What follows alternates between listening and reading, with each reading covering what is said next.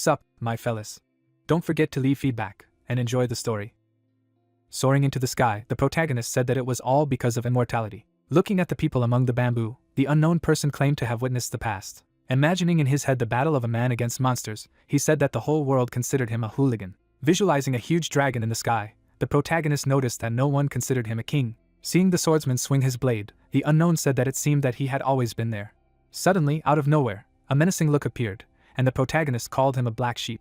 The narrative of the story shifts to the huge gate of Pai Guyan's school, near which an unknown person was standing. It was a raven that was silently staring in front of him. His eyes were fixed on the name of the sect written on the tablet. Suddenly, a man in a golden robe appeared behind him and said that he was already there. Waving his hand at him, the blonde man remarked that he did not expect that snotty boy to become the founder of the clan. At the same moment, a stick headed forward at great speed. As she approached him very closely, the man in the golden robe noticed that it was quite abrupt. After a moment, the weapon stopped in front of the enemy. Taking the stick with his hand, the blonde man asked why he threw it. Imagining beaten people kneeling in front of a raven, the man in the golden coat explained that he wanted him to help him improve. Visualizing the images of the strongest creatures, the blonde man added that step by step they would be able to come to the top, and he really missed those times. After listening to him, the raven snorted in displeasure, and his friend said that he heard him. Then, the man in the golden robe silently looked in front of him. Looking at the raven in front, the blonde man explained that he didn't know how long he lived or how long he would live, but he definitely had to live longer than him. With an expression full of seriousness, the blonde man wanted to ask that if he wanted to leave one day, he would continue to help guard the ancient purification school. At the same time, the raven abruptly turned its back on him, and the man in the golden robe added that he had created a clan as he had dreamed, so he no longer wanted to be the leader there. The bird then jumped forward from the stairs and said that it was very hopeful that his clan would be able to protect the place and prevent it from being destroyed again. Looking at the raven flying away from him, the blonde man asked if he had listened to him at all. When the bird flew away from the mountain, the man in the golden robe noticed that he did not hear the refusal, which meant that he did not mind. Immediately after this, the narrative of the story is transferred to the events of the present, when a red-haired guy climbed the stairs and shouted that it was terrible. Then, he would come to the main hall of the sect. Rushing inside, the clan disciple would tell Master Zhang that there had been trouble. Pointing his finger back, the red-haired boy explained that the young man at the foot of the mountain had come right to the gate and said something. Standing in front of the strongest clan members, the disciple added that he wanted to become their follower.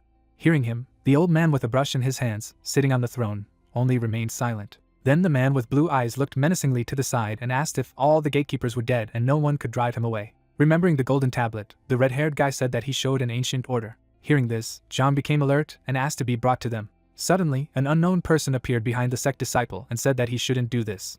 Putting his hands on his belt, the boy declared that he had already arrived. With a smirk on his face, he stated that he was the main disciple and came with a report. Glancing at him menacingly, the clan elder asked the kid where he came from and if he knew how hard it was to be the head of an ancient school, wondering why he had come. Holding the tablet in his hands, Li Qiye gave his name and introduced himself as the heir of Emperor Akihito, saying that all those who adhere to the ancient order of purification are honored guests of the clan, and they can also make any request. Then he showed everyone present a golden sign. Fixing his displeased gaze on him after hearing this, the clan leader asked how he could prove that his order was real. Throwing it forward, the boy explained that he had received it from the master, and if he did not believe it, he could ask him personally, because he lived in Suihong at the foot of the mountain. A moment later, Zhang caught the golden tablet with his hand. After that, the elders gathered together and discussed that this place was a brothel, and asked if his master had gone mad since this old man was really interested. At the same time, the blonde guy pointed his finger up, telling Li that it was too rude to throw this sign, and Li asked what it was none of their business. At this time, Zhang, looking at the ancient order, noticed that it was real. The blue-eyed man looked in front of him and told his brother that their contract with the Nine Demon clan had almost expired. Looking at the statue of the founder that stood outside the school, the elder explained that only with the support of resources from their clan would they be able to hope for revival. And although they didn't fully know who this child was, they still didn't have the main one. As the boy looked in front of him with displeasure, the blue-eyed man added that if he was really capable, then it was better to take advantage of the opportunity. After listening to his brother, the sect leader suddenly closed his eyes and simply fell silent. Immediately afterward, he waved his hand upwards and said that this was the way to determine his abilities at a glance. Suddenly, out of nowhere, a mirror of truth appeared. The old man then pointed this artifact at the protagonist. A man with blue eyes looked dumbfounded in front of him, talking about this child. Observing Li's spirit incarnation, he noticed that he was level 0, mortal, and with an ordinary business. After a moment, the clan elder was very angry and stated that he was just a useless person who would not be able to improve his skills, and he also claimed to be in charge. Holding out his hand in front of him, Zhang asked Li if he had heard this, and explained that he really didn't have the ability, and if he were a disciple of his clan, he would turn a blind eye to it, but he wouldn't be able to become the boss. With a puzzled look on his face, the red-haired guy told him not to be upset, because no matter how low his stats were, he would definitely achieve a lot, and the boy asked that this was how they treated important people. Taking a confident step forward, the protagonist spoke about the ancient rules of the clan, which state that all disciples must first practice, abandon everything worldly and focus on self-improvement, so spiritual practice is mandatory. And if there is enough strength of the Tao, then the practice will be successful. If not, then everything will be in vain. Going to the elders of the ancient clan, Li told them that virtue should become a cultivator, and if the world has virtues, then it will stand, if not, it will collapse, so all the disciples who do not believe the words given or break the promise cannot continue the teachings.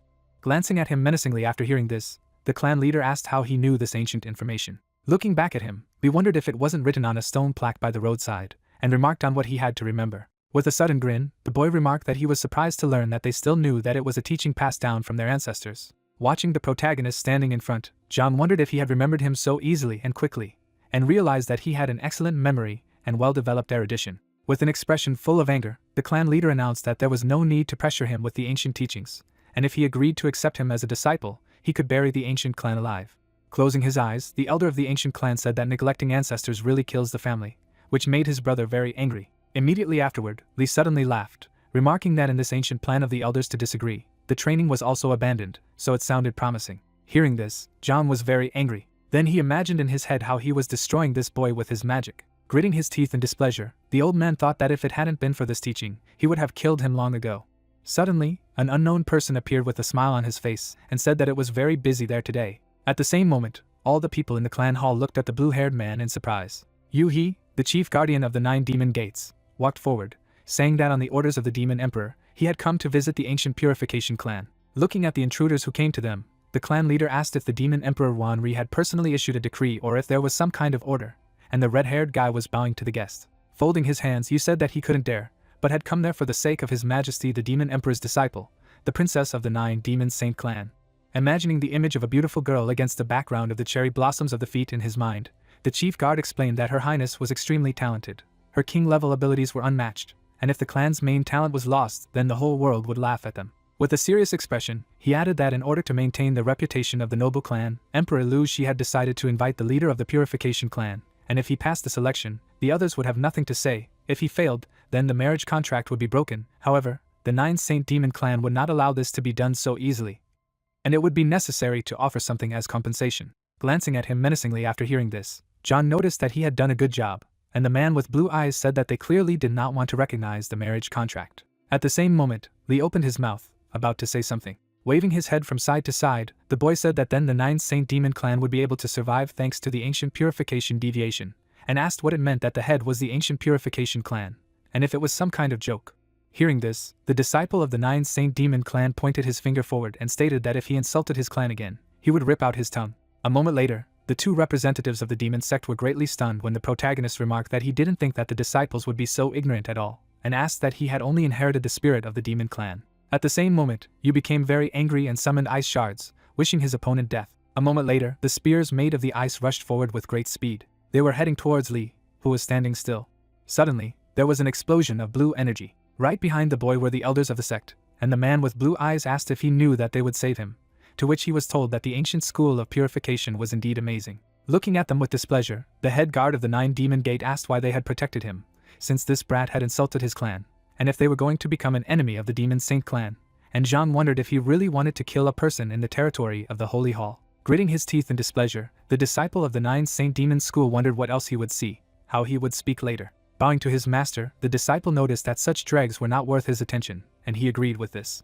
Pointing his finger at the real protagonist in front, the guy in a white and red kimono challenged him to a duel and asked him not to dare to refuse, and he said that if he wanted death, he would help him. Looking ahead seriously, the clan leader remarked that this was not good. At this time, the elder of the ancient doctrine smiled, saying that he was a daredevil. Standing next to the young warriors, the old man with a brush in his hands asked to convey the order to prepare for the appearance, or, looking snidely in front of him, the head of the clan concluded that he no longer had the right to refuse.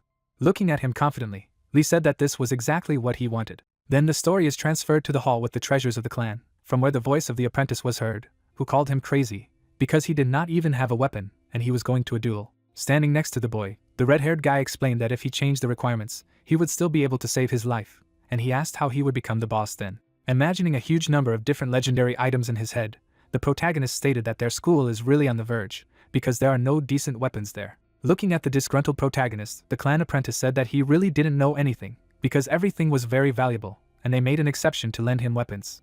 Closing his eyes, the red-haired guy said that if he considered them unworthy, then he should go to the duel empty-handed. As he began to rummage through the chest of artifacts, Lee explained that there was no need to rush because he did not believe that there was nothing there, and his classmate shouted that there was a whole bunch of them there. Suddenly, the boy was happy, saying that he had found what he needed, and the red-haired guy noticed that he was really like a child. In front of the protagonist lay a black stick that exuded dark energy. Taking it with his hand, Lee remarked that it was not bad, and that was what he was looking for, and the sect disciple asked if it wasn't a fire-making stick. The narrative of the story was transferred to the battle arena of the ancient clan, and the judge said that there were no restrictions in today's competition, and when one of them fell or decided to surrender, then the battle would be over, and asked if anyone had any objections. The red-robed man with a serious expression on his face added that then everything depended on him, Lao Mo, because he would be watching the progress of this competition. Glancing at Du Ming, who was staring menacingly in front of him, the judge announced him as a newcomer to the 9 Demon Saint clan. While Li grinned mischievously, Lao said that a boy herding sheep would oppose him. Happily watching what was happening from the sidelines, the chief guard of the 9 demon gates pondered that his disciple should make him suffer for him, and let him know what would happen to anyone who offended the bow down of the holy demons. Looking menacingly in front of him, John thought that it wasn't a bad thing that he was using this little one to fix a small problem. At the same moment, the red-robed man waved his arms to the sides, saying that the battle was beginning. A moment later, the 9 Demon Saint disciple approached his opponent. His blade left a wound on the boy's neck. Watching the battle from the sidelines, the elder noticed that this demon child was very fast despite his age, and the red-haired guy told Li Qiyi not to stand still, while John noticed that he was using the power of the sun, which emphasized speed.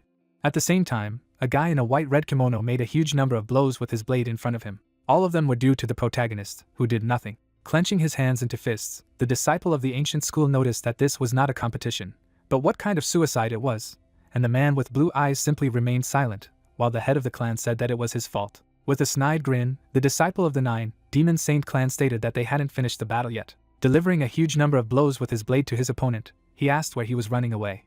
Lee was knocked back and took damage to his head and all limbs. Puzzled by what was happening, the referee said that each blow accurately pierces the target, and his speed and skill are at a high level. Standing opposite his exhausted opponent, the guy in the white and red kimono asked that now he understood how different they were in strength. With a smug expression on his face, the disciple of the 9 Saint Demon clan stated that he was kind today and therefore would not torture him, but would kill him immediately. Hearing this, the boy only grinned. A moment later, a guy in a white-red kimono rushed towards his opponent, wishing him death. He aimed at the shoulder of his opponent. At the same moment, his blade pierced the opponent with great force. With a snide smirk on his face, the disciple of the 9 Saint Demon clan was telling the boy that it would be much easier for him now. Piercing through his opponent, he declared that he would be grateful to him for having a good time with him.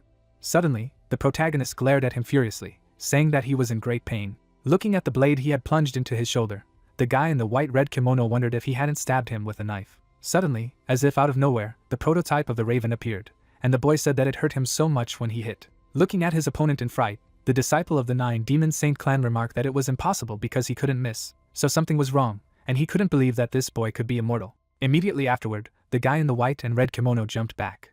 As if wiping tears from his cheeks, Lee asked if he was frightened. Seeing this, the disciple of the 9 Demon clan became very angry and asked if he really thought that he wouldn't be able to kill him. He would then strike with his blade, which his opponent would dodge. At the same time, the guy in the white-red kimono again made a lunge, and the boy again jumped to the side. Another blow from the enemy did not hit the wounded protagonist. Looking at his opponent in surprise, the disciple of the 9 Demon Saint clan asked what was going on, and he noticed that he looked like a vegetable. Dumbfounded, watching everything from the sidelines, you couldn't believe that he was able to repel Du Ming's attack. Smiling happily after everything that had happened, the red-haired guy was saying that he was just hiding his powers, when suddenly Zhang stated that this was not the case at all. Suddenly, the clan leader pondered, saying that it was just a technique, the power of the sun from the 9 Demon Saint clan, although it lacked many qualities. Remembering the image of Li who took every blow of the opponent, the old man stated that he had analyzed the opponent's actions in the first 2 attacks, so he was able to avoid Du Ming's attack. Because of such a short period of time, he was able to fully analyze the opponent's strike pattern, and this is commendable.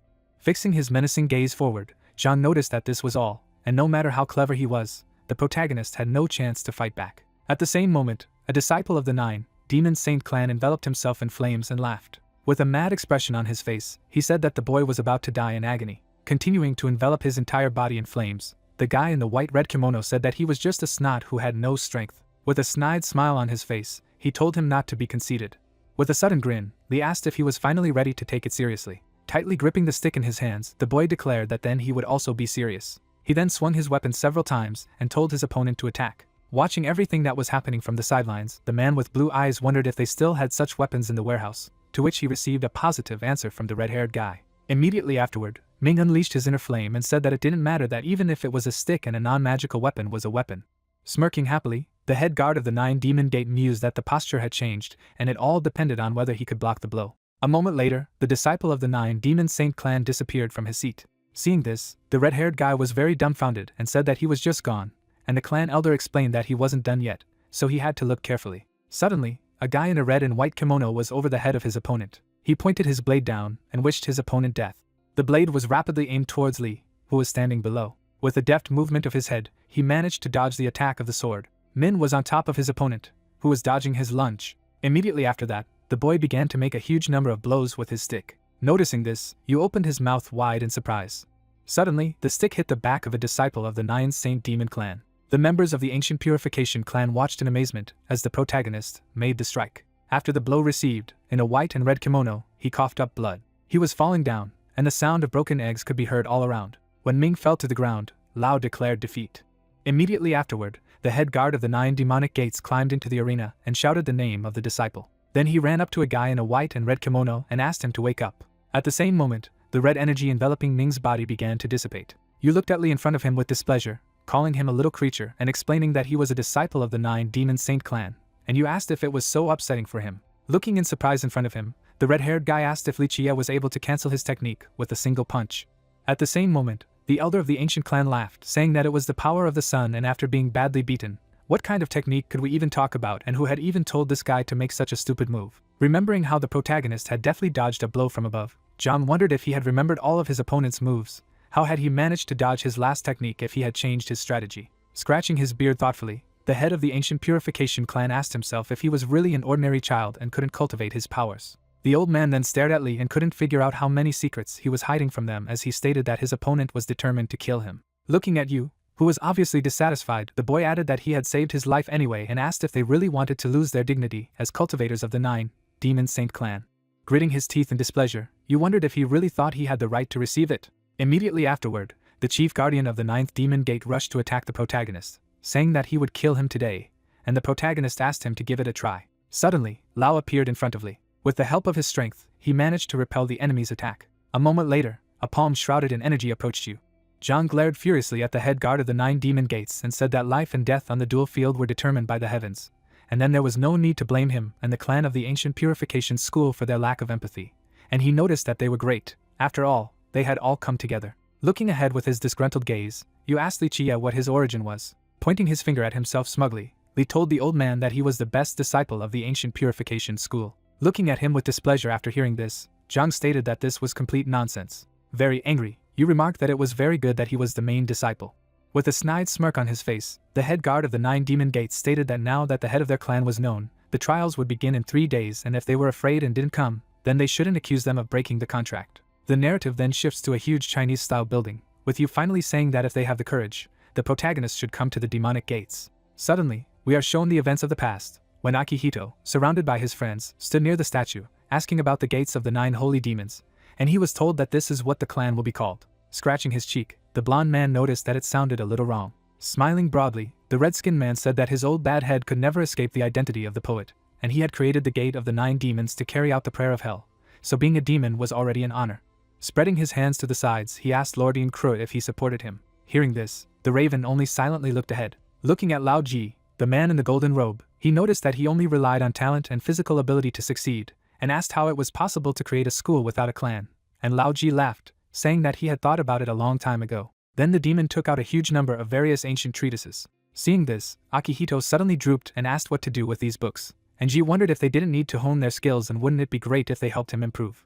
Raven looked at the huge number of books lying on the ground and said that it meant that this was how this idea came to his mind. On top of a huge stack of books, there was a treatise on the power of the sun, while the blonde man said that if it was about Ian Krua, who could help, and asked the raven what he was looking at. Li then recalled the image of a man in a golden robe, who said with a smile on his face that it was just a wonderful idea, because the power of the sun could be practiced together. After that, the boy visualized the image of a demon who sneered mischievously, telling his brother that he had been thinking about it a long time ago, and after creating a clan, he should take care of his youngest. Sitting near this very statue in the present tense, the protagonist recalled how the raven closed his eyes thoughtfully.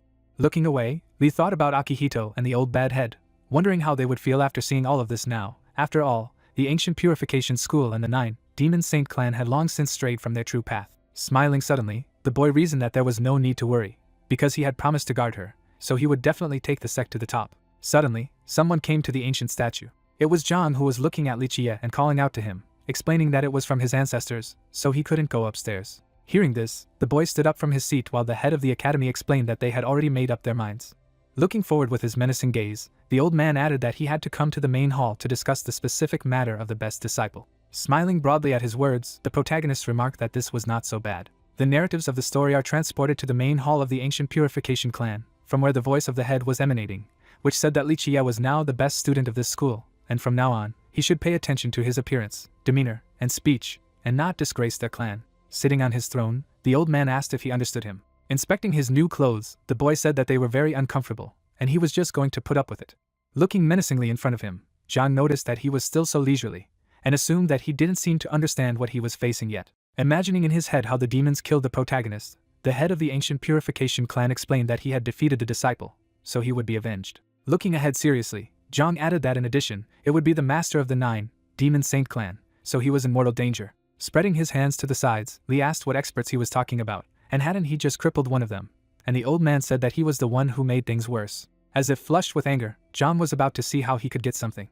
At the same moment, the protagonist began to think about something. Looking down, Lee said that he used it well, so he would take it as a weapon, and the red-haired guy said that he knew it. Looking ahead with his serious gaze, the boy began to talk about the clan's techniques. Pointing his finger upwards, the protagonist stated that the ancient purification school was rumored to have a book called The Calculus of Fate, so he needed it, as well as a pair of knives. Hearing this, the clan elder was very puzzled that he needed the Calculus of Fate, since it was a book about mortal martial arts, and asked what he was going to do with it. Smirking smugly, Lee said that the weapon is a foreign object and they have to do everything on their own, so he chooses it. Looking menacingly in front of him, Zhang paused for a moment and gave the order to go down, take the sword and give it to Li Jie. Turning his back to the elders, the protagonist said that he was leaving, and the red-haired guy asked him to watch his words. Looking sharply to the side, the man with blue eyes asked his brother why he did not object to the stupidity of this child. With a menacing expression on his face, the old man replied that he must stop talking nonsense, and asked that he had not said enough nonsense today, but in the end all misfortunes turned into good luck for him. Lee would leave the hall and ask where his room was, because he wanted to lie down, and the sect disciple would answer that he hadn't shown the best disciple's room yet. Watching them, the sect leader noticed that if he was just allowed to sit idle, then a miracle would happen. Immediately after that, the narrative of the story takes you to a small house and a temporary one. Standing in the middle of the room, the red-haired guy noticed that this was a worthy room for the best student, because it was so spacious. At this time, the boy was reading a book and said that in principle there was nothing surprising. Suddenly smiling, the disciple of the ancient sect called him a good fellow and said that he didn't think that he would become the best disciple at all, so he congratulated him. Continuing to read the ancient treatise, the protagonist remarked that it did not matter, and asked that he had already practiced the calculus of fate. Hearing this, the red-haired guy was very surprised and wondered how much he had already learned. Abruptly getting out of bed, Lee explained that he had already learned enough and asked to practice with him. At the same moment, the disciple of the ancient school was extremely dumbfounded and asked if it was right now. Standing in front of his classmate, the boy said that he should just imagine that his hand was the blade of a knife, but everything depended on himself, and he agreed with this. Moving his hand aside, the protagonist noticed that it was a little boring just to teach each other. Looking in front of him, the red-haired guy asked what he meant. Looking ahead seriously, Lee concluded that for 10 rounds, only the technique of calculating fate could be used, and if he won one time, he would be in command for a month. Hearing this, the disciple of the ancient clan became serious and thought that the opponent clearly wanted to take advantage of this victory in the first round, so he was very naive, and immediately said that he agreed, but if he won, then he would communicate respectfully.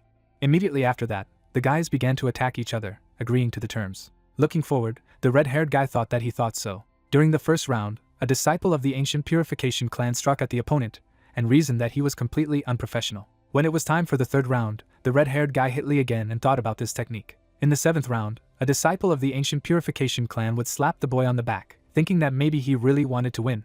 Making another wave of his hand during the 9th round, the red-haired guy reasoned that he had to accept reality, because he had very little chance left. When it was time for the last round, the disciple of the ancient purification clan was rushing towards his opponent. Looking menacingly in front of him, he declared that this was the last chance. Soaring into the air above the protagonist, the red-haired guy told him to observe etiquette and listen to him. Suddenly, Lee grinned mischievously and thanked him for the advice. Then he struck a quick blow. His hand was near the neck of his fellow student in the blink of an eye, which surprised him greatly. Standing in front of him, the boy explained that thanks to him he had mastered the technique of calculating fate. Looking dumbfounded in front of him, the red-haired guy couldn't understand what had just happened. Stretching out his hand in his direction, the protagonist said that according to their agreement, he would obey him for the next month, and he could not understand what was happening. Lee then sneered mischievously, telling him to go and rest first, while he was about to think about what to do with him. Looking in front of him, the disciple of the ancient purification clan thought that he had always considered himself a good master, although he had never said so, but he had always thought that the decline in strength and the ancient purification school was irreversible. Looking at the boy as if shrouded in flames, the red-haired guy realized that this mortal child had given him hope, and just a little more, and his blood would boil. After a moment, the disciple of the ancient purification clan opened his mouth wide and shouted the name of Li Qi. Hearing this, the boy abruptly turned back and asked who was there.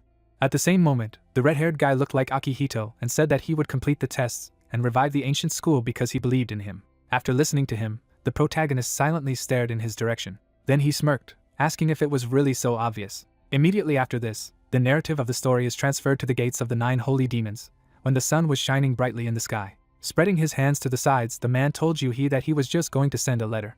Looking at Ming's dead body lying on the ground, someone asked how this could have happened. With an expression full of displeasure, the head guard of the 9 demon gates explained that he didn't expect things to turn out this way and was destroyed by this pathetic Li Qi, who doesn't look like a human at all. Standing beside Guan Yuan, the man with the horns said that cultivation was the foundation of life for cultivators, and his brother was freed from torment. At the same moment, the guy trembled with sadness, and his teacher added that he should not lose heart. With tears in his eyes, Guan agreed with the master's words.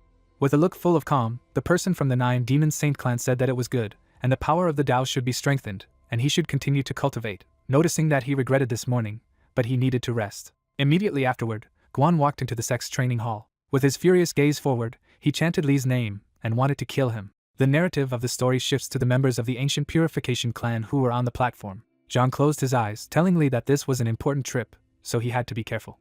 Smiling smugly, the boy explained that there was no need for questions, and he didn't have to worry, and the head of the clan wondered what he would probably be doing. Immediately afterward, Master Lao made a bow as the old man called out to him. A moment later, Nan Huiran stood at attention as Zhang called him by name, and stated that as his escort, they should take good care of the head disciple. Holding out his hand in front of him, the head of the clan gave the order for them to go. At the same time, the children were surrounded by the energy of yellow color.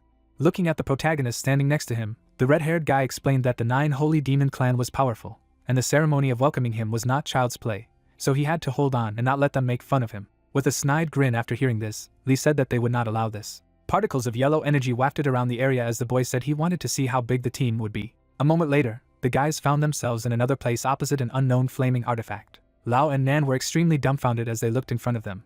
Being in the middle of a huge square, the guys asked if there was no one there, and the protagonist wondered if this was really the welcoming ceremony he was told about. Suddenly, an unknown silhouette appeared in front of the elder of the ancient purification sect. It was the guardian of the 9 demon saint clan, Su Hu, who stretched out his hands forward and said that the ancient purification school had arrived, so he apologized for being late and hoped that he could redeem himself. Clenching his hands into fists in displeasure, the red-robed man declared that he was careless about his work and asked who he thought their purification school was. Fixing his calm gaze forward, Su explained to the master that the Grand Elder was busy right now, and the others also had things to do, so there was no other choice.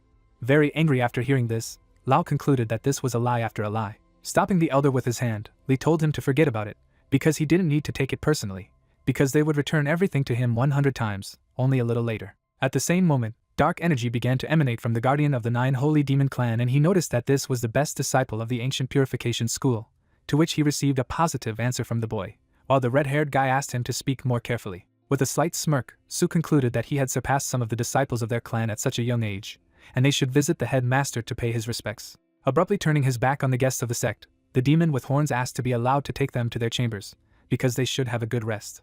Raising his hand, the protagonist would stop him and tell him that he didn't have to worry if their clan was so prosperous. Immediately afterward, he abruptly ran forward, suggesting that he go and look around, and the disciple of the ancient purification school tried to stop him. Noticing this, Su looked at him menacingly and said that he apparently wanted to die. The narrative then shifts to the moment when 2 disciples of the ancient purification clan were looking in admiration in front of them, saying that these statues are very beautiful. They found themselves on the battlefield of the 9 Saint Demon clan, where there were huge stone statues.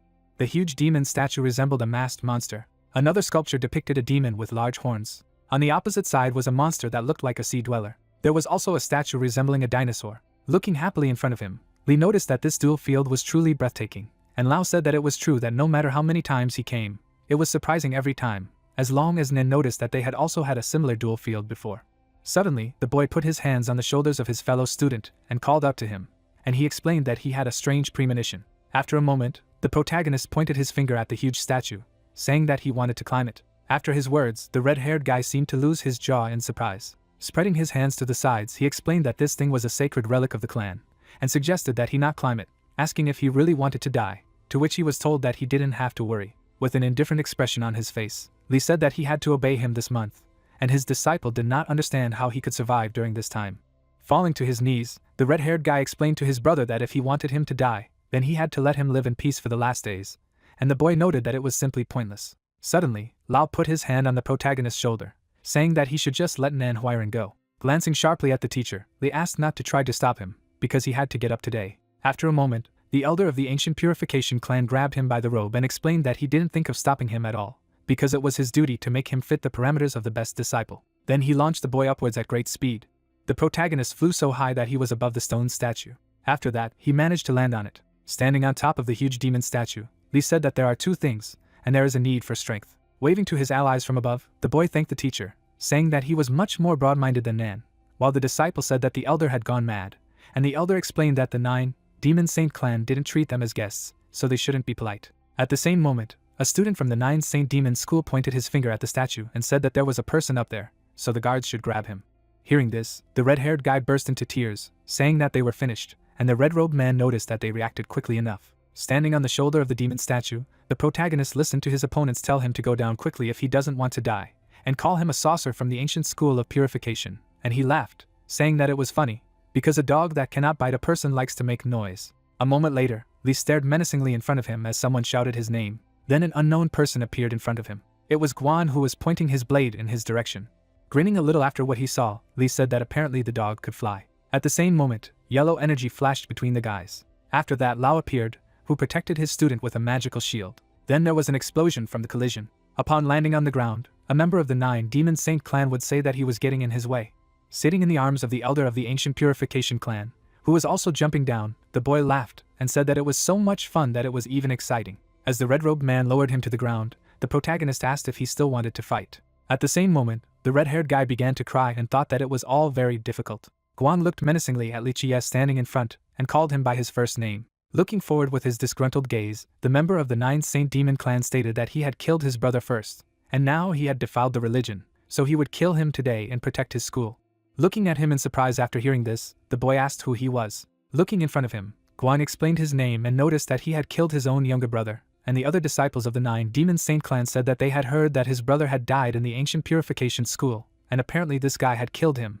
But no one would forget such a thing because it was humiliating. With a calm expression on his face, the protagonist clarified that it could be him, and the other members of the 9 Holy Demon clan said that if their eldest brother got angry, then this guy's life alone would not be enough, and he must have changed tactics, so he needed to rip open his belly. Gritting his teeth in displeasure, Guan asked if he was afraid, and said that even if he had a guardian, he wanted to kill him, so no one could stop it. With a snide smirk, the member of the 9 Saint Demon clan concluded that if he kneeled down and apologized loudly 3 times, then think about it in order to deal with him quickly.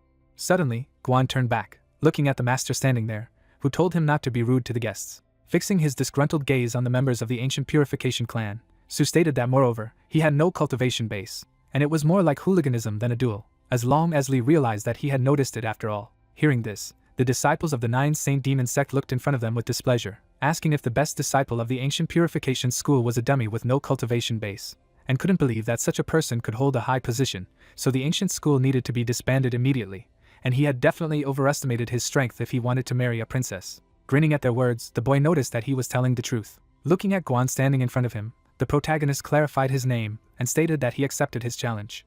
Then, Lee's voice reverberated throughout the battlefield of the 9 Saint Demon clan, adding that he wanted to fight right there in this arena, not for life, but to the death. Standing in front of his opponent, a member of the 9 Saint Demon clan said that he didn't care if he had a cultivation base or not, but he had killed his brother, so he would kill him, and the boy didn't understand why he had repeated this so many times, and asked if there was really so much trash in his school that could only talk. At the same moment, the other disciples of the 9 Saint Demon clan began to shout in displeasure that this bastard was so arrogant, so it was necessary to kill him for Brother Ming's sake, and it was not just necessary to destroy him now, but to take out all the anger by chopping off his hands and feet for him to suffer. Looking forward with his calm gaze, the guard of the 9 Demon Saint clan pondered that he needed to get rid of one useless person and didn't understand how he had even lived to see this moment. Watching everything that was happening from the sidelines, Lao noticed that this was not good, and he had no right to interfere in the ring during the fight.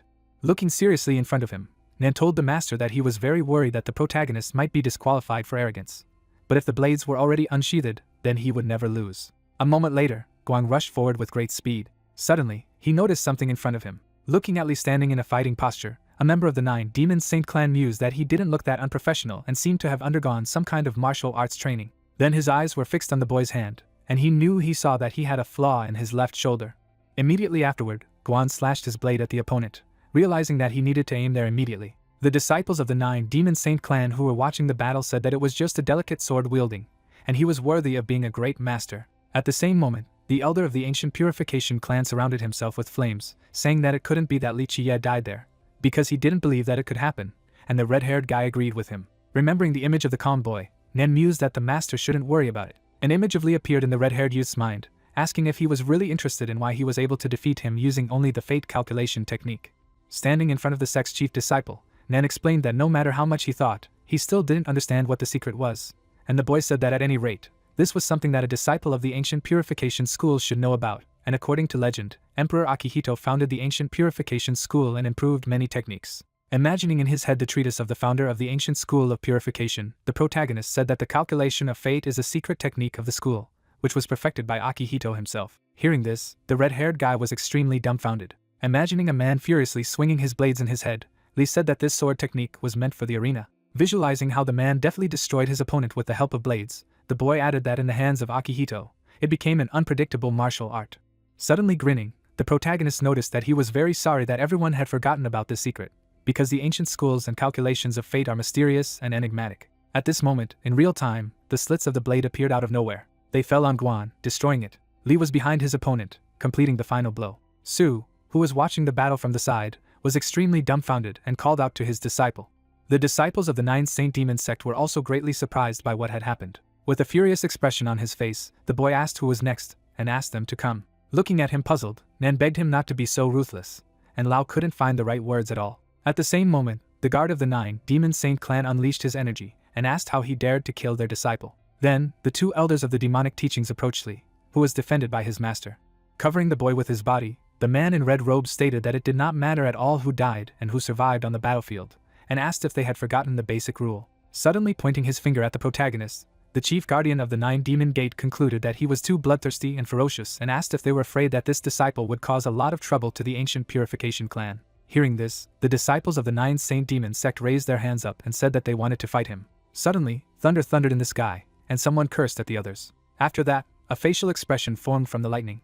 The disciples of the 9 Demon Saint clan who were looking at this natural distortion said that it was the Grand Elder who had come. At the same time, the 2 guards of the 9 Demon Gate fell to their knees and greeted the Grand Elder. All the other disciples of the demonic doctrine followed their example. With a menacing expression on his face, the Grand Elder said that Guan had died on the battlefield because of his negligence, and they shouldn't have any more questions. While the members of the 9 Demon Saint clan were on their knees, he turned to Li Qiye and explained that he was not welcome at all in this clan, so they had to heal their wounds as soon as possible to participate in the trial, and then leave the 9 Saint Demon Gate. Looking away with displeasure, the boy remarked that there was no need to tell him this, because they themselves had arranged such a test, and he, in turn, wanted to leave there as soon as possible. Hearing this, Yu sneered snidely and said that since he didn't give himself a break, he shouldn't blame their clan for ruthlessness. Immediately after that, the narratives of the story are transported to the Dark Forest, and the chief guardian of the 9 demonic gates announced that the first test will be the Forest of Chaos. Looking at the stone stele with the inscription, Yu said that the Forest of Chaos was founded by the ancestors of the 9 sages and was used to hone the skills of the disciples. Standing in front of the leafless trees, he added that there are 14 stone slabs in the forest, and the difficulty will increase at each stage. Imagining in his head how a person is attacked by blades when he is on one of the steps, the chief guard of the 9 demon gates explained that entering the Forest of Chaos is like entering a demon lair, and there are many monsters and other creatures, although it is an illusion, but everything will seem real. Visualizing the monster reaching out to an exhausted person, you notice that he could lose his mind, and serious consequences could even affect his body, and there he would be severely beaten. With a snide grin, he concluded that if he didn't pass the test, he had better run away from there, otherwise he might be possessed by a demon. Spreading his hands to the sides, the chief guardian of the 9 demon gates said that in any case, the ancient purification school was also a famous and worthy school with a long history, and they also didn't want to see the chief disciple of the Purification clan disgrace. Waving his hand away, Lee concluded that he understood everything and asked him to start quickly, offering to compete with one of their students. Glancing at him menacingly after hearing this, Su asked if he really thought he was worthy of it. With an intimidating expression, the guard of the 9 Saint Demon clan said that he must not be afraid of death, and many said that their clan mocked the weak, so he offered himself to compete with him, and the boy asked if he had finally remembered that he was the best disciple in front of him. Picking at his ear, the protagonist noticed that he was only a small guardian, and if he lost, he should not deny it. Hiding his hands behind his back, Su declared that he would pay for his arrogance, and suggested that he go forward. A disciple of the 9 Demon Saints clan who was watching from the sidelines said that he remembered that he had reached the 5th level many years ago, which greatly surprised his clanmate, who asked if this was his friend. Looking at the serious expression on the face of the guard of the 9 Demon Saint clan, the young man noticed that he looked more experienced than before, and the others didn't know it. Suddenly thinking, the demon school student explained that he was only in his early 30s, but he had already achieved such results, and his friend had noticed that at this rate, he would be able to reach the 8th stage. The guys watched how their clanmate moved up the steps, and said that he was already at 5, approaching 6. At this time, Su stepped on the next step in his path. The guardian of the 9 Demon Saint clan was surrounded by yellow energy and pondered that the Chaos Forest was terrifying, so the 6th stage might be his limit. Gritting his teeth from the tension, he declared that he would not give up just like that. Immediately after that, Su was jumping to the next 7th stage, when suddenly the hands of the dead appeared from the ground. Then skeletons appeared that blocked the way. The guardian of the 9 Saint Demon clan made his way through the monsters that had appeared, saying that those pesky ghosts were nothing. Using his power, he managed to throw all the monsters aside. At the same time, he stepped on the next step on his path. Stopping in place, Su was breathing heavily, and his clanmates said that this was the 7th stage, and this was what they expected from their elder brother. Smirking smugly, Lee mused that he was an idiot. After all, the Chaos Forest was testing his Dao energy, and he had passed through by force. At the same moment, an energy hand went towards the guard of the 9 Demon Saint clan. The boy reasoned that he would face a lot of negative energy. With the blow of this unknown force, Su was thrown back. After taking damage, the guard of the 9 Holy Demon clan would fall to the ground near his allies, and they would ask how he was. Putting his hand on his chest, Su stated that he had underestimated the strength of this forest, and was not even able to step on the 8th stage. The other disciples of the 9 Saint Demon clan were jubilant with joy, telling him that he had done a great job, and Yu was also praising him. With a wide smile on his face, the head guard of the 9 Demon Gates stated that if he continued to practice, he would definitely become an elder. Beaming with joy after hearing this, the guard of the 9 Saint Demon clan expressed his great gratitude to the master as he announced that it was Li Qiye's next turn. With a big smile on his face, the boy said that at his age, he was only able to reach the 7th stage. With a snide expression on his face, he said that he should be just as assertive and would surely be able to end this streak of bad luck before he died. Hearing this, Su was very angry. Looking at the protagonist smugly, Yu said that their clan's disciple had already finished and asked how long they would have to wait for his turn. Tilting his head slightly to the side, Lee explained that he was just thinking that he was waiting for a dead man on the ground, while Nan was telling his brother to be at least a little polite. Smirking after hearing this, the chief guard of the 9 Demon Gates remarked that only there could he speak so sharply, and asked if he would dare to take part in the test. Smiling broadly, the boy explained that he was lucky to go first, because he would reach the 14th stage, and by that time he would have already completely drowned in despair. Pointing his finger forward with displeasure, the guard of the 9 Holy Demon clan called his opponent a savage who only knew martial arts, and dared to say such things to him. And since he didn't know anything, no one should talk to him in such a tone, offering to make a bet. Looking at his opponent with a smirk, the protagonist asked what kind of bet they could make with him, and Su stated that if he didn't reach the 14th level, he would kneel in front of him, was something he immediately agreed. Suddenly, Lee's expression changed to one of madness, and he said that if he did, he would kneel before him. Smiling broadly, the guard of the 9 Demon Saint clan agreed with this and stated that today he would see the head disciple of the ancient purification school kneeling in front of him. Immediately after that, the boy stepped on to the first stage of the test. At the same moment, he was enveloped in purple flames, and the protagonist asked him to wait for a while. The rest of the people there watched as Lee underwent the test in the Forest of Chaos. Suddenly, a disciple of the 9 Saint Demon clan would run up to his allies and ask how things were doing, to which he would receive the answer that half an hour had already passed. Looking at the boy who was standing still at the very beginning, the guy explained that this person was still at the first level. Hearing this, the disciples of the 9 Saint Demon clan rejoiced and asked if the head disciple couldn't take a single step, and asked the representative of the ancient school not to waste time if he couldn't. Looking at them with displeasure after saying this, Nan wondered what these disciples were doing there, because they were so noisy. Then the red-haired guy looked in front of him puzzled. Watching the protagonist being enveloped in magical flames, the disciple of the ancient purification schools mused that he didn't know if he had any way to deal with it. At this time, Lee closed his eyes and concentrated. Around him, he felt monsters with eyes. After a moment, the boy opened his eyes. Then, he smugly took a step to the next step. Looking in front of him, the disciple of the 9 Saint Demon clan said that he was finally coming, and his friend was glad that it had happened. Watching the protagonist slowly move forward into the forest of chaos, the guy said that he had finally moved, because he thought that he was already frozen there forever. The disciples of the 9 Saint Demon clan with smiles on their faces speculated that maybe he was afraid of losing, so he was trying to fight to the end. Looking menacingly in front of him, you knew that this was not the case at all. Looking at the protagonist, who was smiling broadly, the chief guardian of the 9 Demon Gate mused that he seemed to be very relaxed right now and seemed to be hiding something. Lee hummed the melody with a smile on his face. Then he stepped on the 3rd step with his foot. At the same moment, he was surrounded by flames, and the boy noticed that the fire was quite original. After that, the protagonist was surrounded by chains when he entered the 4th stage. At the same time, Lee broke the chains, finding himself on the 5th step. While on the 6th stage, beams of blue energy were directed at him. A moment later, the dead appeared in front of the boy. Directing his menacing gaze forward, he ordered them to fall through. The protagonist stood on the 7th step while there were huge skeleton monsters in front of him. Opening his mouth in surprise, Nan said that he didn't understand how it could be that he was already at the 7th stage, and shouted to his brother that he could do it. Turning back smugly, Lee asked what he was muttering and asked him not to make a fuss about trifles. At this time, the disciples of the 9 Saint Demon School were very dissatisfied, saying that it was impossible that he would pass so easily, and it must be a scam and he had set everything up. Clenching his hands into fists, the young man said that the main disciple of the ancient purification school was a crook. Looking at him furiously after saying this, you told him to shut up. The chief guard of the 9 Demon Gates abruptly turned back, pondered that the forest of chaos was a test of Tao, and there was not a single way in the world that could be deceived there. Imagining the image of a focused protagonist in his head, you realized that therefore, it was impossible to cheat there. Gritting his teeth in displeasure, the head guard of the 9 Demon Gates wondered that perhaps he had a strong Tao energy. Directing his puzzled gaze forward, you told himself not to worry, because after the 7th stage, the illusions would become stronger, and even if there was even the slightest doubt, it would come to naught. Watchingly as golden energy appeared around him, the chief guard of the 9th Demon Gate couldn't believe that he would be able to reach stage 4. Shielding his face from the bright light, the boy asked if it was something new. At the same moment, a huge golden statue of a warrior appeared in front of him.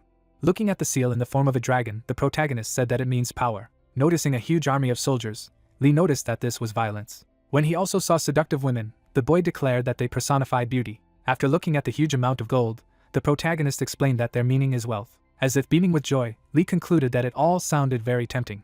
Hearing this, the golden statue suddenly smirked mischievously. Then she struck with her blade. Suddenly, the golden statue was very surprised. The solid gold sword stopped in front of the boy. At the same moment, the protagonist laughed sharply, telling the old man that it was quite fun.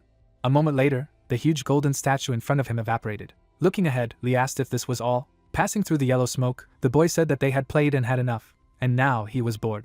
The members of the 9 Saint Demon clan who were watching from the sidelines were greatly dumbfounded and couldn't believe that he had reached stage 14. Clenching his hands into fists with joy, Nan told brotherly that at first he couldn't move and therefore thought it was over, and Nan replied that he was teasing them on purpose. With a smug expression on his face, the boy remarked that maybe he should give Sue some time to prepare mentally. With a snide grin, the protagonist asked if he remembered their argument. Hearing this, the guard of the 9 Demon Saint clan was greatly frightened. Waving his hand, Lee said that he could not argue with a man like him at all, and told him not to worry. After hearing his words, Sue gritted his teeth in displeasure, while his master only silently watched him. Folding his hands together, Yu announced that he had passed the first test, and in order to become a full member of the Ancient Purification School, he needed to pass other tests, and the boy asked him to hurry up and prepare everything for the next test. Suddenly smirking, the head guard of the 9 Demon Gates said that the second trial would test his strength. Remembering Ming and Guan who he had recently killed, the protagonist stated that he had already beaten 2 of his students, and asked if he had to defeat a few more to calm down. At the same moment, Yu shouted in displeasure that this time he would be his opponent. Looking in front of him, Lee asked if it was true. With an expression full of menace, the guard of the 9 Saint Demon clan stated that he had overpowered some disciples with his dastardly tricks and shouldn't get too carried away, asking if he wanted to fight him. Closing one eye, the protagonist noticed that he still would not give up. Bowing to his master, Sue asked for one more chance, because this time he would definitely win, and Sue asked if he knew that if he lost even once, what would their clan have to face. Looking at him seriously, the chief guard of the 9 Demon Gates gave his consent. As the guard of the 9 Demon Saint clan stared seriously in front of him, Yu announced the start of the second trial. Lee smirked smugly as the top guard of the 9 Demons added that Sue would oppose him in him. Standing between the participants in the next test, Yu concluded that it was about to begin. Pointing his blade forward, the guard of the 9 Saint Demon clan asked where his weapon was and asked him to take out his knife. With a snide grin, the boy asked who said he was going to use it. Throwing a stick over his shoulder, he added that even this pathetic weapon would be enough for him. Hearing this, Sue was very angry and wished his opponent death, and he noticed that he had heard this many times before. At this time, Yu looked at the boy's huge stick and thought that he had already defeated Ming with it. Suddenly, the chief guardian of the 9 Demon Gate used a magic pattern, thinking that maybe it wasn't an ordinary stick, so he needed to study it. Noticing gritted his teeth in displeasure as he watched the protagonist's weapon, you realized that there was nothing special about it, not even some kind of power, so it was just an ordinary broken stick. Directing his serious gaze forward, Su begged him not to fool him. Immediately afterward, he rushed forward with great speed, saying that he would let him know who was in charge. A moment later, the guard of the 9 Saint Demon clan was behind his opponent. He swung his blade to strike at him. At the same moment, only a cut of violet energy was visible. Something unknown suddenly stopped the blade. It was Li's stick that threw the opponent back. After what had happened, Su opened his mouth wide in surprise and didn't understand how this was possible. With a smug grin, the boy asked if the difference he had been talking about all this time was not too great. Gritting his teeth in displeasure, the guard of the 9 Saint Demon clan gritted his teeth in displeasure and called his opponent a snot. Clutching the hilt of his blade in his hand, Su mused that he had indeed hit his weak spot, and now his hands were trembling with fatigue. Jumping up sharply, the guardian of the 9 Saint Demon clan reasoned that he needed to calm down. After all, he had a high enough cultivation level, so he definitely wouldn't lose. With the help of his stick, the protagonist managed to deflect the opponent's sword. Then, he blocked the blade of the demon teaching member with his weapon. Li parried every blow of his opponent with ease. After that, he pointed his stick forward with great speed. After a perfect blow, he managed to throw his opponent back. The disciples in the 9 Demon Saint clan watching from the sidelines were greatly stunned and couldn't believe that Su's attack had been repelled so easily. At this time, the guard of the 9 Saint Demon clan searched his head down and said that this could not be. Looking menacingly in front of him, Yu called Su a nonentity and asked if he was going to disgrace his clan. Bowing down before his master, the guard of the 9 Saint Demon clan asked him not to worry, as he had not yet shown his true strength, and he was ordering him to go fight instead of kneel.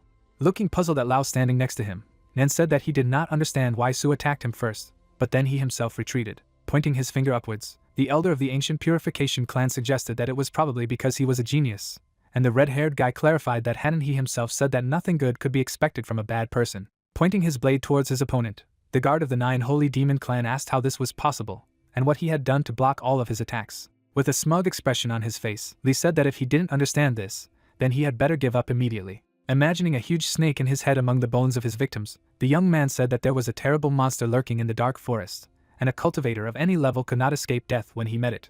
Visualizing how a huge branch pierced the head of this monster, the protagonist continued to say that there were rumors about something. Imagining Entraint destroying this most fearsome snake, Li claimed that there was a tree in this dark forest that ate snakes, but that was not because its power was much greater. Remembering that sharp branch, the boy explained that it was all about the branches of this strange tree, because they could predict the attack and block it. Visualizing Crow, who held a branch of this tree in his hand, the protagonist stated that after a while a raven fought with him, which tore off a part and began to use it to identify the weaknesses of the enemy. Imagining beaten students standing in front of the black bird, Li said that it was used to teach students, and was nicknamed the Snake Stick.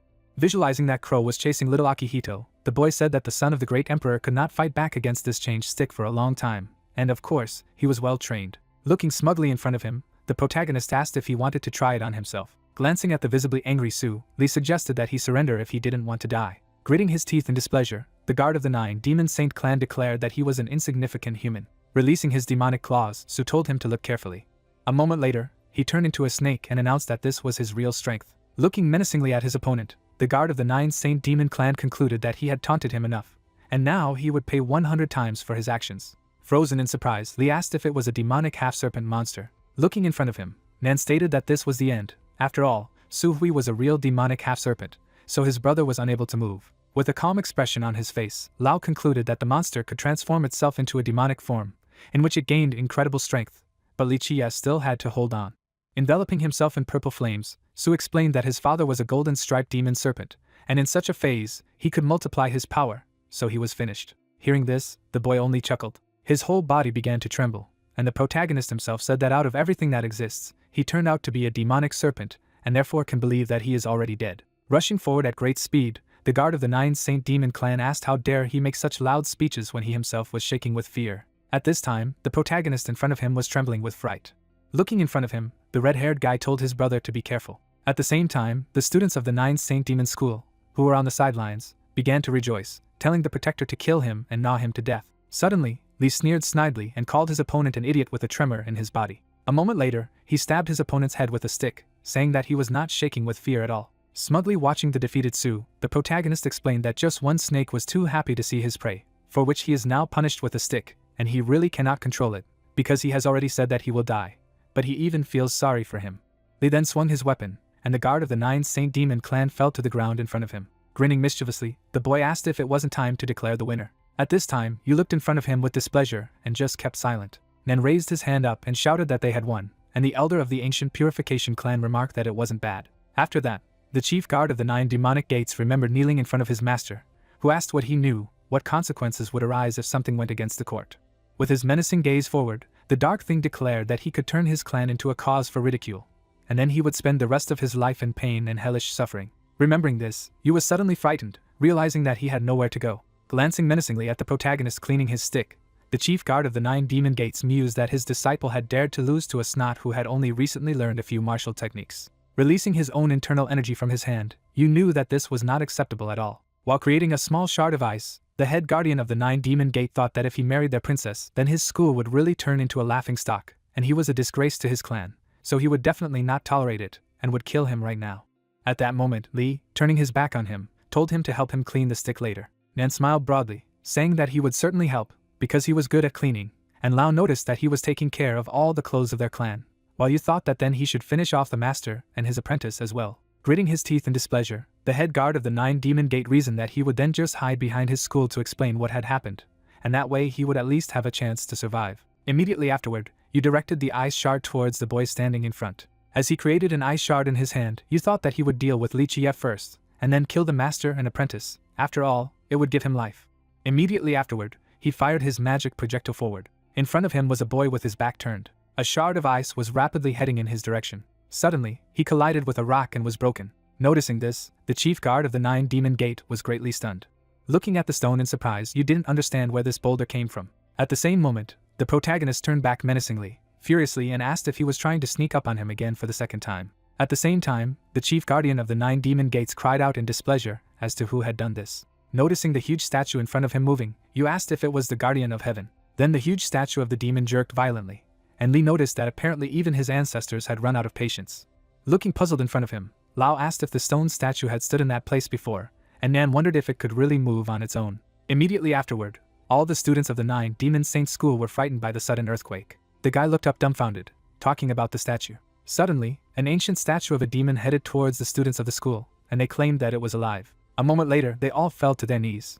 The disciples bowed to the ancestral statue, including that it was awakening, blessing them, and wished glory to the progenitor. At this time, Yu was trembling with fear and couldn't believe that the guardians of heaven were protecting this idiot Li Chie. The protagonist stared menacingly in front of him and wished death to his opponent. Hearing the master's wish, the demon statue looked at the chief guard of the 9 demon gates. Noticing this, he went mad and began to laugh.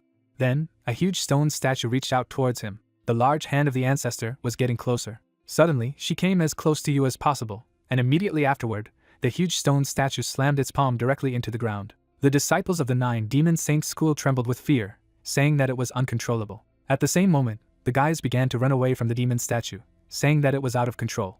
At this time, Li approached his allies and asked to see how frightened these kids were, and then called out to his elder brother. Looking at him puzzled, the red-haired guy asked if he had brought him, and Lao wondered what exactly had happened. Grinning mischievously, the boy recalled how he had jumped on this very statue earlier. Then he whispered his name in the master's ear. Suddenly, the eyes of the statue lit up with a blue glow. After that, the huge statue of the demon woke up. With a smug grin, the protagonist stated that everything was correct, and as long as he knew the master himself, he could control them. Looking at him in surprise after hearing this, the disciple of the ancient and purification school couldn't believe it. As the huge stone statue raged behind him, the boy remarked that everything would be fine if they maintained their position as a large clan. After all, the gate of the 9 demon saints had become completely uncontrollable, so he needed to get rid of it. A man jumped from the sky onto the stone statue. Suddenly, out of nowhere, gold chains also appeared. This same man was chaining the statue of the demon. After that, he placed his palm on the stone's surface. At the same time, a huge stone statue fell to the ground. The guys watching this were surprised. There was an old man on the chained demon statue when someone said that an expert had arrived. At the same moment, an expression appeared in the sky from lightning, which told young Master Li to stop him to discuss everything. Raising his hand up, the boy greeted the demon king and asked why he didn't reveal his true nature. Watching him from the sky, the head of the demon sect said that the gate of the 9 demon saints was to blame for this, and offered to let the statue settle everything and then drink tea in their temple. Smirking after hearing this, the protagonist agreed with this. Looking smugly in front of him, he stated that he would then spare them today, and Nan couldn't believe that he was the one deciding the fate of the demon king. Immediately after that, the narrative of the story is transferred to a house standing in a bamboo forest. Looking at Li sitting in front of him, the unknown person addressed him by name. It was a blonde demon who was explaining with a serious expression that the elders had gone about their business, leaving him alone, which was why the whole commotion had happened, so he hoped that the young master would forgive them. Holding a cup of tea in his hands, the boy asked if he had recently chased him away, and now, having learned that he knew secret languages and could control statues, he was courteous to him. Hearing this, the demon clan leader laughed. Glancing at his interlocutor, the blonde demon noticed that the young master grabbed everything on the fly and liked it, and of course, he was also interested in the long-lost language while he asked if they were friends now. Sneering mischievously, the head of the demon sect asked the young master if he knew the secret languages of all 4 statues. Looking confidently in front of him, the protagonist gave a positive answer. Delighted at his words, the blonde demon remarked that it was excellent, and if he agreed to train him, he would open the way to becoming the best disciple of their clan and make him his successor. Drinking tea from a cup, Lee explained that he was already the head disciple of the ancient order of purification. Looking at the interlocutor sitting in front, the boy added that, of course, he would not go against his clan, so hopefully their local head would stop joking. With a wide smile on his face, the demon sect leader assumed that he must look stupid and asked that they had a marriage contract with Sean. Then he didn't have to worry about the position of the head disciple. He then abruptly looked to the side and called out to the princess, telling her to come in and greet young Master Lee. A girl in a blue dress standing outside the front door heard her father say, who remarked that they should first get to know each other. Xuan stared menacingly in front of her and said nothing. The narrative of the story shifts to a gazebo on the shore of the lake, where the maid told the princess to look at the peach blossom above, because it is gorgeous, and the view there is simply incredible. Looking seriously in front of her, the girl in the blue dress declared that after many years, it did not matter how beautiful the view was, because it would still get boring someday. Smiling broadly, the girl noticed that her beauty would never bore people. Coming closer to her mistress, the maid concluded that she should not worry, because as soon as she got married, she would always be able to travel with her betrothed. Hearing this, Xuan closed her eyes and smirked, and the girl asked what was funny about it. Looking smugly in front of her, the princess asked Yeso Shui if she really thought someone in this world would be worthy of her. After her words, the maid admiringly declared that the man who was worthy of her did not even exist. During the events of the present, Li looked sadly in front of him. Choi's, looking ahead with her puzzled gaze, thought that she was being joked upon. Sitting across from the boy, the blonde demon was telling his daughter to come in and greet the young master, as he would have to get to know each other first. Gritting her teeth in displeasure, the princess could not believe that her fiancé was such a small child. Then, she heard the voice of the demon clan leader from behind the door, telling her not to be shy and get in quickly. Looking discontentedly in front of her, the girl in the blue dress thought that she needed to stop being indignant. Remembering how the blonde demon stroked her head, Xuang reasoned that the master had nurtured and appreciated her, so she had nothing else to repay. Immediately afterward, the princess took a step forward, realizing that she was the representative of the 9 Demon Saint Gate. With a serious look, Xuan thought that the master's desire was her main goal. A moment later, she opened the front door. Then a girl in a blue dress went inside the house. Then the princess closed her eyes. Li watched her silently with a smile on his face. Xuan walked up to him and bowed, greeting young Master Li, who was remarking that it wasn't bad. Looking at him menacingly after hearing this, the princess wondered how old this little girl was. Imagining herself controlling him like a doll in her mind, the demon heiress thought that he was a stupid little spawn, so she had to teach him a good lesson. As she continued to bow, the girl in the blue dress knew that they needed to complete the engagement, and noticed that he was flattering her. While the head of the holy demons was about to say something, the boy started talking about the engagement. Throwing his hands behind his head, the protagonist stated that they needed to forget about her. Hearing this, Xuan was pleasantly surprised. At this time, the blonde demon was extremely stunned by this outcome of events. Looking at Li smiling mischievously, the head of the 9 Saint Demon clan didn't understand what that meant and understood that this kid wasn't looking for strength or wealth, nor had he appreciated beauty. So since he didn't look like a seeker, then it wasn't clear what his goal was, because even he couldn't understand it himself. Smiling broadly, the blonde demon laughed, telling his young friend to be calm. Holding out his hand in front of him, the head of the demonic sect explained that Xuan was very talented. She also had a huge and kind heart, and great achievements awaited them in the future. Looking away in puzzlement, the princess of the demon cult confirmed his words, stating that husband and wife are like an open book. From the outside you can always see who is stronger and who is weaker, and she thought that this is disgusting, and no one will ever marry him. Waving his hands, the protagonist asked them to stop, explaining that they had misunderstood him. With a smirk on his face, Li concluded that he was refusing marriage because it was not his type. The girl in the blue dress who heard this was very angry, but did not show it. Xuan looked dumbfounded in front of her, remembering Li's words that she was not his type. Raising her hand, the blonde demon told her young friend that he understood everything, and he was apparently displeased, while the princess just remained silent. With a serious expression, the demon clan leader explained that the elders actually made this decision at their own discretion, and then the 9 Demon Saint clan apologized, but couldn't dissolve the marriage. After all, it wasn't the idea of the ancient purification clan. Putting his hand out in front of him, the boy explained that this was his conscious decision, and the clan did not affect it in any way, so he did not have to worry. The protagonist then put his hand on the floor and was about to announce something. Getting up from his seat, Li said that this was all he wanted, and if there were no more questions then he would just leave. At the same moment, Shuang's true essence was divided and called the boy a bastard, and he only laughed until the head of the demon cult understood what he needed at all. In reality, the princess with a smile on her face told Master Li to take care of herself. The blonde demon noticed that they would see each other a little later. Waving at them, the boy asked if he still needed the statue control technique. With a smile on his face, the head of the demon clan said what he had forgotten if he hadn't reminded him, and noted that of course he needed it.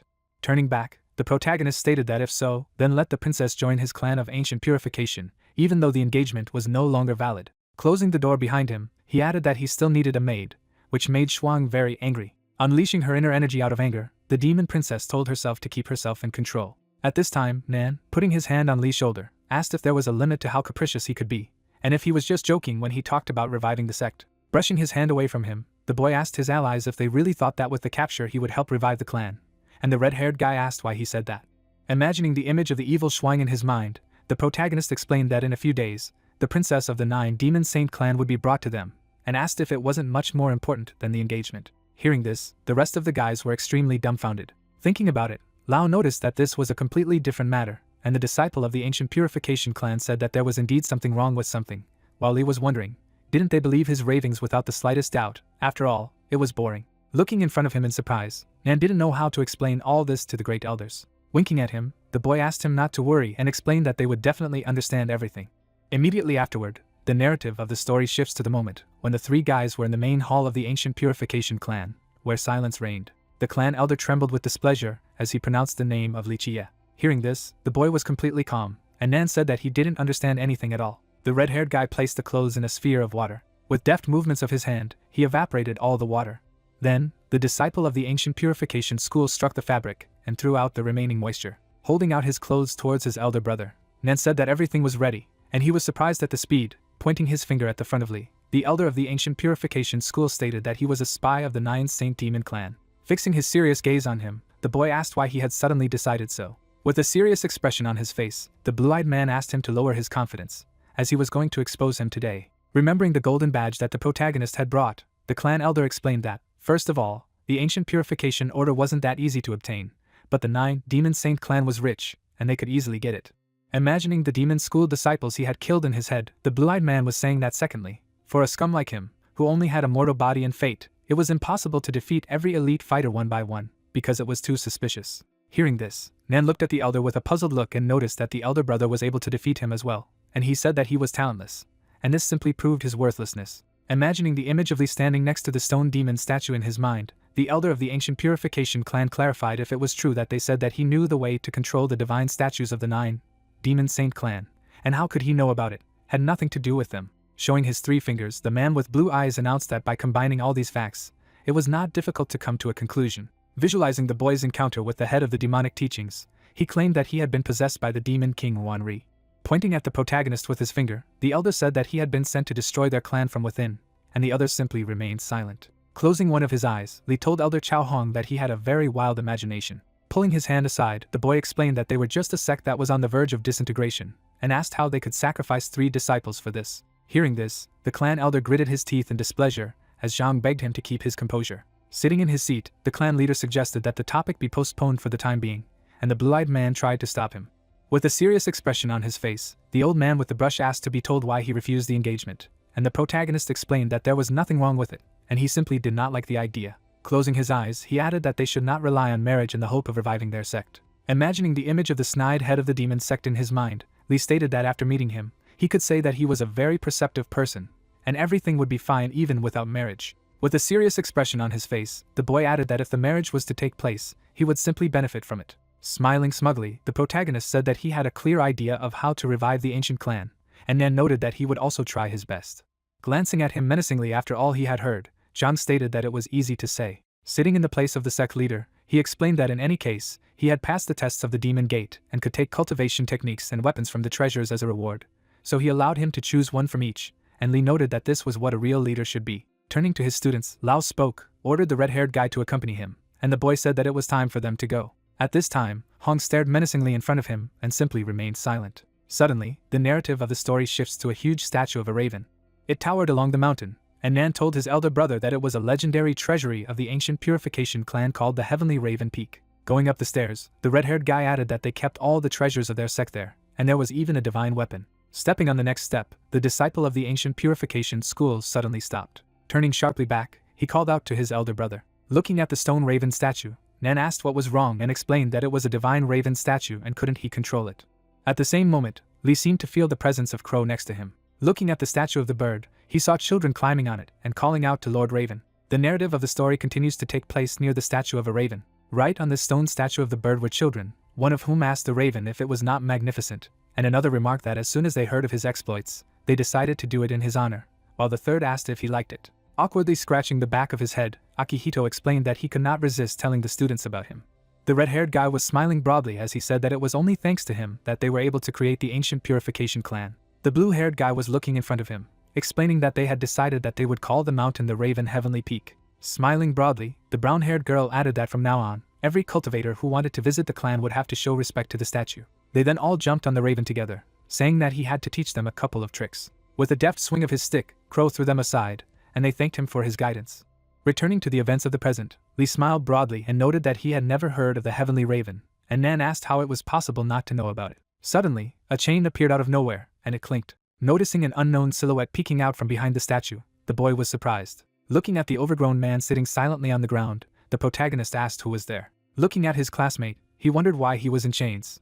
Looking in front of him, the red-haired guy said that he did not know himself, and even his master did not really know about him. Looking at the imprisoned man from the outside, Nan said that he was said to be a disciple of their clan and a genius of sorts, but because of the crimes they had committed, he had been chained there for the rest of his life to protect the Raven Peak. Looking back in puzzlement, the red-haired guy told his older brother that he also needed to be careful not to be in his place, and he asked if he was joking, to which he received an explanation that it was just a polite reminder. Then the narration of the story is transferred to the moment when the children approached a building located on the peak of the mountain, and a student of the ancient purification school announced that they had come. Looking at the three houses that together form a triangle, Nan said that their treasury is right there, and there are also the elders' favorites in this place. Noticing a sign that said it was an armory, the red-haired guy told his brother to take a look. Looking in the other direction, he saw a treasure tablet. In the end, he came across a sign indicating the library, and a student of the ancient purification school stated that there were 3 buildings there. Raising his hand up, Nan explained that it was all the heritage of their clan, and all the treasures and techniques, and Lee asked if this was all that was left. Looking at his brother puzzled, the red-haired guy asked him to watch the words, because he already felt everyone staring at them, and he said that he didn't care. Immediately afterward, the boy ran to the library at great speed, and the disciple of the ancient purification school asked him not to run so fast. Entering the library, Lee admired the number of people there. The young man with the black and yellow hair looked menacingly in front of him and asked if it was him, and his friend gave a positive answer and explained that he had recently become the best student. Watching the guys passing by from the sidelines, a member of the ancient purification school would state that he didn't even have a cultivation base, and would ask if this scum had used the order of the ancient purification clan to join, while the other would say that he had heard that he had no cultivation potential. Looking at the red-haired guy with displeasure, another person said that there were rumors that he was a spy and had been sent by the 9 Demon Saint clan, while another person asked if it was true. Nan looked frightened at the guys who were talking among themselves and discussing that they said he had bought the order for a huge pile of money in Suihong, not believing that it had worked. Looking at his older brother, the red-haired guy would say that they didn't even know how tough he was and offered to teach them a lesson, while Lee would say he didn't care what they were talking about, and he couldn't see that he was very sure himself. Approaching the shelf with ancient treatises, the boy offered to ignore them and choose something, and his companion agreed with this. Looking at the books of techniques, Nan would say that they were simple combat skills and nothing good, asking that perhaps just an invisible sword would be enough, and also suggesting that they look for something of a higher level. Pointing his finger at the heavenly blade skill, the boy told him not to hurry, for he had found something pretty. Suddenly, someone came up to the guys and stopped next to them. The members of the ancient purification clan standing behind Lichia called out his name. Turning sharply back, the boy declared that it was him. With a snide grin, the black and yellow-haired guy called him a scoundrel who only became the best student thanks to dirty tricks, so he's not welcome there. From the huge library building, the voice of a man could be heard asking if he was the same Lichia, noting that he had only been heard to be the best because of his dirty tricks. Looking at the boy standing in front of him confidently, the member of the ancient purification school advised him to be wise and get away from the clan in a good way, otherwise he would have a hard time, while another remarked that this was excellent advice while Nan asked him what he wanted. The boy silently looked at his opponent, and he asked what he was staring at. Then the protagonist abruptly turned away from him, greatly surprising. Pointing his finger forward, Lee said that he had been distracted, so he forgot where he left off, and Zhao asked how he dared to ignore him. Suddenly, Nan put out his hand in front of him and told him to stop. Looking ahead seriously, the red-haired guy said that he was openly provoking the best student, so he had to apologize immediately, and no longer think that he could get away with it so easily, because he had a brother to cover him with. Smirking, Zhao called it the best student's hat. Grabbing Nan by the clothes, he stated that he him off. Looking menacingly at his opponent, the guy with black and yellow hair asked him not to get in when he was teaching this bastard a lesson. At the same moment, the protagonist turned back, and the red-haired guy said that his brother easily killed cultivators in battle. Gritting his teeth in displeasure, the disciple of the ancient purification school explained that he was trying to save his life. Swinging his fist, Zhao concluded that he was playing with death. Suddenly, his hand was stopped by a stick. It was the protagonist who stated that this was not a place for a fight at all. Looking confidently in front of him, Lee stated that if he wanted to fight, he had to get out of there. Clenching his hands into fists, the guy with black and yellow hair agreed to fight and said that if he lost, he would leave the clan, and the boy agreed to this. Looking seriously in front of him, Nan asked his brother to show them his abilities, and he agreed with this. Pointing his finger at the red-haired guy, which greatly stunned him, the protagonist stated that this person is really very strong, and they should not worry, because if he loses, then he will immediately leave. Pointing at Nan with displeasure, Zhao told him not to dare to retract his words and that they would see each other in the backyard. After everything that had happened, the red-haired guy suddenly drooped, telling his brother that it was too difficult for him, and the boy called him a loud disciple and explained that therefore, he had to be a man and fight. Remembering his master, who pointed his finger upwards and said that if he was tired, he should take a short break and not overexert himself, the disciple of the ancient purification school would notice that he was a Buddhist, and that was the only reason why he had been assigned to teach him, because cultivation had not developed at all, and therefore he was responsible for the connection with the clan. Turning back, they asked him not to worry, because he wouldn't lose with him, and Nan asked if it was true. Immediately after this narration, the story is transferred to the moment when the red-haired guy went out to fight against Zhao. The disciple of the ancient purification school trembled with fear while his rival said that if he was afraid of dying, he should give up immediately, and he remarked that he was not a weakling either. Looking confidently in front of him, the young man with the black and yellow hair concluded that the sword of the great-grandfathers who had no eyes. At the same moment, Lee raised his hand and told his brother not to be nervous, and the other members of the sect called him just a petty kid. Holding his hand near his mouth, the boy concluded that while he was listening to him, this tiger cub was not his opponent. Turning back, the red-haired guy asked how he should fight. Looking at him, the protagonist replied that he could fight as he wanted. Hearing such an answer, Nan was extremely shocked. Looking menacingly in front of him, Zhao asked where he was looking. At the same moment, the red-haired guy turned back sharply. A guy with black and yellow hair who looked like a tiger was rushing towards him at great speed. Nan, seeing his opponent approaching him, enveloped the blade in water. After a moment, the guys crossed their swords. Looking dumbfounded in front of him, the red-haired guy thought that this was a very heavy blow. At the same moment, Zhao threw his opponent back with a deft swing of his blade. After taking damage, the disciple of the ancient purification school landed on the ground. Gritting his teeth in displeasure, Nan thought that he couldn't stop him. Rushing forward with great speed, using the curved water sword arts, the red-haired guy was about to try to attack. Watching the battle from the sidelines, a member of the ancient purification clan noticed that Nan had a strong fighting spirit, and another asked what was the point if they had too much difference in cultivation. Watching the red-haired guy rush to attack the tiger man, someone said that brother who was beating him like a child. A moment later, Zhao sent his opponent flying with a deft swing of his sword. After the damage he received, Nan fell to the ground next to Li, and he noticed that he was ashamed. Holding his younger brother in his arms, the boy was telling him not to use his sword art like that. Then he whispered in his ear exactly how to use this skill.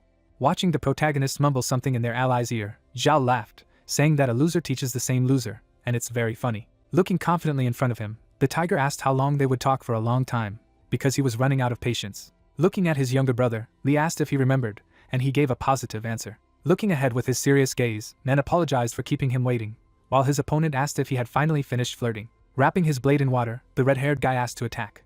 Seeing the huge number of drops around, Zhao was very surprised. Standing in front of his opponent, the guy with the black and yellow hair asked if he had split the water, and that was what the garbage had taught him. With a sudden grin, the tiger concluded that without a water shield, he would die. Silently looking in front of him, the disciple of the ancient purification clan remembered how he had asked his brother if this technique really worked, and he had replied that he just had to do what he was best at. Imagining Nan cleaning clothes with water in his head, Li said that his water sword art didn't work in battle, but it was perfect for washing. Looking at the boy puzzled, the red-haired guy asked if he really paid him a compliment, and he noticed that it was just amazing. Looking confidently in front of him, the protagonist asked not to use a second-rate technique to attack head-on, but instead to use a first-class one. Noticing the clothes on his opponent, Nan remembered his brother's words that you need to wash your enemy. At the same moment, Zhao abruptly jumped off the ground. Swinging his blade, he said that this was the last blow and now he would die, and the red-haired guy reflected that he had been told to use the curved sword arts in the washing stream.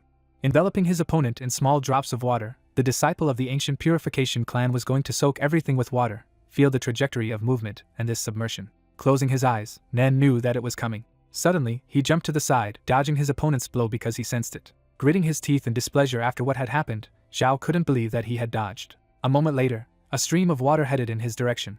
Jumping to the side, he managed to dodge the enemy's attack. At this time, Nan once again enveloped his blade in water and thought that he would collect the water on the tip of the sword and roll it up to strike the stubborn spots. Making a lunge with the help of his weapon, the red-haired guy was going to twist again and clean completely. At the same time, his blade suddenly bent. Nan ran towards the swirling enemy, thinking that he needed to do something to complete them. Swinging his blade at his opponent, the red-haired guy reasoned that he needed to pierce and wash him. After that, Zhao was thrown aside. After receiving such damage, the guy with black and yellow hair fell to the ground. After a moment, he simply passed out. Looking menacingly in front of him, Nan declared that the cleaning was finished. Watching from the sidelines, Zhao's henchman ran towards him dumbfounded and called him by name. Picking up the unconscious guy with black and yellow hair, the guys could not believe that he really lost, because his things were shining with cleanliness. Running away from the red-haired guy, they said that he might not even think that this was the end. Turning back happily, the disciple of the ancient purification clan asked his brother if he was shocked. After a moment, he was very surprised, stating that all he had done was teach him a few moves, and Li remarked that it wasn't bad. Placing his hand on a huge stack of books, the boy asked how he felt like he was victorious, and said that now he had to help him carry these writings to his room, and the red-haired guy asked where so much came from. Immediately afterward, the narratives are transported to the head disciple's house during sunset, when the disciple of the ancient purification clan was glad that they were finally over. Standing behind his elder brother, Nan noticed that the elder had said that he could only take one thing, and he was explaining that this was one. Looking at him puzzled after hearing this, the red-haired guy asked if this wasn't a bunch of ordinary martial techniques. Pointing his finger upwards, the protagonist explained that he had taken one set of common martial techniques, and the disciple of the ancient purification clan said that he was overgeneralizing. Waving his hand, Nan noticed that he had no strength to argue with him at all. Looking at him smugly, Li concluded that he should go back and rest for a while, and Li replied that then they would see each other tomorrow. Leaving the head student's house, the red-haired guy yawned. A moment later, the boy closed the front door behind him. Then he propped it up with a piece of wood. Immediately afterward, the protagonist glared furiously at the huge number of books lying on the ground. Li lit a small piece of paper from the flame of the candle. Suddenly, the boy threw it into a pile of books. At the same moment, everything around was plunged into fire. Looking down furiously, the protagonist noticed that he had said so. Looking at the incomprehensible symbol that appeared in the flames, meaning a physical description, Li noticed that it was just one technique. Watching the pile of ashes left after the burning of the books, the boy said that these were one of the 9 great scriptures, and he had to hide them before. But now he would find an excellent use for them. Then, out of nowhere, flame symbols appeared, and the protagonist revealed that in the past, Mingren was able to comprehend a solar immortal body, 1 in 12. Standing in front of a huge whirlwind of fire, Li was about to see what it was. A moment later, they all penetrated his body. While the yellow energy enveloped the boy, he asked what he could comprehend from it himself. Immediately after that, the protagonist found himself on top of his heart. Li stared in surprise, wondering where he was. Looking down at his feet, the boy was greatly stunned, realizing that it was the heart. Suddenly, a wave of blood appeared behind him. A moment later, she covered him. The protagonist burst out of the blood and cleared his throat. Sitting on top of his heart, Li noticed that it was hellishly painful to get a wave of blood directly into the main organ. With a mad expression on his face, the boy asked to see his terrifying power. At that moment, calm reigned in the area. The protagonist continued to be on his heart, and there was peace and quiet in the area. Suddenly, he felt an unknown shaking. Noticing the dark energy approaching him, Li wondered what it was. Immediately afterward, a huge number of waves of blood appeared out of nowhere. All of them went to the heart of the boy on which he was. Looking up in fright, the protagonist cursed. Then everything around was enveloped in bloody water. Immediately after this, the narratives of the story are transferred to the training arena located in the clan square the next day. Nan was jogging and breathing heavily. Suddenly, blades shrouded in blue energy headed towards him. They thrust into him, blocking his way. Looking away with displeasure, the red-haired guy asked who was there. In front of him stood a guy with gray hair, who, with a snide grin on his face, asked if he wasn't the best student smut, because he even had a bad expression. Looking in front of him, Li Yuan asked why there was a rush and offered to chat. Scratching his head in puzzlement, the disciple of the ancient purification clan told his elder brother that he had an errand and therefore shouldn't complicate things, and he stated that he didn't care. Imagining the image of Zhao in his mind, the gray-haired guy concluded that he had injured his younger brother, so he had to take revenge. Suddenly, another person joined the guys, who turned to the eldest brother and asked him not to cause trouble for Nanhu. With an air that represented righteousness and justice, a member of the ancient purification clan explained that he had tasks to do, so he needed to be released. Looking ahead seriously, the black-haired guy said that if there were any grievances, he should tell him about them. Jumping down to the guys, Yuan asked if he wasn't Fang Mingtan. As the black-haired guy stared silently in front of him, his opponent noticed that he was the outer elder brother of these scum. He then attacked him with a dagger shrouded in blue energy. Stopping the blades near the opponent's throat, the gray-haired guy called him a simple bastard who had a slightly higher status. With a snide grin, Yuan asked how he dared to interfere with him, and Yuan asked him not to cross the line. Taking a step forward, someone was telling him to try it on him. In front of him, he saw Lee holding his hands behind his back, stating that in the previous ancient purification clan, there was no separation between outer and inner disciples, and now acolytes behave like scum from the lower classes. And Yuan asked if he was the best disciple. The blood-soaked boy replied that he was the same person and asked why he didn't bow to the strongest in the sect, and Nan wondered what had happened to him, while Fong clarified that he was definitely the best disciple. Kneeling in front of him, the black-haired guy greeted him, introducing himself as an outer disciple, while the red-haired guy asked why he was covered in blood. At the same moment, Yuan grinned mischievously, asking how dare a piece of trash act so proudly, and if he really wanted to fight. Licking the blades of his dagger, the gray-haired guy said that in this case, he would make him realize that he was really worth something. Immediately afterward, Nen used his purification magic on Lee, who asked for it, and Yuan had the strength to listen to him. After cleaning his clothes, the boy was interested in how they would fight. Unleashing his inner energy, the gray-haired guy declared that they would fight right now. Assuming his true form, Yuan stated that he might not even expect indulgences. Spreading his golden wings, the gray-haired guy explained that he could only blame his loss on low cultivation. Leaping into the air, Yuan said that he would use the strongest form to crush him and make him suffer. Looking in front of him, the red-haired guy noticed that he was saying all this seriously, and Fan stated that it was a golden scaly winged serpent. Raising his head up with displeasure, the protagonist asked why he came across a snake again. At the same moment, a guy with gray hair rushed towards him with great speed and wished for death. Noticing this, Lee swung his fist. Grinning mischievously, the boy declared that he would hit the target. A moment later, the guys collided with each other. At the same time, the blade of the dagger was smashed to pieces by an ordinary fist. Noticing this, Yuan was extremely dumbfounded. Looking in front of him in surprise, Nan asked his brother what he had practiced the night before, and Fan remarked that it was magnificent. At the same moment, Yuan jumped back from his opponent and thought that this was strange, since everyone said that he had an ordinary physique and the wheel of fate. Gritting his teeth in displeasure, the gray-haired guy wondered what they meant by an ordinary body, and realized that everything was obvious. Looking at the hand shrouded in blood veins, Yuan was aware that it was an overwhelming hellish immortal physique. At the foot of the cliff, surrounded by forests, there is a two-story house. The elder of the ancient clan sits at the table and asks Ian how his investigation is progressing. The young man folds his hands in greeting and replies that Li Chia has gone to the library, and has chosen a total of 108 mortal battle descriptions with techniques. The man brought the cup to his mouth with pleasure, and asked what he planned to do with them. The guy shifted his gaze and continued to say that in addition, the protagonist had also chosen the law of rotation of the moon. The bearded man took a loud sip of tea, and Ian added that he also took a small sixth form of Kong Ping. He put the cup down on the table and grinned. The young man lowered his hands along his body, and Hong said that the law of the moon's rotation could greatly increase his abilities if he increased his blood chi, and that he would soon reach his limit if he continued to use it, and added that this garbage was so arrogant and lazy. The guy shifted his thoughtful gaze and agreed with the man. He put his hand to his chin and said that Kuan Peng's small sixth form was used to enter the Emperor level 6th variant Ping technique, and that by studying it, it was possible to master the cultivation of the 6th variant of Kong Ping, and that the guy was quite intelligent. The elder narrowed his eyes and said that this was why he had called the protagonist arrogant. The man raised his hand and said that the 6th variant of Kong Ping was an Emperor level technique, and that its fundamentals were too easy to cultivate, and asked why no one in their clan had mastered it. He stared at the other person intently and added that Li Chia was still the first disciple, so he shouldn't get in Yin's way. The young man looked at the elder in surprise. He bowed and replied that the disciple would remember the master's advice. The clan leader spills tea and asks that it was Yin who sent Li Yuan to the disciples, who replied that they should fight now. Hong shifted his sly gaze to the young man and sent him to take a look at the fight, and added that he should not let Li Yuan overdo it. Yuan stares ominously at his opponent, holding a weapon in his hand, and the elder continues that once he wins, the young man must apologize to this first disciple. Opponents are standing on the field and the man asks the guy, calling him a brat, what crooked technique he has mastered. Li looks at his opponent with a smirk. He clenches his fist furiously, and shifts his dumbfounded gaze to the protagonist and asks what is wrong with the protagonist's arm, and the protagonist reveals that it is an overwhelming hellish immortal physique, and that in order to temper the flesh, chaotic and heavenly energy is launched into the body, which allows the practitioner to be constantly in a state of cultivation. A human body with arms outstretched to the sides floats against a background of energy mana, and the guy continues to say that it also greatly improves the body, and after studying it, you can destroy mountains and fight on a par with the Divine Emperor. The main character looks at his hand in amazement, and says that he has just mastered it, and that it is good at defense, but something is missing for offense. Yuan bared his teeth predatorily, and said that he didn't care about the divine body or the guy's estimate, but he would finish him off today. He swiftly throws his blade at his opponent. The man's hands charge the weapon with magical energy. He rolled his eyes and let the mana pass in his hands. The opponent throws up his hand and says that the young man should go to him. The warrior pushes off the ground, soaring up. Sinewy wings grow behind him and he muses that the opponent can change his physical body, and that his snake form has advantages in the air, and this is a great opportunity to break through the defenses. The man looks at the outline of the silhouette, and asks himself where the protagonist has gone.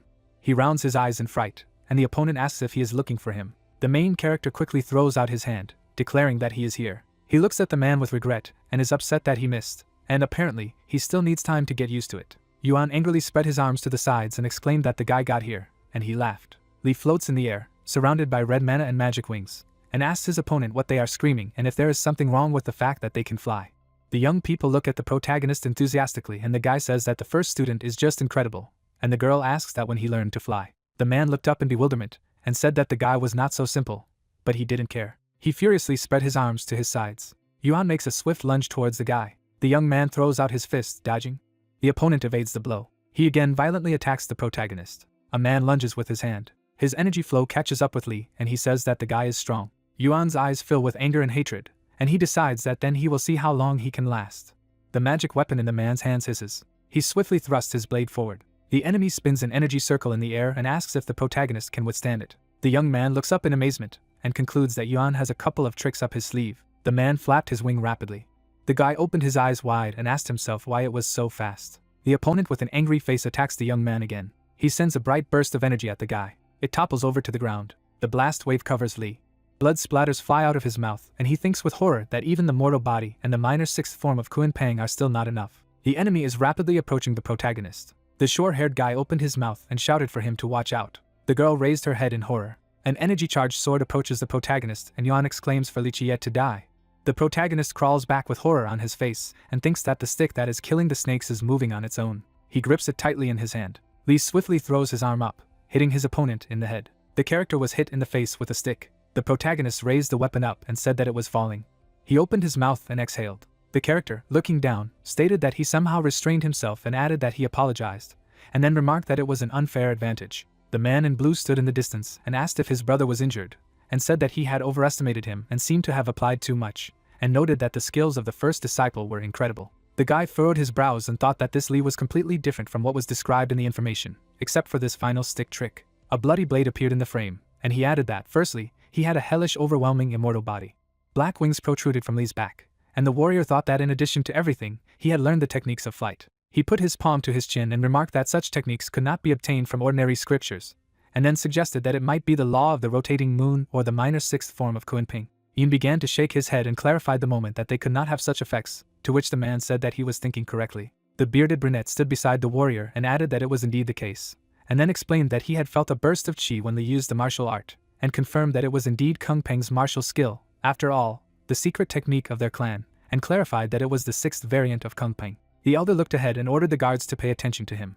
A character standing behind the soldiers said that the guards should listen, and clarified the point that he, as one of the elders, was giving the order to arrest Li, and then asked what was going on, and the warriors replied that the order had been taken. The protagonists, observing the guards around them, said that the men in black uniforms were the guards, then stood behind the comrades and asked what he was going to do this time, and then the comrade noticed that Li Yuan was the first to start, and the protagonist snorted contemptuously. The character, baring his teeth at the antagonist, asked what the person who gave the order would say. The elder pointed his fingers and added that Disciple Li had conspired with the 9 Demon Saint clan and stolen their emperor-level clan's scripture, and then ordered his immediate arrest.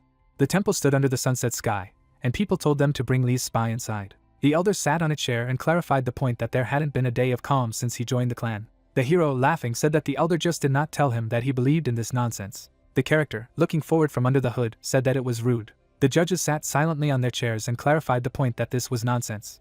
The elder turned his head to the side and added that this was nonsense. He pointed his finger at the protagonist and stated that, fellow elders, Li was a spy of the 9 Holy Demon clan, and said that he had also stolen their clan's scripture, the 6th variant of Kong Ping, and made it clear that he needed to be punished immediately and interrogated with torture. Li looked confidently ahead and asked the second elder if he had any evidence if he wanted to blame him for all of this. The man frowned angrily, and the young man noticed that in the battle today, he had shown the battle skill of their clan, and said that it was Kuan Ping, and clarified the point that he was coming from their clan's martial technique. The protagonist's face was unwaveringly calm, and the man shouted that he had said that they hadn't given up on the 9 Demon Saint clan, and it seemed that they had been wanting to get their hands on their secret martial arts all along.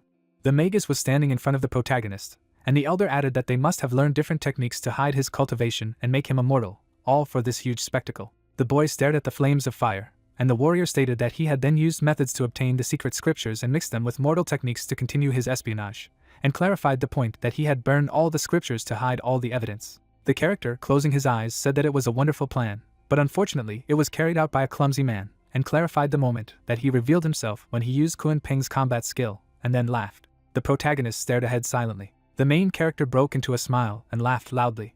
The hero, leaning over with laughter, said that Elder Hong had just come up with amazing evidence, and added that he had a very vivid imagination, and then laughed, and the man asked in response how Li would explain that he had mastered the 6th version of Kun Peng. The protagonist tilted his head and clarified the moment that he was practicing the minor 6th form of Kun Peng, and during that he comprehended its essence, and said that he was a genius, and asked what was wrong with it. The hero gritted his teeth and asked what he had said. The hooded character, walking towards the guards, told the guards to let Li go. He lowered his head and admitted that the brat was right, and they had no right to blame him. The protagonist, rolling up his sleeves, told Elder Hong not to be sad, and told him to prepare better evidence if they wanted to incriminate him. The guy raised his hand and offered to bet. The young man put his fingers forward and stated that he wanted to be given 3 disciples for a month for personal training, and then made it clear that after that, they would fight the top 3 disciples of the second elder. The man looked ahead, and the young man said that if Hong's disciples were defeated, the elder would accept the fact that he was the genius he wanted to be. The man grinned wildly and asked what the joke was, and clarified the point that if he was a spy of the 9 Demon Saint clan, wouldn't it be difficult for him to find elite fighters, and asked if he really thought they would buy it. The young man spread his hands at his sides and added that he knew that he would say so, and said that he should not worry, since he would choose disciples from their clan, and asked if there were any objections, and then clarified the point that he would choose from the outer disciples. The old man stared silently ahead. Hong gritted his teeth and cursed. The character excitedly opened his eyes and remarked that the outer disciples would never become stronger than Chao Hong's disciples, since it was impossible. The hero with the scar, looking ahead, said that the conditions were stupid, but why not give it a try? The fat man laughed merrily and agreed to the proposal. The protagonist, named Li, stood in front of the clan and said that if he won, he would prove that the outer disciples had abilities, and made it clear that after his victory, he wanted the elder to abolish the division into inner and outer disciples. The protagonist looked ahead. The man with the mustache looked ahead and asked what he was up to, and Hong wondered what it was about putting those without abilities in the outside. The protagonist held out his hand and added that an elder, when joining a clan, should give every disciple an equal right to cultivation, and then stated that other unreasonable rules should be abolished.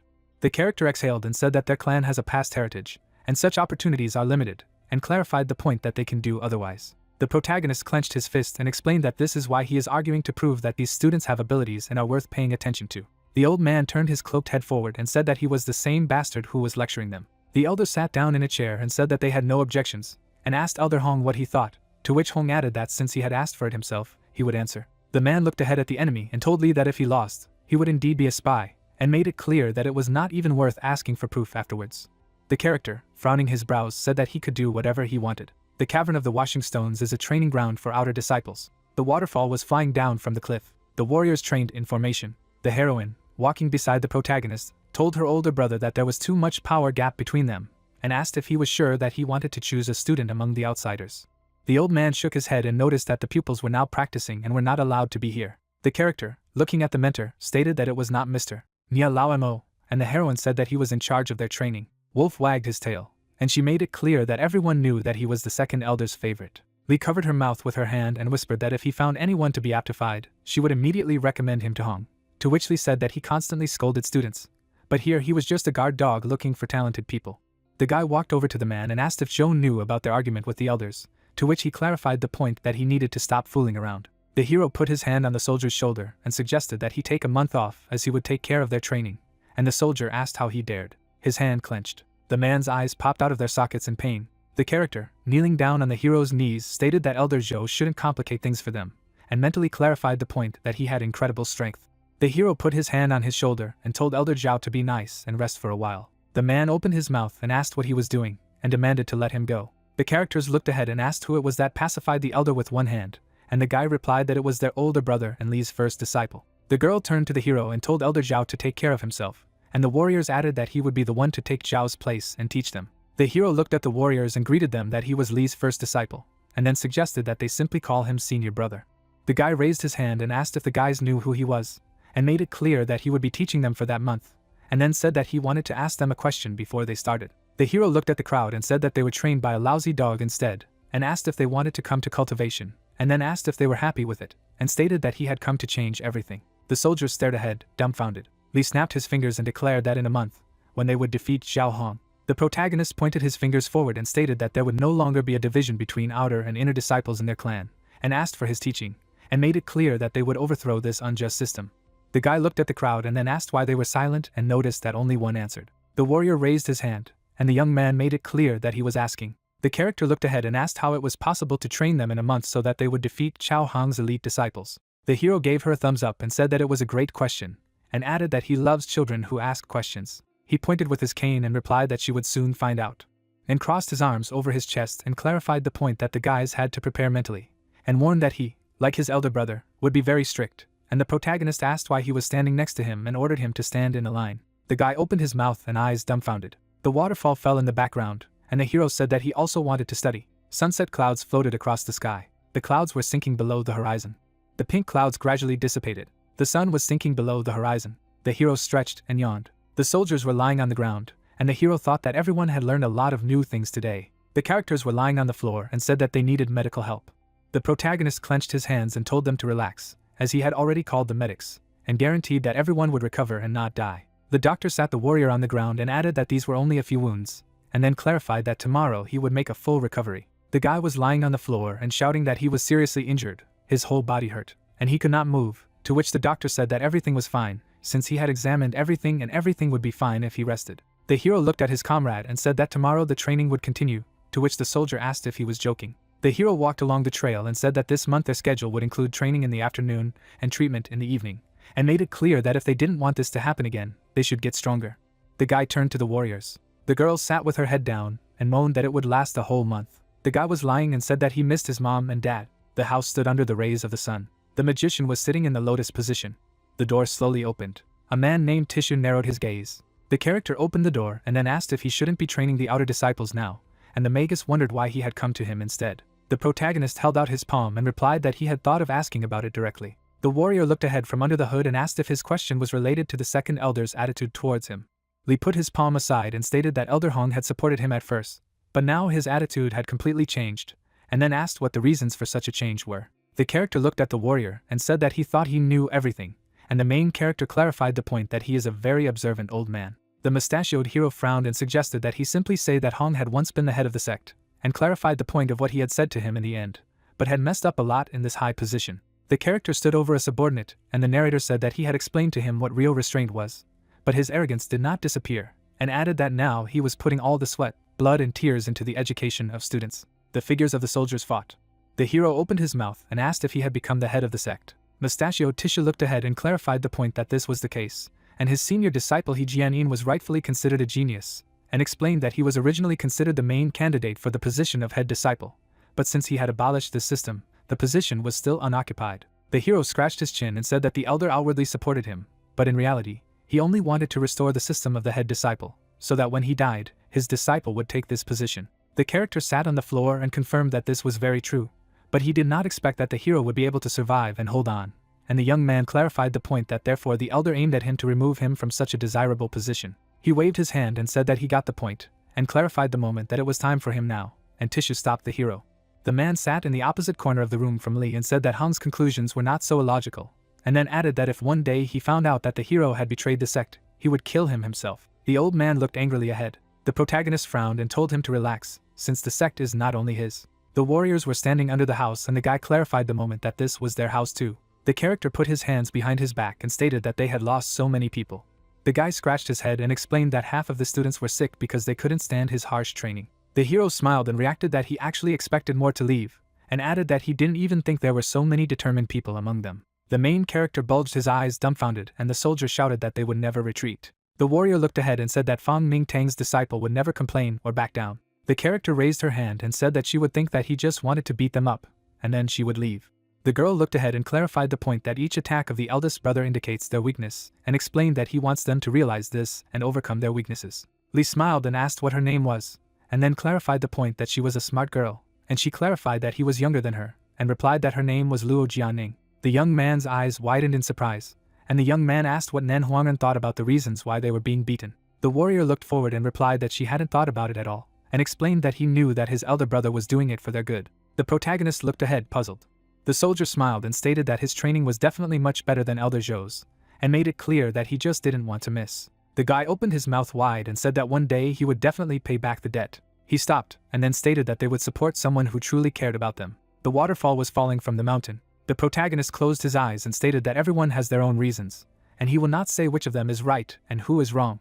The hero looked ahead with his charged gaze and said that determination is the most important thing in the path of Tao, and asked to believe in himself and added that in the future, they would become the mainstay of the purification sect. The guy put a stick in his hand and said that, well, the beating would begin. The narrator pointed his cane at the soldiers and explained that today they would break into teams of 3 and attack him, named the first ones Nan Huiran, Fang Ming Tang and Luo Jiangning, and made it clear that in the process he would show them their weaknesses. The characters took a belligerent pose and agreed. The warriors rushed at Li.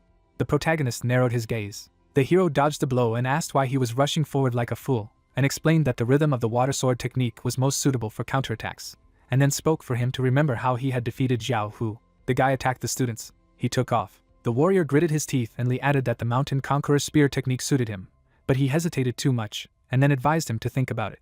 He hit his opponent with a cane. The weapon flew forward. The protagonist made an aerial jump and explained that the whiplash flying dragon technique has a lot of variability when the opponent changes direction in response to an attack, and advised him to aim at his blind spot, otherwise he will end up like this. The warrior attacked the apprentice. The guy stepped on the ground.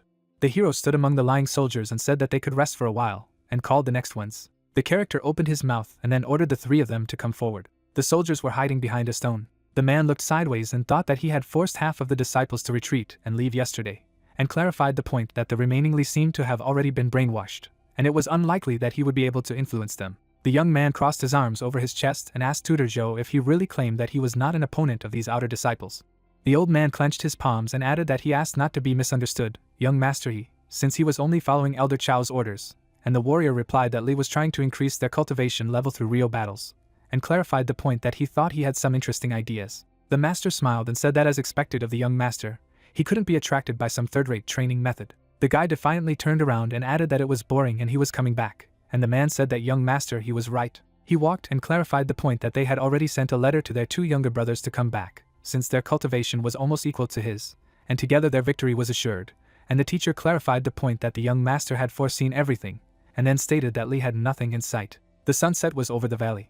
The character stood in line and asked his older brother why he asked only the 3 of them to stay. The protagonist set out 3 notebooks and told him to relax, as it wasn't for the sake of extra training, and explained that he had spent the previous night improving these techniques. The hero looked at his students and said that the techniques were designed specifically for their abilities. Spell sheets appeared in the frame and the hero clarified the moment that these are, so to speak, personal versions. The soldier held the notebook in his hands and clarified that it was still the spear of the conqueror of the mountains.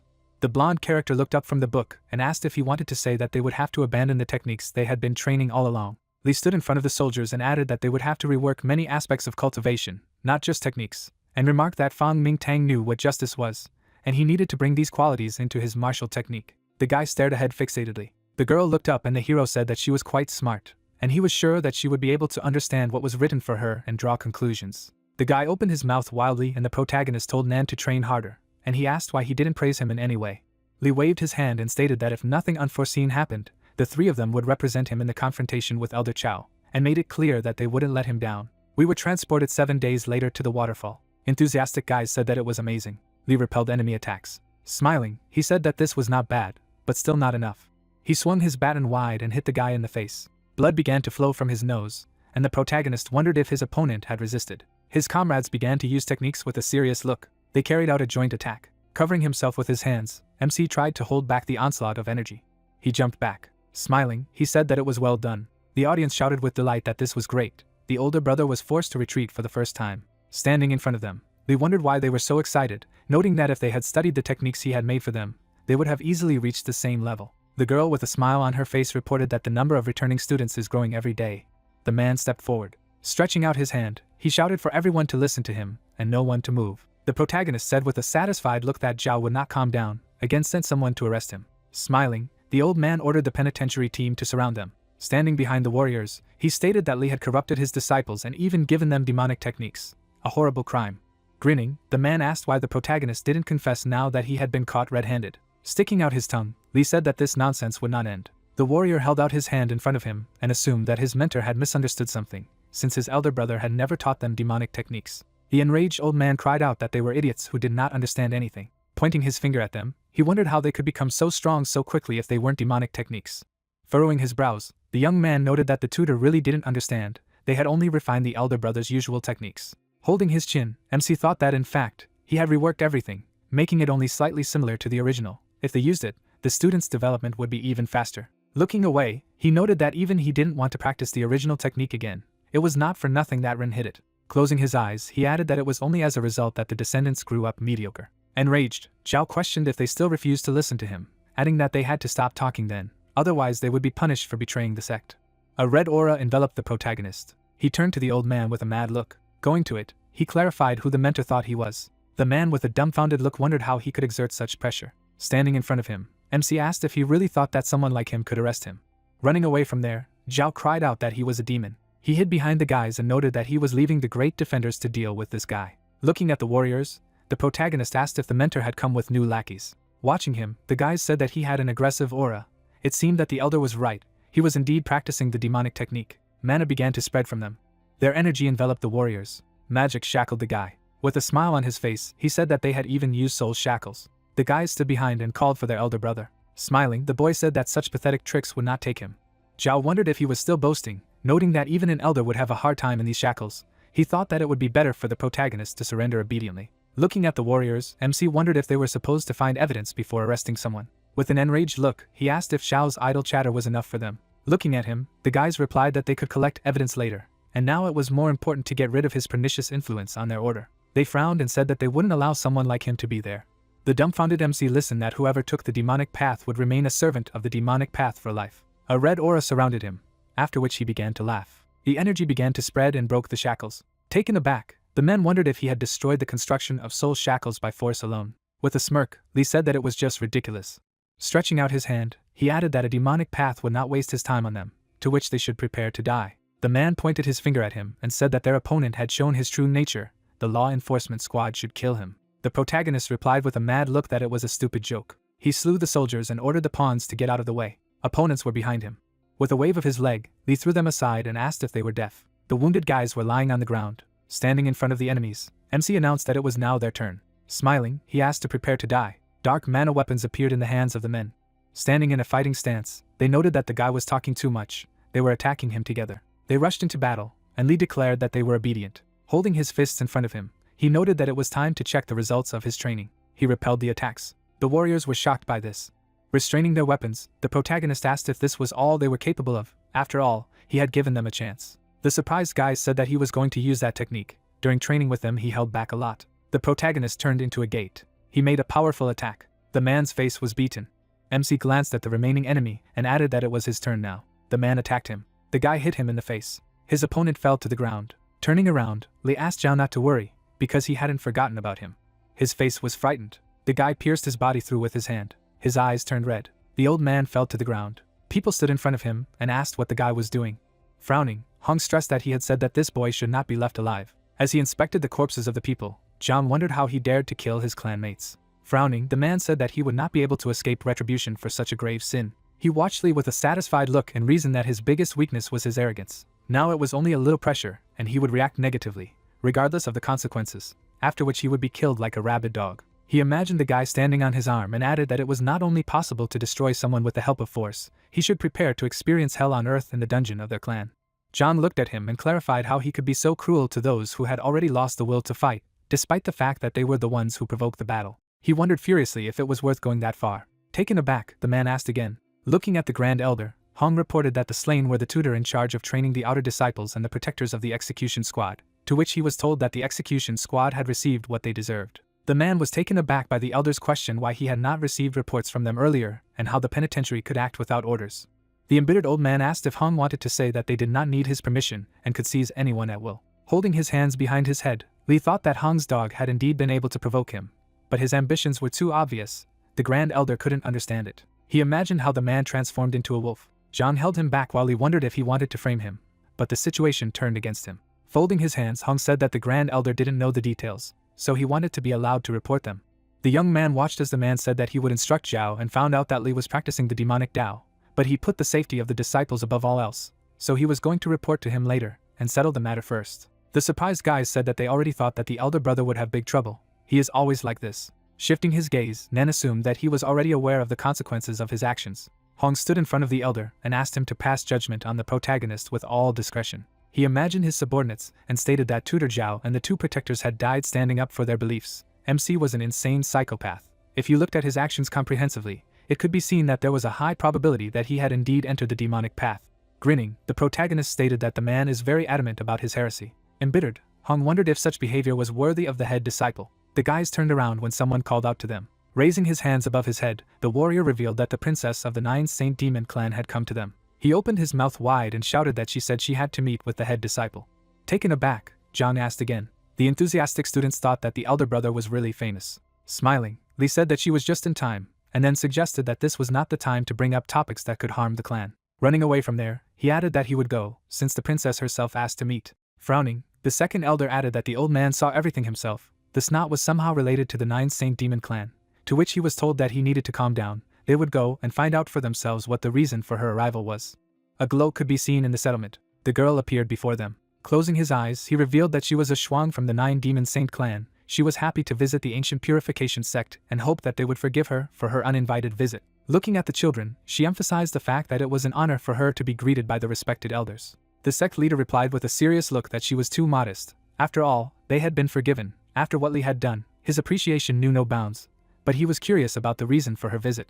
She closed one eye. A girl could be heard screaming in the building, asking if the master really intended to send her to the ancient purification clan. Placing her hand on her chest, she also asked if the man wanted her to become the protagonist's maidservant. Looking at her, the warrior replied that he understood that she was angry, but they had no other choice. Frowning, Xuan asked why so.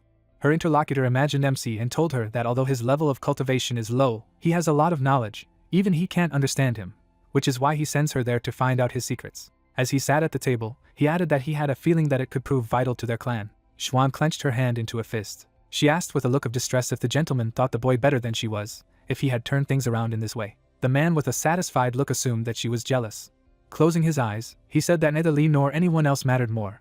But there was clearly something to the way he passed the test, and he had to admit that it frightened him, that he didn't understand how he did it. The girl frowned at these words. Looking around the room, the master asked to think that a child with a mortal body and a mortal fate was able to defeat several opponents many times stronger than him with the help of knowledge alone. In addition, he also brought the divine statues to life. Stretching out his hand, he added that if he was not mistaken, this was only a part of the knowledge he possessed, and then asked to imagine the power of this knowledge. Puzzled, Xuan lowered her gaze. Looking at her, the man asked for a favor for his master and, for the sake of the future of the 9 Saint Demon clan, go to the ancient purification clan to Lee. Frowning, the girl thought that she would fulfill the mission entrusted to her. She lowered her head. Folding her hands, she said that the eldest brother was incomparable in his generation, his talent was limitless, and his strong will led him along the path of Tao. Closing her eyes, she added that the reason for her arrival was the desire to become a follower of her older brother and learn from him. The guys were shocked by these words. Smiling, the protagonist stated that it was all him. He began to walk towards her. Pointing his finger at her, he said that he didn't expect her to have such a trained look. He would allow her to become his follower. The enraged girl noted in her thoughts that she should have finished him off earlier. Stretching out his hand, Hong asked to give them 1 minute. Looking at her, he said that this boy had just shown his true evil nature, so she should stay away from him so as not to be drawn into this matter. Xuan smiled and asked if senior brotherly was in trouble. The guy slapped her on the back. Looking at the second elder, the protagonist stated that he did not understand what he was saying. After all, she was only his maidservant, not even an external disciple. He added with a satisfied look that unlike Hong, he wasn't going to use dastardly tricks like accusations of espionage, following a demonic path, and constant provocations, but they should include what had happened today in their bet. Smiling, he asked if the man agreed that the winner had the last word. Enraged, the second elder accepted the offer. A scream was heard in the building. The enraged man sat on the table and said that stupidly had got out of it again. He was really getting on his nerves. The guy stood in front of him and asked him to calm down. Smiling, Ian wondered if it would be okay if they won the argument. The guys stood behind him as he said that with him, as well as the brothers Lei and Wen. Victory was already in their hands. Smiling, the second elder replied that it was true. He put his hand in his bosom. Holding the vials in his hands, he said that it was time for them to return the good. Approaching the waterfall, MC greeted the students and asked to let them introduce someone. The guys were embarrassed. Looking at the girl, they cried out that it was the princess herself. With a calm look, she thought that she was being looked at like an unknown animal. Observing the children, she noted that Lee's students were somehow unimpressive. Smiling, she emphasized that preparing the outer disciples to fight the elite inner disciples was some kind of stupid joke. The protagonist was overestimating himself. But if she thought about it, it might be good for her. She assumed with a satisfied look that she was just in time. Looking at her, the guy replied that it was good that she came. He needed her help with something. The enthusiastic guys asked if the princess of the 9 Holy Demon clan would train them. Lee had a broom in her hands. He handed it to Xuan and said that while the disciples were busy training, someone needed to clean up. He liked it when everything was swept to a shine. The puzzled girl wondered if MC had asked her to come there for that. Leaving her, the guy said that he did not know any other reasons to call her, so she should not be lazy. She was furious at these words. She blushed and declared that she would finish him off and tear him to pieces. An aura surrounded the protagonist's students. Paying attention to them, Xuan wondered what was wrong with their auras. Watching the training, she emphasized the fact that they were all one step away from reaching the true destiny level, and then clarified whether the outer disciples of the fading clan could have such a level. The guy repelled their attacks. He noted with a satisfied look that they were energetic today. The protagonist looks at the guys exercising with excitement, and says that they are energetic today. The young man swings his weapon and says that a guest is looking at them, so they want to show everything they are capable of. Lee looks at the young man and says that the lady is not a guest, but just a servant. External students show their fighting skills.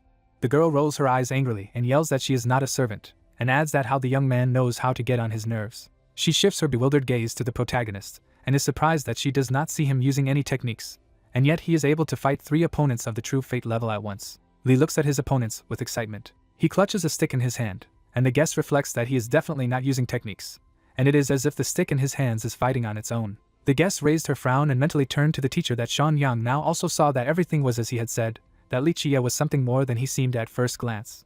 The main character purses his lips and says that the time is up and now it's the turn of the next 3. The girl shifts her hostile gaze to the guy and decides that she will find out his secrets. In the stadium, surrounded by greenery, students gather. The participants, led by the protagonist, confidently look ahead. The elder stands behind his disciples with a haughty look.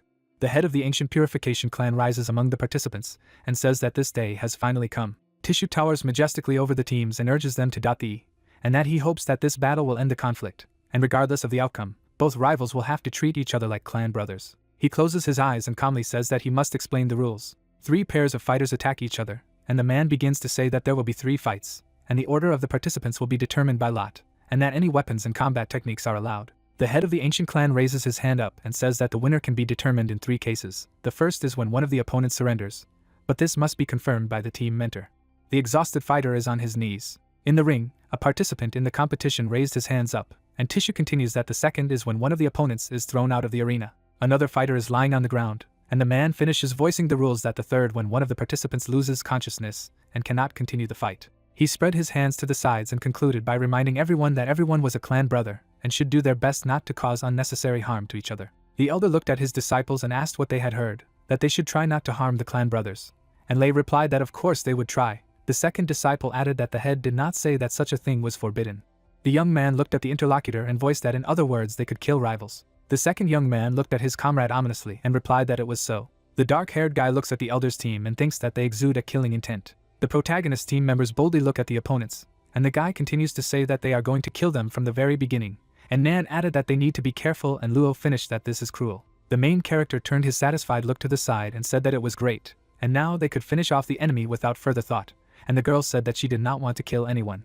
The masked man loudly struck the gong. Bu Zhongyao raised his hand, urging everyone to be silent, and said that the duel was about to begin, and that it was an event that everyone had been waiting for a long time, and that he would be the judge, and someone asked what the name of the judge was, and that he had not been heard. A team member raised his hand and urged the brothers to show their rivals what they were capable of. Chao Hung's disciple clenched his fists with hatred and shouted back that he needed to teach a lesson to these scum from the outside. The judge threw his hand forward and invited the first 2 participants.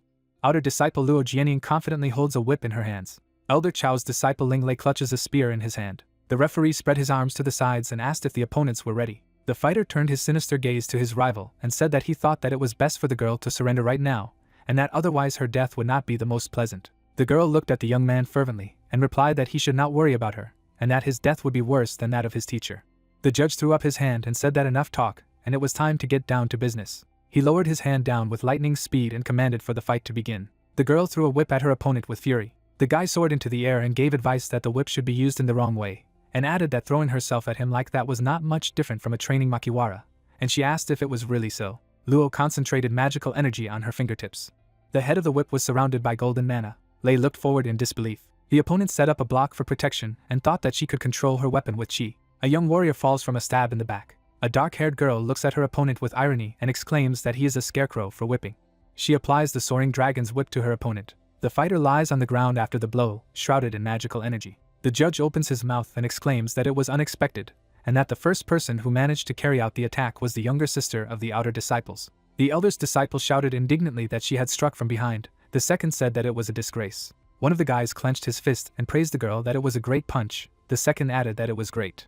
The girl proudly holds her weapon in her hands and hears voices that this is expected of her. She turned her enthusiastic gaze to the judge and said that the winner had already been determined, although she did not want to say so. Lei stood on his feet, and Luo continued that she didn't want to say it, but she really didn't expect her opponent to be so strong. The guy looked up and asked that she really thought that he would just take her blow. The young man's back is covered with blue magic mana, and he says that just before the blow, he protected his back with energy. He took a spear in his hands, and the girl said that he was still an inner disciple, but in any case, he had just eaten dirt. Lei resolutely pointed his spear at the girl and asked her what she really thought was enough to win, to which she replied that he had a lot of self-confidence. The guy resolutely rushed to the attack and said that now that she had shown what she could do, it was his turn. The girl surrounded herself in space with a golden whip and said that she would not allow anyone to approach her. A shot of 5 flying dragons is directed towards the enemy, who says that these are pathetic tricks. The young man throws a magic spear forward and thinks that in order for his rival to turn the whip into a dragon, he has to use a lot of energy. He throws the weapon at the girl with lightning speed, and is sure that nothing protects her body. A young lady looks with horror at the approaching weapons of the enemy. A golden whip flashes in her hand. She manages to put a block in front of the magic spear. The young man looks at his unsuccessful attempt with hatred and realizes that she was blocked. The protagonist watches the duel with glee and giggles contentedly. He follows the battle closely and thinks it's the result of training against the serpent's wand. Leia throws back Luo's magic skill, and Li muses that thanks to this, she was able to get rid of her weakness. His opponent gritted his teeth angrily and asked in amazement that she had turned a long whip into a whip. The girl holds the weapon firmly in front of her and says that it is a type of whip. She quickly attacks the enemy and adds that she will not lose with him in close combat. Rivals cross their weapons in a fight. The protagonist shifts his gaze to the guest, and she asks that it is Lin Lei, and he asks again what it is. The brunette looks intently at the interlocutor and says that it seems to her that the guy is holding back his strength. She puts her finger to her face and incredulously asks if he is one of the protagonist's people, to which the protagonist replies that he is not. The guy swings his weapon and says for Luo to taste it. The girl again resolutely strikes her opponent. Ian gritted his teeth angrily and strained what their comrade had learned from traveling outside the clan and asked that he couldn't handle some of the outer disciple girls. The elder stared at the arena and assured the guys not to worry, because Lin Lei was actually holding back. The man throws his head back in a rage, and the man tells the students that after taking the pill of madness, he needs to suppress the destruction in his blood for 25 minutes, and then his strength will increase exponentially. The apprentice stares ahead and asks if they wouldn't have been able to do it without it, and Hong replies that any precautions are appropriate against those who have embarked on the demonic path. The man narrowed his eyes and said that he thought the time had come. Lei leans on his spear with a demonic expression. Luo looks at him and asks that he can't stand anymore, and adds that he somehow didn't last long. Then squeezed his eyes shut and asked what this girl was talking about. The fighter raises his head a little and shouts madly that he will tear it right now. He spreads his arms to the sides, surrounded by magical currents. Lei brings her hand to her face and asks in an angelic voice that the guy is angry because she guessed right. She looks at the energy flashes in bewilderment. Her eyes are rounded with surprise. The girl does not take her eyes off the enemy spear approaching her. She jumps up and down. Blood spurts from her hand, and she says that the enemy is fast. Lei makes a lightning-fast lunge forward. He looks away with hatred. Luo keeps a close eye on the energy flashes. She quickly dodges the guy's blow, and he shouts for her to die. The young lady looks at her opponent with horror and realizes that she barely dodged. The fighter furiously throws his spear up and asks where she is running away. He angrily directs the stream of magic at her and tells her to die. The girl dodges again with horror in her eyes. The opponent's pupils enlarge from anger and hatred. Luo violently attacks his opponent with his whip. Blood splatters fly everywhere. The remnants of magical energy hit the ground. The guy covers his face with his hand. He leans on one knee and says that he was careless, and that his opponent suddenly turned her weapon into a whip again. The girl sank to the ground, and catching her breath said that thank the gods that she managed to get her opponent, otherwise she could already be dead. The elder gritted his teeth in fury and asked the disciple what he was standing for. The protagonist is intently watching the fight, and the guest says that the opponent is definitely hiding a trump card up his sleeve, and that she thinks it's better to surrender now. The young man smirks and replies that if we talk about hidden trump cards, this girl has not even shown her killing technique yet. Luo takes a step forward. She looks at the enemy unfazed and decides that she seems to have no choice. The main character stands in front of the girl and asks what she knows, that in fact the whip does not suit her very well, and she clarifies why he thinks so. The girl shifts her uncomprehending gaze to the interlocutor and he continues. Because she is impatient, she agrees. The main character instructively raises his finger up and says that in order to use the whip, you need to be versatile and able to adapt, and continues that she is always rushing forward, while revealing her weaknesses. The outer apprentice holds her weapon forward and says that she has learned this herself from training with it, and that she will use a tightened version of the whip at short range, and Li teaches that it will help her defense, but that she also needs to figure out a way to attack. The girl indignantly opened her mouth and said that her older brother was suggesting that she abandon the development she had achieved and start all over again. Fang throws her weapon forward, and the protagonist tells Luo that she has a living example in front of her eyes.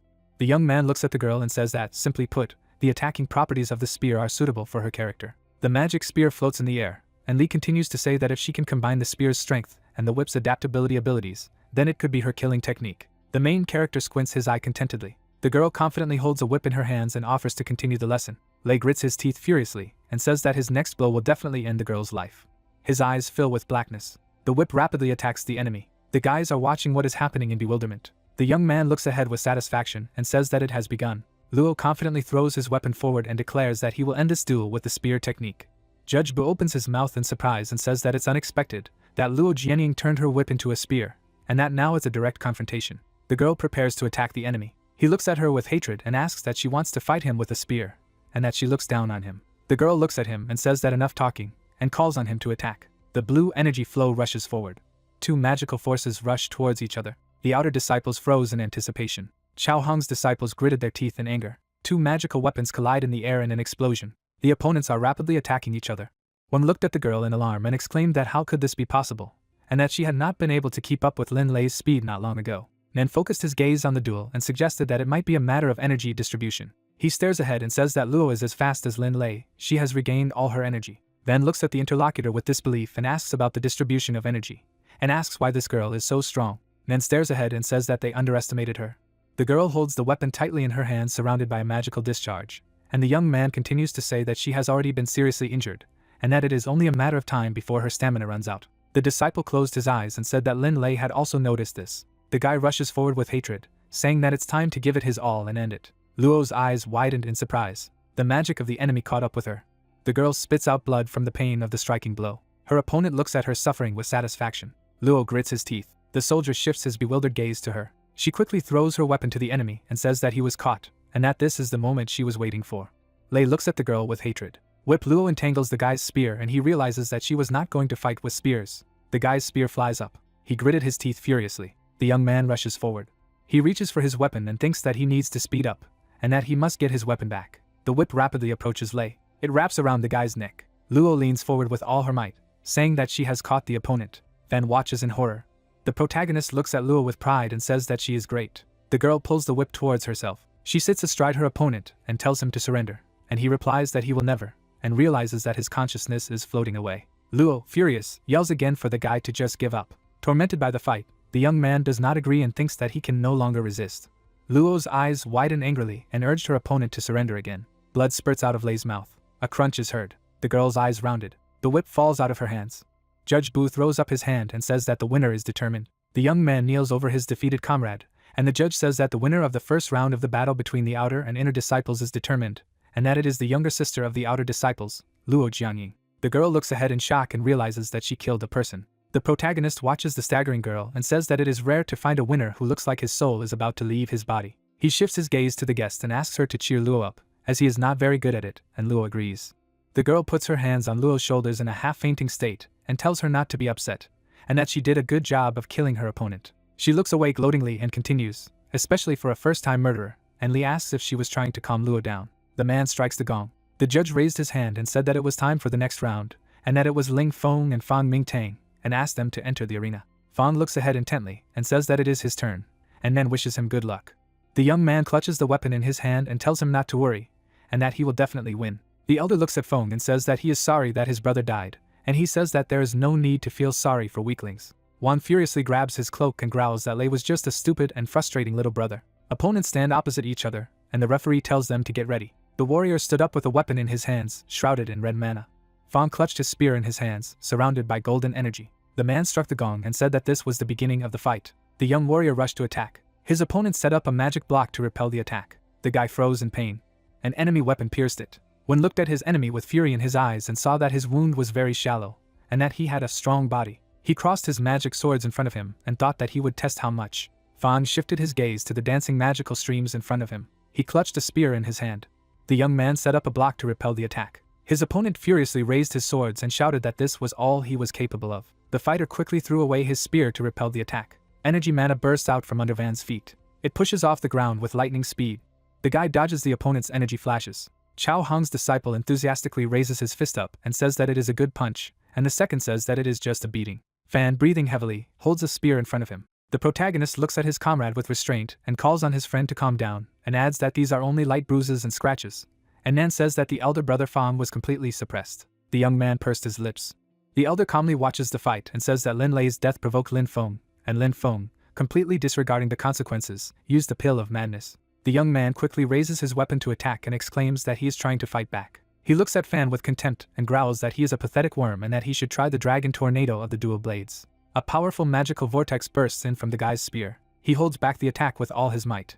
A golden ball of mana pushes the enemy back. The young man's spear will crash into the ground. He rests his foot for stability. Fan grips the weapon tightly in his hand, breathing heavily. A distraught Van raises his blade in the air and exclaims that his opponent is still on his feet, and continues that it is a good thing he would have almost let him escape, and adds that he should not even hope to leave the arena, and that he will not leave alive. Fan leaned forward, spitting out blood. His pleased opponent looked at him intently, and asked that he was already spitting blood, and if only he did not say that he was already done. The exhausted guy put his hand on his stomach and felt that he could not completely block the attacks, that his internal organs were damaged, and that he could not gather his strength. He closed his eyes, exhaling air, and decided that he needed to calm down and watch his breathing, and he would succeed. Van, blades in hand, attacks the guy again and declares that he will make a good scarecrow for whipping. He swirls a powerful energy around himself and shouts for the young man to pray before he dies. The monster's red mouth rushes forward. Magical monsters with glowing eyes are approaching Fang. Nan leaned forward with his fists clenched in tension and shouted for senior brother Fang to be more careful, and warned that he shouldn't take this attack head-on, and added that he should dodge. Fire dances in the young man's eyes. The bright rays of the sun shimmer on the tiled roof. Fang approaches the guys with clenched fists, and his comrade lying on the ground asks him not to force himself, and that it is his fault. The guy grits his teeth and indignantly asks what it is about going to the library to get scrolls. The young man clenched his fist angrily and mockingly asked him what he really thought that the library was a place where such boys were allowed to go, and his friend asked that if he was the elder brother, he was not ashamed, and insulted him that he was the most insignificant among all. A waterfall overflows near a small house.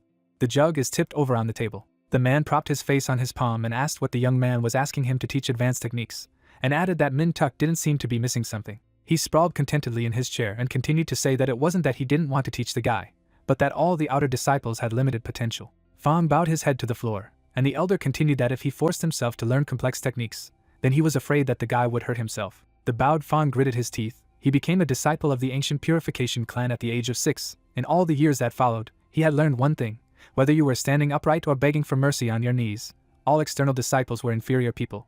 Fang raised his head upwards as he appeared in the spotlight. He looks ahead uncertainly. The main character put his hands behind his back and asked what kind of stupid system the outer and inner disciples were. He confidently shifted his gaze to the other person and stated that he would be the one to destroy the system, and added that he would make the ancient Purification sect what it was before. Fang looks at Li trustingly. Fire flashes in his eyes. The red monsters are approaching. A powerful energy flow of the enemy captures the guy. The blonde guy clenches his fist victoriously and says that they have equalized. The protagonist anxiously watches the duel. The clouds of smoke dissipate after the explosion, then looks suspiciously ahead with clenched teeth and muses that something is wrong. Fang stands majestically with a spear in his hands among the smoke, and his opponent does not believe his eyes that why he is still standing. Nan looks at his surviving friend with delight. The restraining amulet falls to the ground. Fang angrily shifts his gaze to his opponent, and says that as he said, this fight will be won by him. He confidently steps on the ground and says that from the very beginning, he always thought that they couldn't raise their heads just because they were outer disciples, and adds that he never looked down on outer disciples, but he was wrong. The young man confidently clutches a spear in his hand, surrounded by golden mana. He looks at the enemy with contempt and hatred and says that all this is because he was weak and could not defend the honor of the outer disciples. Then angrily puts his weapon forward and asks what kind of nonsense he is talking about. A beam of magic crashes into the ground. Fang swiftly attacks the enemy and declares that he is the elder brother of Fang Ming Tang's outer disciples, and that he will reach the top of the world directly and honestly. He looks at the enemy with destruction. His magical bursts of golden mana attack the enemy. The fighter furiously opens his mouth and shouts that the external garbage should not be conceded. Shocked, Nan looks at his comrade and doesn't understand what's going on. The protagonist crossed his arms over his chest, and the guest said with anxiety in her eyes that he had suddenly released a huge amount of power, which increased his level, and Li finished the sentence that Fang was most likely burning his life energy. A young man with glowing eyes, overcoming the pain, pointed his weapon forward. The protagonist closed his eyes, and the girl asked him that he taught this to his students. He replied that he did not teach this. Luo looks at his comrade in amazement and asks why he does this, and that he is always ready to sacrifice his life. Nan raised his finger meaningfully, and Li said, because there are things more important than life, and the young man finished that it was an honor. The young man looks ahead with admiration. The young man smiles and adds that he also has ambitions. Nan puts his palm in the protagonist's face and declares that Brother Fang is not likely, and he asks what is wrong with having ambitions, and that the guy must be fighting for his outer disciples and therefore burning his life. Fang attacks his opponent furiously.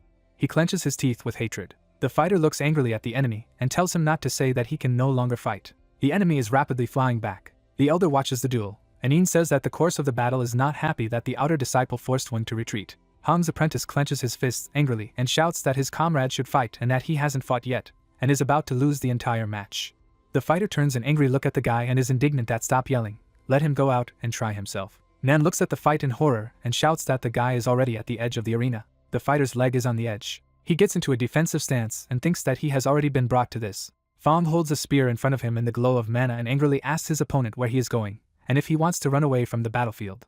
He looks sternly at the enemy and declares that he does not want to win like this, and let him go and fight honestly. One looks at the young man angrily, and says that there must be a limit to the arrogance of the outer disciples. Red energy lava towers over the guy. The inner disciples watch in bewilderment, and one of them admires that his friend's aura has become stronger than that of his dead brother. The other tells him to shut up. Fan is shrouded in an energetic glow, and invites his opponent to put his life on the line and settle their differences in battle. It is enveloped by powerful energy flows. The protagonist is intensely watching the battle, and Nan says that now the winner will be determined. Luo believes that no one will die now. Golden mana tends upward. Red energy rushes towards her. Fan looks at his opponent furiously. He bares his teeth angrily. Two energies collide. A powerful blow rang out in the arena. The guy covered himself from the dust. The man followed the fight. The dumbfounded guys asked if they had won. Nan frowned and said that he didn't see what was going on there. Looking at the cloud of dust, the stranger shouted for both of them to stop. The warriors pierced each other's bodies with their blades. They had bleeding. Looking at the faces of the guys, the audience called out to them. Continuing to follow the fight, people shouted that it was bad. They were both unconscious. A shout could be heard in the arena that a draw was declared in this round. The healers should deal with them as soon as possible. The guys were carried away on stretchers. Nan looked upset and asked his elder brother to hold on and not leave them. Stretching out her hand, Xuan asked to stop. Holding the vial in her hand, she told me to take this medicine. Placing the vial on the stretcher, she said that the healers should give it to him when they dealt with the external wounds. This would guarantee the preservation of his life, as expected from the 9 Demon Saints sect. Standing behind, MC emphasized that he would remember this service. Looking at the injured man, the girl said that even in her 9 Demon Saint clan, it was rare to find such a warrior. He had earned her respect with his will and unwavering fighting spirit. The healers walked towards the elder and asked him not to worry, because he could still be saved. Enraged, Hong shouted that if he could be saved, he should be thrown out. The doctor was shocked by what he heard. The man looked after him. Enraged, Ian asked to calm down, because this was not the worst scenario. He noted with glowing eyes that when he wins, the score will be equal, and they will think about what to do next. The birds flew into the sky. Nan was suddenly taken aback. Looking at the podium, he thought that a death wish was coming from there. With a frightened look, he wondered if this alone was enough to make him tremble with horror. The guy gritted his teeth. Closing his eyes, Lee said that if Nan was afraid, he could give up. Putting his hands in front of him, the guy said that he did not understand what the protagonist was talking about, because he was not afraid, to which he received the answer that he was not joking. Closing his eyes, he added that if Nan wanted to surrender, he could do so. Looking at his comrades, he stated that Luo and Fan had already done everything they could. Looking at the guy, he added that nothing would happen if he lost. The guy's hands began to tremble. Clenching his fist, he said that he could not do this. He noted with a serious look that their efforts could not be allowed to be in vain. He would not retreat. Smiling, MC said that it was better this way. The warrior struck the gong. The guy raised his hand above his head and shouted that the third round of the match between the outer and inner disciples was starting. Everyone had to take their seats. Standing between the opponents, he added that the previous fight got out of control, so he hopes that at least they will control themselves. Smiling, the guy said that the gap between them was large, as if between heaven and earth. Of course, everything would be under control. Nan calmly agreed with her. Ian began to laugh. He asked for forgiveness with a satisfied look. Looking at the opponent, he emphasized the fact that when he had said that he would not kill him, it was so amusing to see the relief on his face. Frowning, Nan drew his blade. The water energy surrounded him, after which he shouted not to be looked down upon. He rushed into battle. Ian was watching him closely. Waving his blade, the guy said that it was time to start. Pink energy stretched forward. He repelled Nan's attack. The puzzled student watched the clump of pink mana. Stretching out his hand, the young man stated that he still didn't deserve to fight him personally. Standing in front of him, he stressed that in fact, Nan didn't even deserve him to take a single step. Enraged, Nan began to talk about the sword technique of the noble nobility. He put on the blade with water magic and thought that he would make the fool move. Energy surrounded him. He drew his blade. Streams of water were directed at the enemy. The dumbfounded spectators asked how he managed to develop the power of the water sword technique to such a level. Streams of water stretched towards the guy.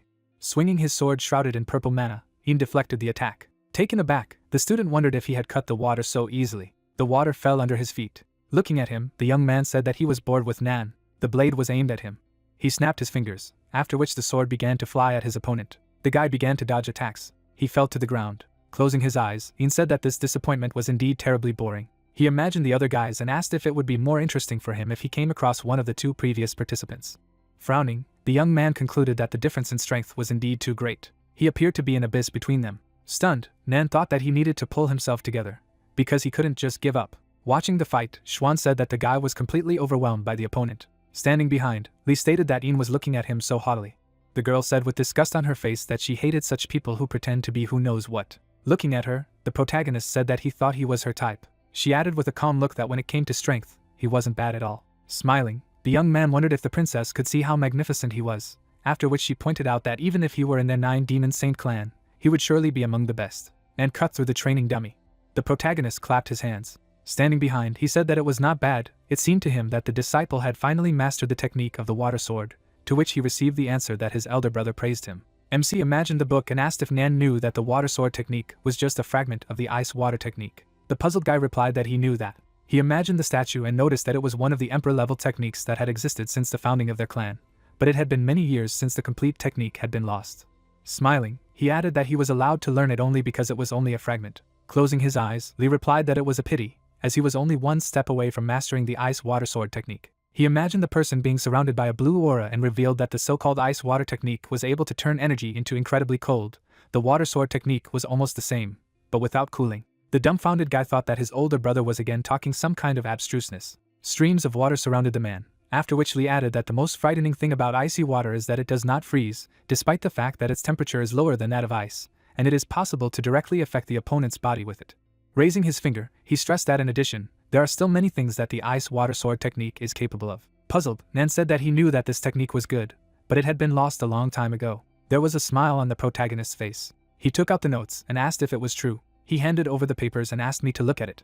The dumbfounded young man wondered if this was the ice water sword technique. Nan noted with a dumbfounded look that the paper was quite fresh, after which he asked if his teacher had written it, to which he received a positive answer. MC said with a satisfied look that he had a prophetic dream. It just so happened that he was dreaming about the key principles of the ice water sword technique. He shifted his gaze. The bird flew in the sky, after which he added that it was a long and damn boring dream. People were watching the arena. Standing in front of him, Ian wondered if his opponent really thought that the light of the firefly could outshine the moon. He just needed to give up, to which he was told that maybe Nan was not his opponent, but he would not back down. Frowning, he added that moreover, the warrior had already missed his chance to win. Observing him, Ian clarified why this was so. After giving the blade energy, the guy said that it was because he wasn't very good at this technique yet, so he was grateful that he was allowed to prepare. The warrior pointed his sword at him and shouted for his opponent to stop bluffing. The guy's face was serious. The blade was approaching him. He stopped suddenly. The purple aura dissipated. The sword fell to the ground. Taken aback, Ian asked what it was. He knelt down. Sighing, Nan noticed that he had succeeded. The dumbfounded guys began to ask what had happened and why the older brother suddenly fell to his knees. Nan began to go at him. Frowning, the warrior thought that this cold energy was penetrating his body and the sword stopped because of it. He needed to quickly drive it out of his body. He began to draw mana from his stomach. Taken aback, he wondered how this was possible, since he couldn't completely expel energy. Leaning over, he noted that he didn't feel that his strength had increased, but the nature of his chi had completely changed. Getting to his feet, he asked what kind of demonic technique Nan was using, to which he was told that a few moments ago, he had seen the chasm between them. Approaching him, he added that he had now managed to use the ice water sword technique, and he finally felt that they were on equal terms. As he stopped, Nan said that he finally had a chance to reach him with his sword. A smile appeared on his face. Magic gushed out. The guy's eyes bulged forward. The warrior jumped forward. The characters were opposite each other. The characters looked at the opponent and reacted with mockery, and he asked what he was laughing at. Nan closed his eyes and apologized for just remembering what he had said recently, and added that now he wouldn't have to take even a step to defeat him. The guy was standing with his feet on the tile. Ian touched the wound with his finger, and the opponent added that not only would he not be able to avoid defeat, but he would also receive a kiss from his sword. The warrior looked at his hand and confirmed that it had indeed managed to wound him. The character stated that he had changed his mind, and warned that it would not be possible to hurt him, and announced that the games were over. The guy clenched his fist. The warrior opened his mouth and said that he had changed his mind. The opponent turned his gaze forward. The games appeared around the guy. They ended. The character frowned and added that he would take his life for this scratch. The hero stood directly in front of the enemy and noted that there was such pressure, although he knew that the enemy was not fighting at full strength, and added to himself that there was nothing to worry about. The weapon was lying on the floor, and the young man explained that his sword was still struck by the ice water sword technique. The warrior's hand went down, and he admitted that he himself could not expel the Yin energy from his body. Nan put 3 fingers forward and continued that despite the opponent's higher level, he could still win. A girl named Shuang was looking ahead on the battlefield and noticed that Nan Huangren's aura had changed, and Lee assumed that the boy had finally gained confidence. The warrior pulled out his sword forward and ordered the ice water sword to appear. A water silhouette appeared next to the warrior. The water formed the silhouette of a person. The hero stood in a belligerent posture, and the system explained that the water clone is an attack that is usually used to share household duties. The guy furrowed his brows and stated that the water clone was his strongest attack. He went with his sword at the enemy and offered to see if the enemy could withstand it. Ian raised his hand to his face and called his opponent a daring scum and demanded that he attack him with everything he had. The enemy stood on the battlefield. Nan waved his sword. The clone struck. The second clone made an attacking maneuver. The clones attacked the enemy. Nan stared ahead with a puzzled gaze. The blade plunged into his body. Ian stood behind the warrior and admitted that the attack was not bad. The clone began to evaporate. The warrior's double was disappearing.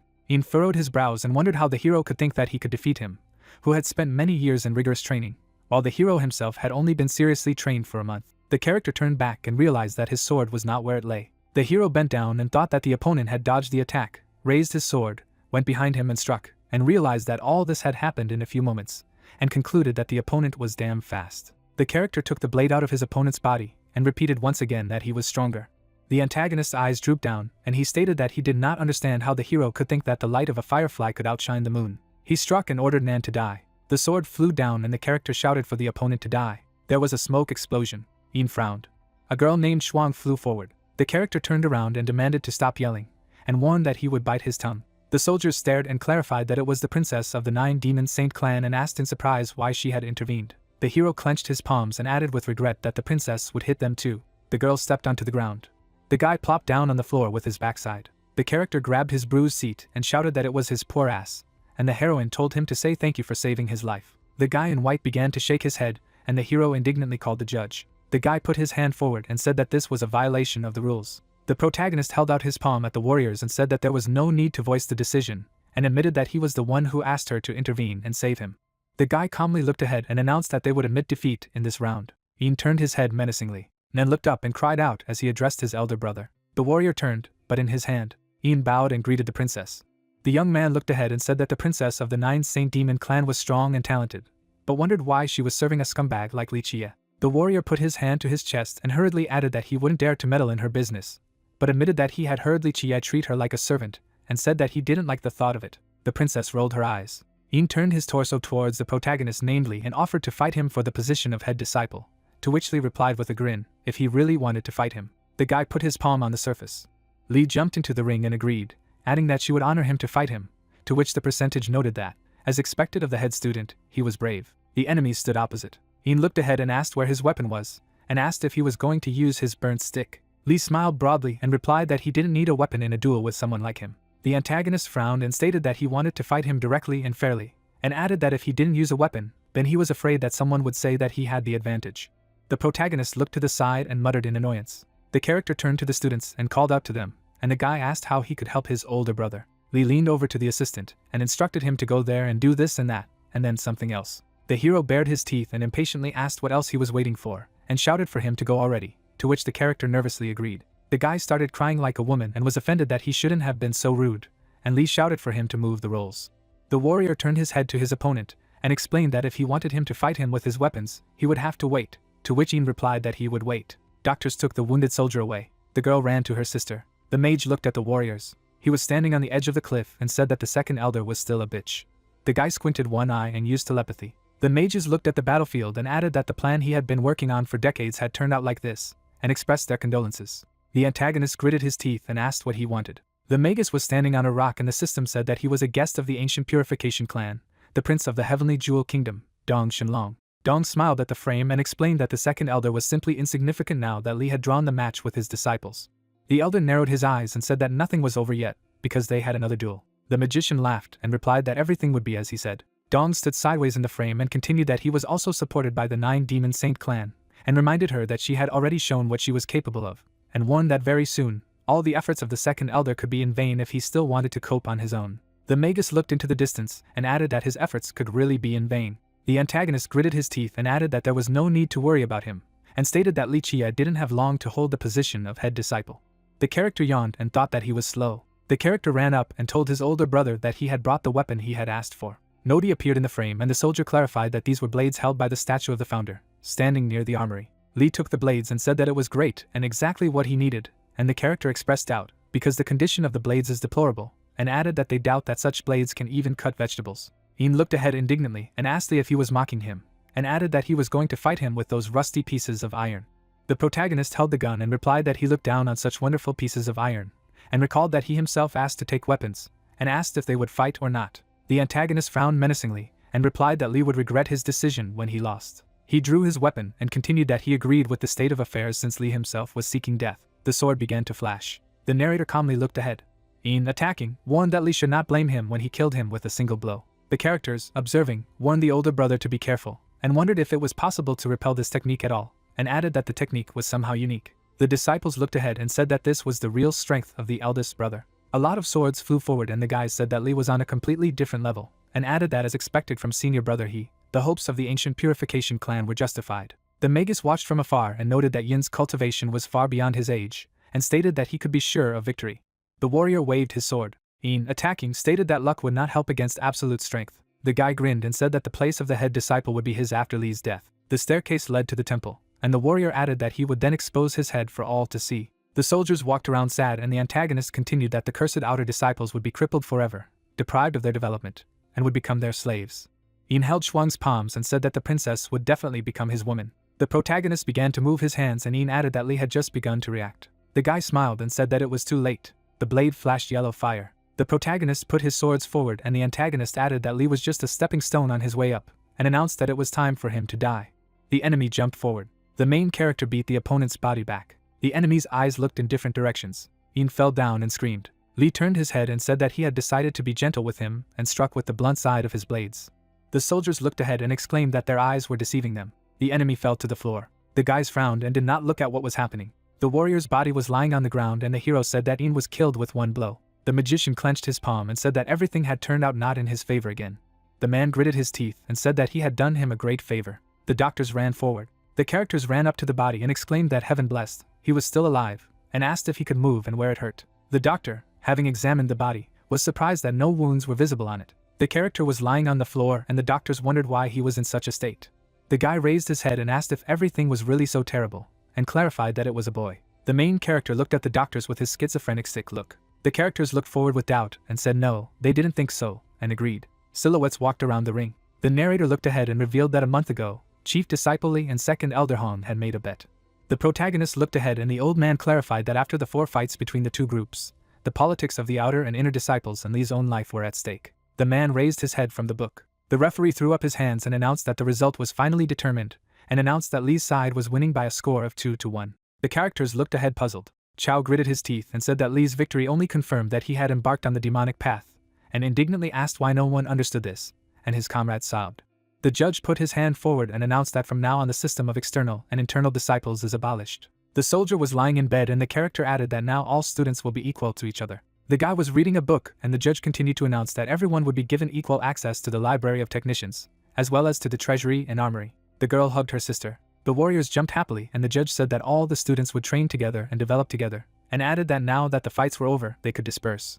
The man tilted his head and sighed. The protagonist looked away. The judge turned to Lee and told him to stay. He turned his gaze to the boy and added that he needed some explanation from him. Lee relaxed his eyelids and exclaimed.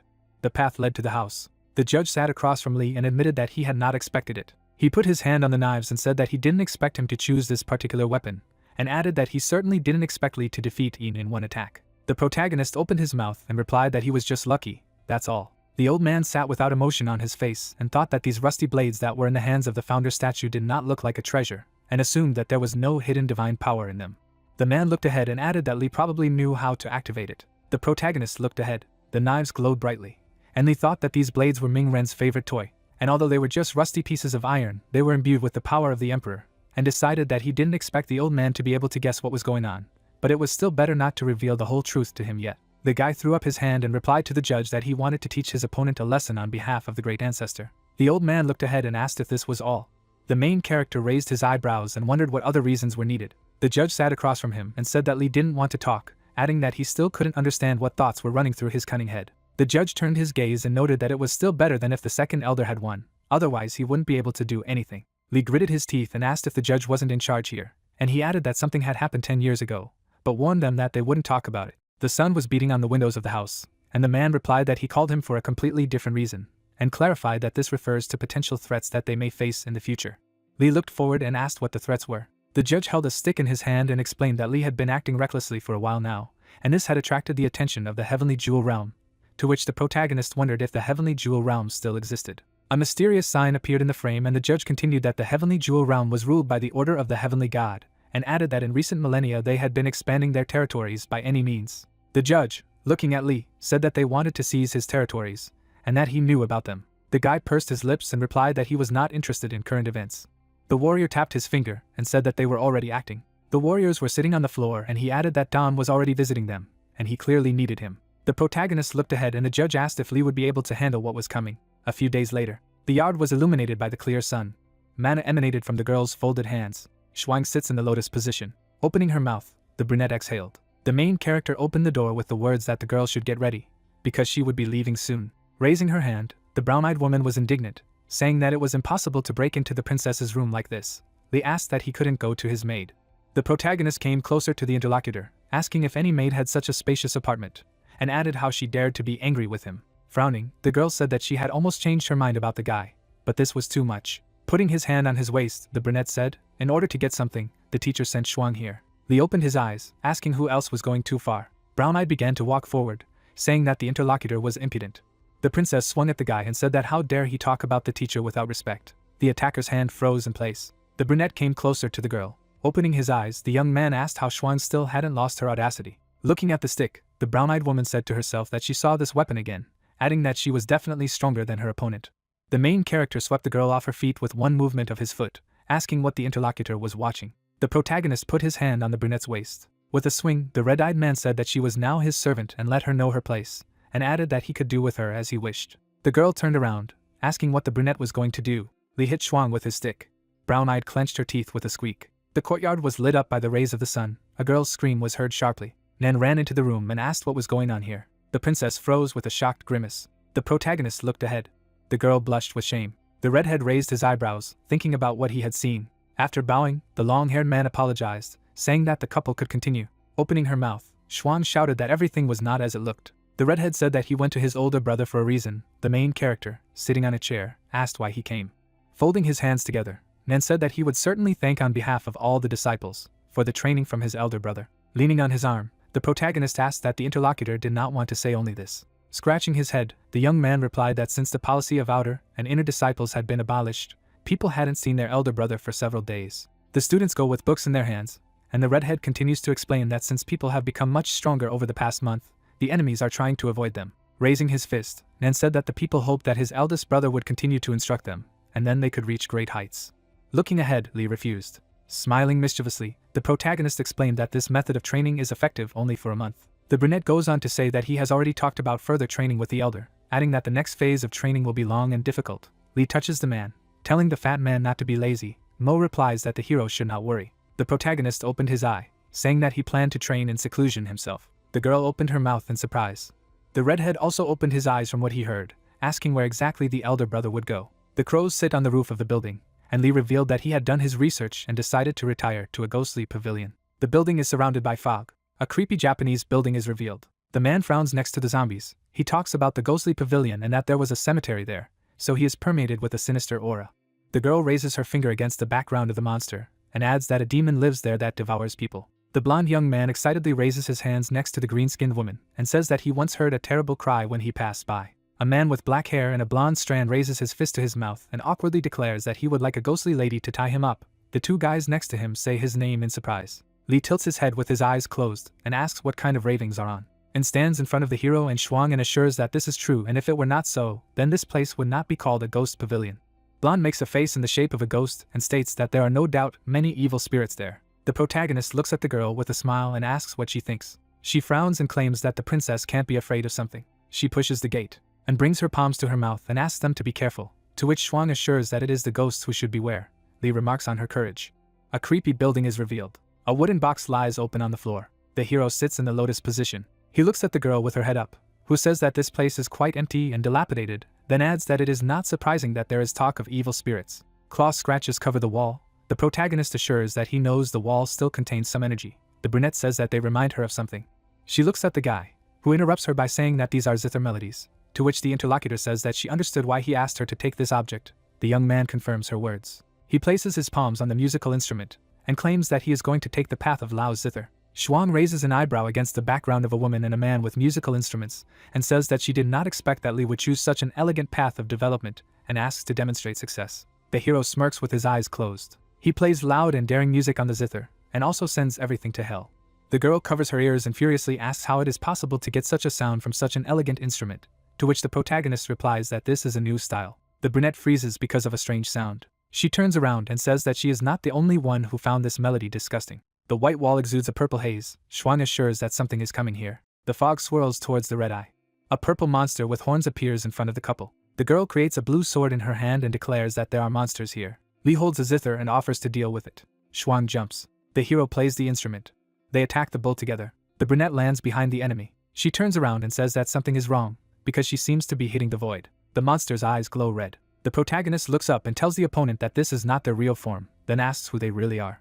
The guy stands up and asks to listen. He stands in front of the monster and reveals that this place was very important to his friend, and if he doesn't give up and show himself, he cannot blame him for his ruthlessness. The bull's eyes are shining. He is talking about his friend with difficulty. He hovers over the young man and talks about Mingren. Choi's and swings furiously and declares that this time he will definitely cut off the monster's head.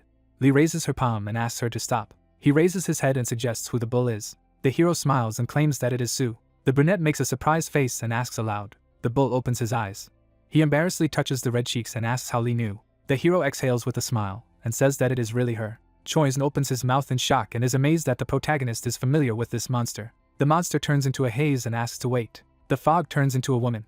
The green-haired woman bows and introduces herself, then adds that she has become a monster to protect the place. She opens her eyelids and apologizes for being rude. Shuang makes a shocked look. Su smiles. The brunette notes out loud that all those rumors that have been circulating are because of this lady. The green-haired woman looks at the young man and asks if he is a friend of Mingren.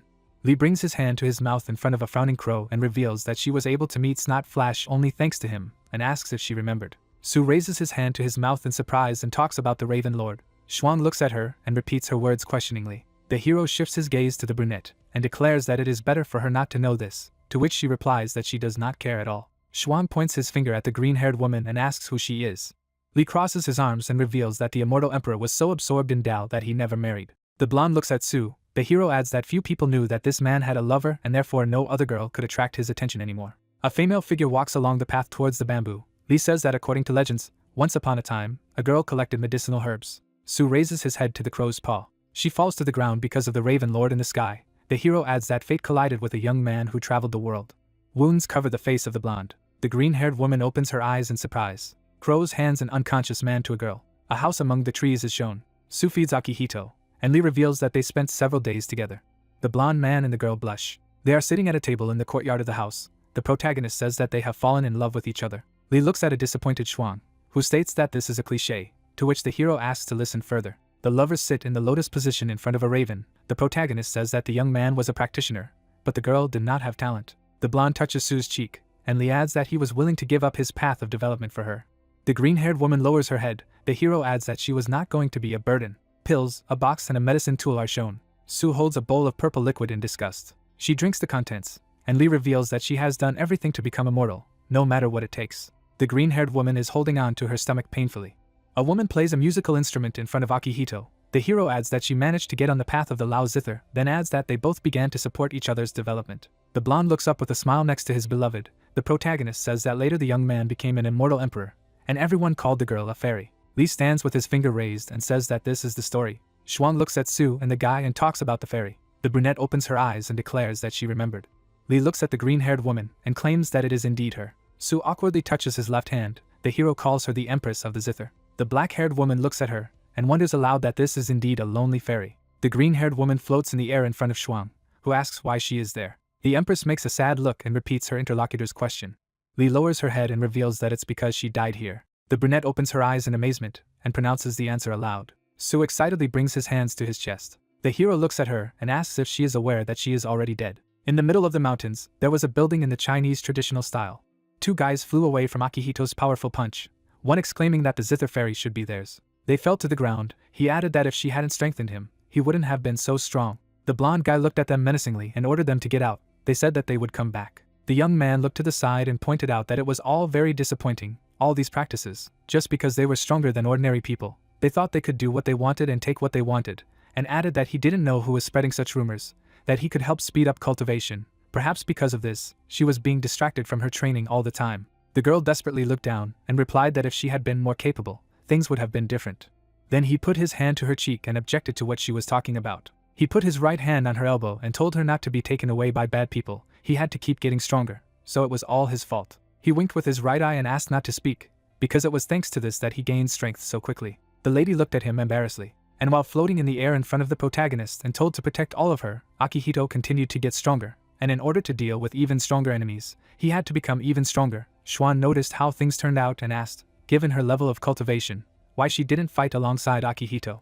Su put her fingers on her chin and replied that she actually didn't have any talent for cultivation at all, but she didn't have the desire for him to give up everything for her, so she used various herbs to greatly speed up her cultivation, and over time, her body couldn't withstand it. The girl lay exhausted on the ground. The sun shone high in the sky between the clouds. A flood of energy erupted from the dark silhouette, and she added that the day had come when Akihito became an immortal emperor, wielding the divine will and unleashing a huge amount of energy. The guy stretched out his arms in front of him. He looked at them and exclaimed that he had succeeded. He had succeeded. He looked to the side and asked if she could see it. The young man's eyes widened in shock. The girl was lying exhausted on the ground. He wondered what was wrong with her. A rain appeared on her forehead. She said that she was so weak that she could not withstand this wave of energy.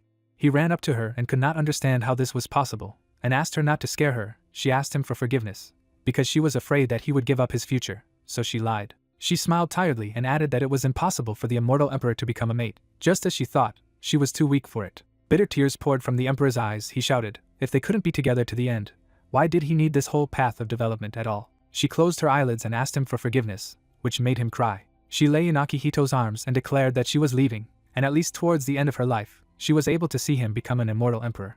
Clouds flew high in the sky. She gave the last word that she was happy. Xuan put her fingers to her chin in a daze, and realized that the legend of the Zither fairy going into seclusion after Akihito became the immortal emperor, that's how it really was.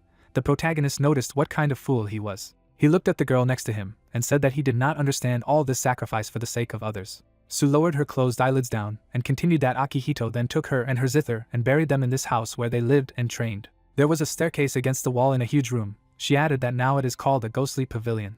The green-haired girl clasped her hands together, and apologized for wanting to protect this place so badly. She ended up becoming an evil ghost. The young man with bright red eyes looked at her, and retorted that she was not a ghost. Xuan's eyes widened in surprise and asked that she wasn't a ghost. The fairy put her fingers to her chin, which clarified that she was a fragment of Akihito's memories, born of the will of the immortal emperor. The girl in front of him looked at him and asked again, by the will of the immortal emperor.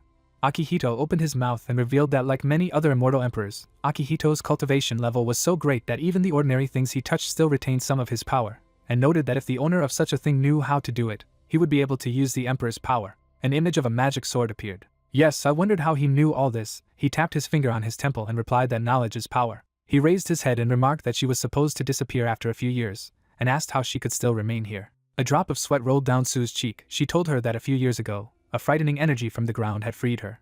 The guy threw a puzzled look at her and asked about the energy. Xuan looked up at her and asked about her again. The young man resolutely clenched his hands in a fist and realized that it was worth checking what kind of energy was underground. An unknown energy was oozing from the ground. Clouds flew over the mountain temple. The worker with a broom in his hand looked away in surprise. A huge ship with red sails flew above him in the air. The ship cut through the clouds with its bow. He opened his mouth wide and shouted at the top of his lungs that they had been attacked. On the mountain there was a temple in the traditional Chinese style.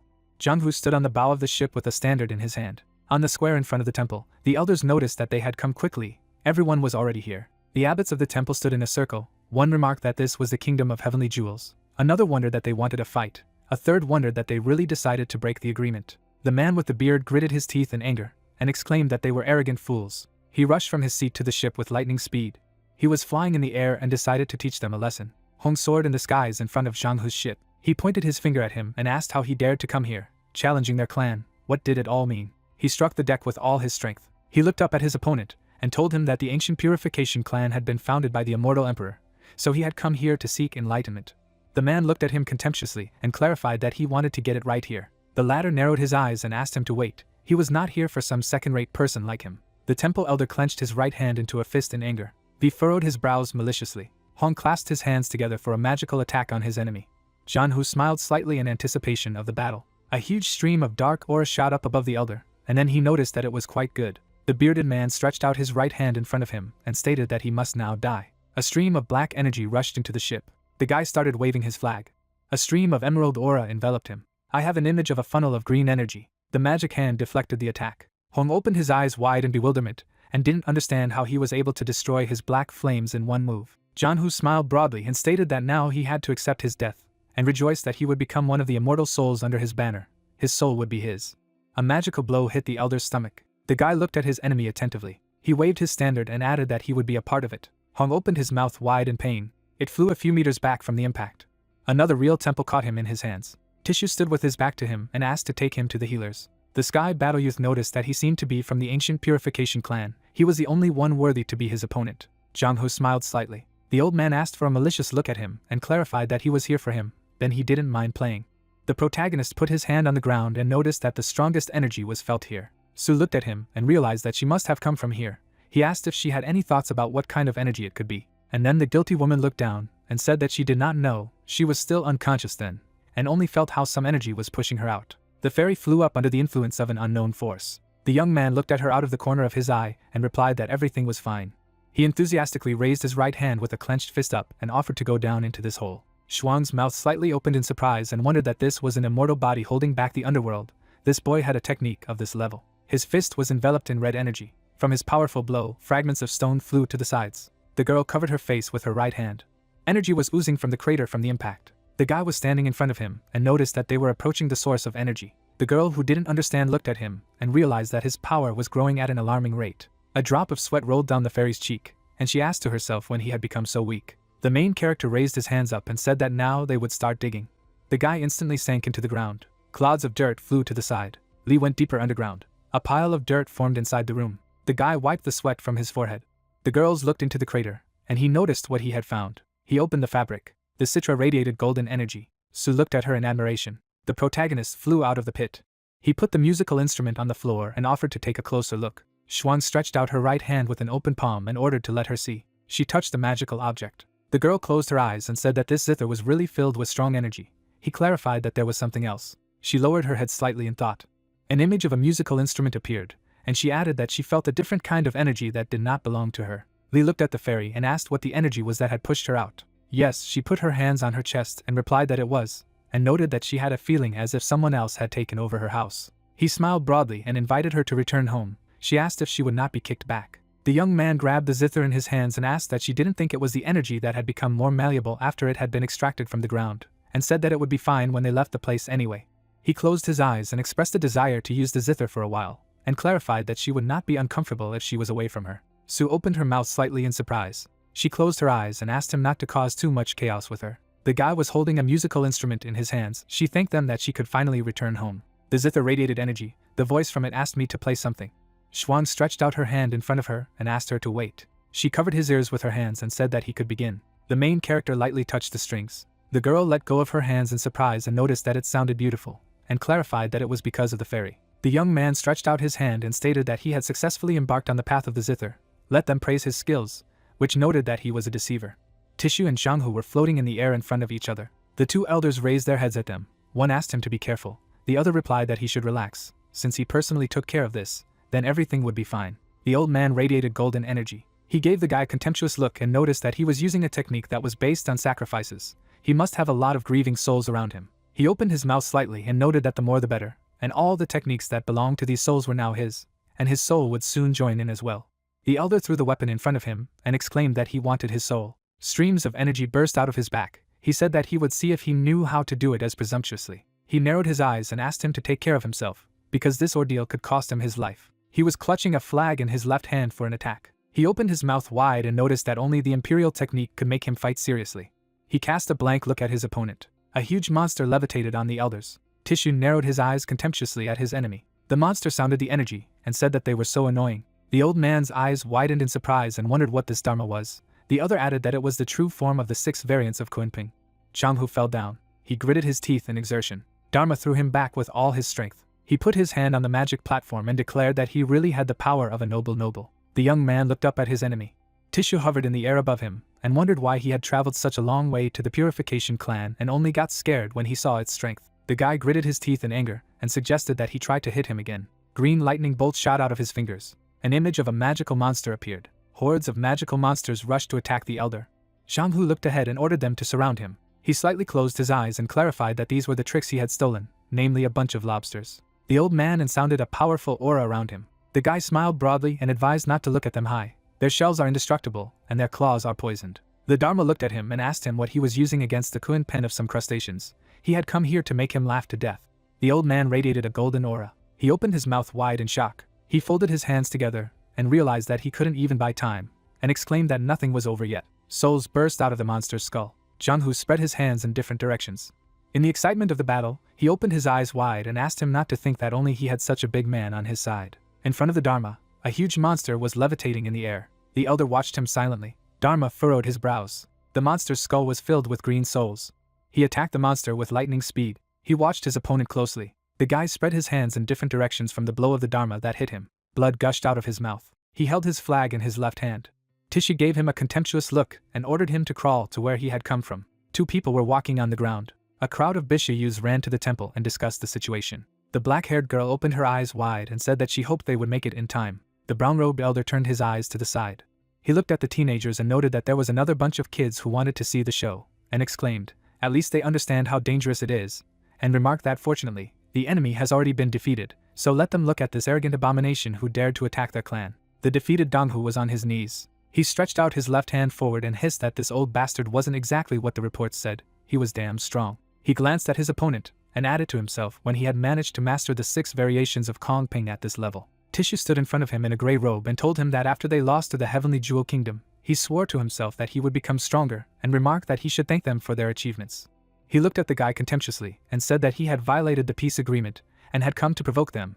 At least he understood what he had done. The exhausted young man looked at him from under his brow. He put his hand on his standard and slowly said that he admitted that he was an idiot. He grabbed it sharply. Zhang Hu swung it sharply for a magical attack. He abruptly jumped from his seat. The young man stretched out his hands in front of the elder, and shouted that he would take the old man to hell with him. He grabbed the elder with his hands. A group of teenagers watched in amazement. The elder's eyes widened from what they saw.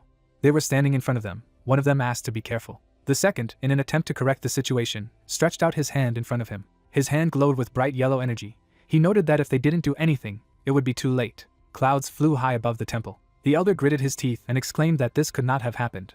A group of temple disciples stood behind the elders in shock. The guy clarified that he had killed himself along with the grand elder, or they had moved somewhere. The other replied that they had lost their leader anyway. A ship with red sails hovered in the sky above them. The elders stood next to each other and discussed what had happened. One reported that Dong Shulong had disappeared. The other remarked that they had planned everything from the beginning. It was necessary to immediately warn all the members of the clan. There was a gate in front of the entrance to the temple. Then he added that you need to be ready for battle. The main character sat silently on the floor. Xuan looked at him and was surprised that she saw him so quiet. A drop of sweat slid down her cheek. She wondered how he, with a mortal body and mortal fate, managed to take possession of the immortal body holding back the underworld so quickly.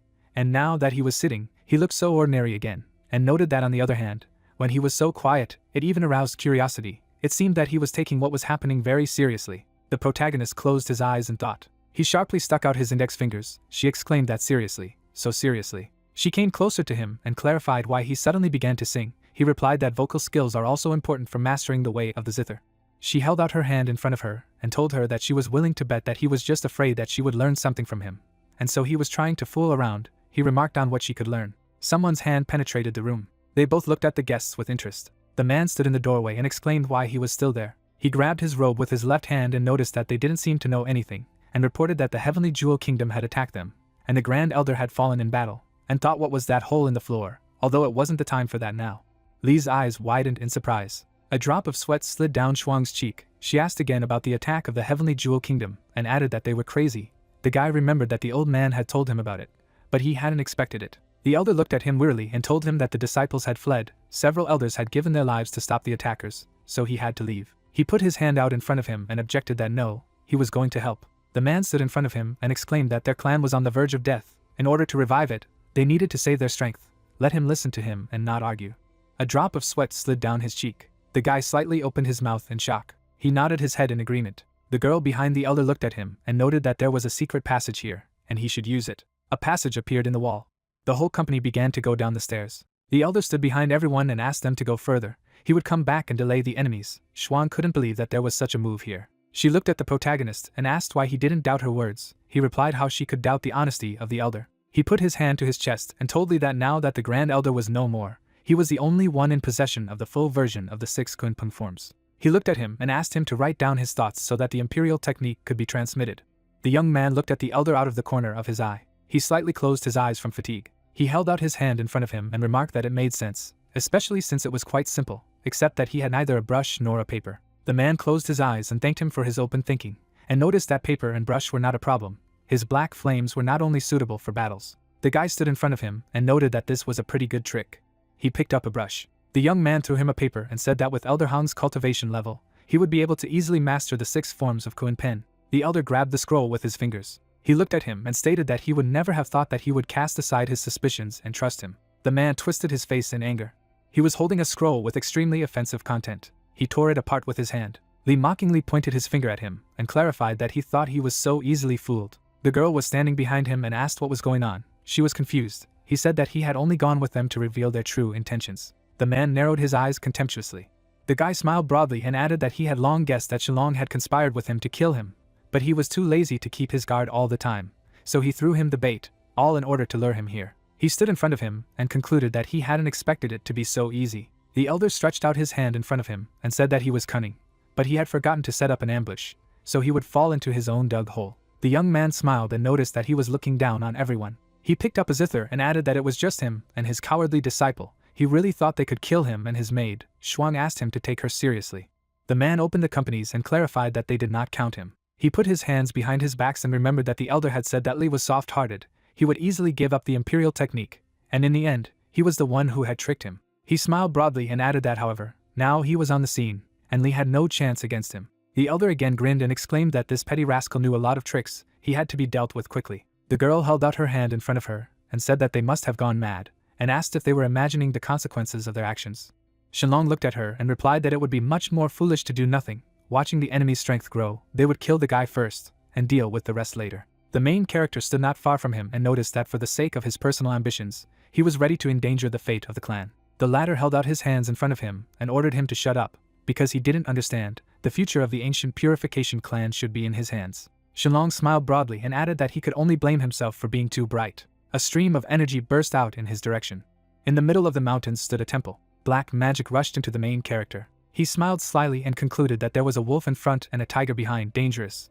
The girl wondered how he could be so cheerful in such a situation. Shenlong's magic charge burst forward. The young man tugged at the strings with his fingers and asked her not to worry.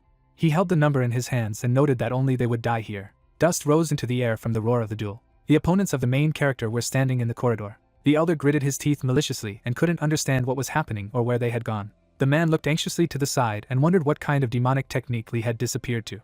The girl opened her eyes wide and noticed that they were there. She pointed her finger in the direction and added that there were some people there. The fairy put her arm around Akihito. He looked at them and greeted them. The elder slightly opened his mouth and noted that it was the immortal emperor, who exclaimed that he was joking. He had died a long time ago. He looked at them condescendingly and remarked that it was rather rude. He stood in front of them and told them not to panic, because he was just a memory. Chao slightly opened his mouth in shock and realized that it was the trace of the immortal emperor, who said that he was quick to think. Shenlong waved his hand to attack and clarified that if it wasn't a real body, then why should they be afraid? By destroying it, they would be able to get out of here. He looked away. The man wiggled his fingers and realized that he couldn't activate his technique. He closed his eyes and laughingly asked what he had finally noticed. The girl added, "They are idiots."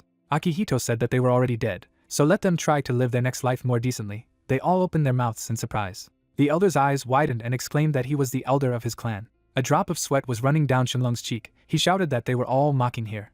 They both opened their mouths. Tears flowed from the man's eyes. The girl stared at the sky with glassy eyes. Snot flowed from Shenlong's nose. The guy was holding a musical instrument in his hands and noted that he had said that it was a trap to kill them.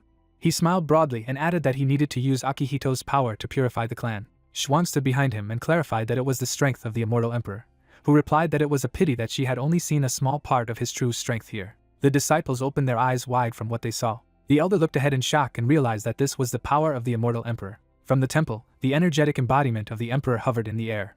The guy put his hands together and realized that the emperor was blessing them. The girl noticed that it was the elder brother in that direction. The third said that she would not be surprised if it was all thanks to him. An image of a small bundle of energy appeared. From its powerful explosion, shreds of fabric flew in different directions. Hong floated in the air and clarified that he was satisfied. He sat down on the ground and said that it was a waste of time. The elder looked at him and asked if he was okay. He replied that as if something could happen to him, he was just worried that it might harm the disciples, so he let him hit him. The disciples of the temple looked at him in shock and realized that it was because of them that the grand elder suffered. In front of him, Zhang Hu was lying on the ground. Then he noticed that he was still moving, and ordered him to climb into his ship and get out of here. Then they would assume that nothing had happened. He gritted his teeth in anger, and realized that he had held him for long enough, and most likely, Shalong should have finished. He knelt down and remarked that he wasn't in the best shape today, so the next time they met he wouldn't get off so easily. He said that they would talk then, and now let him get out of here.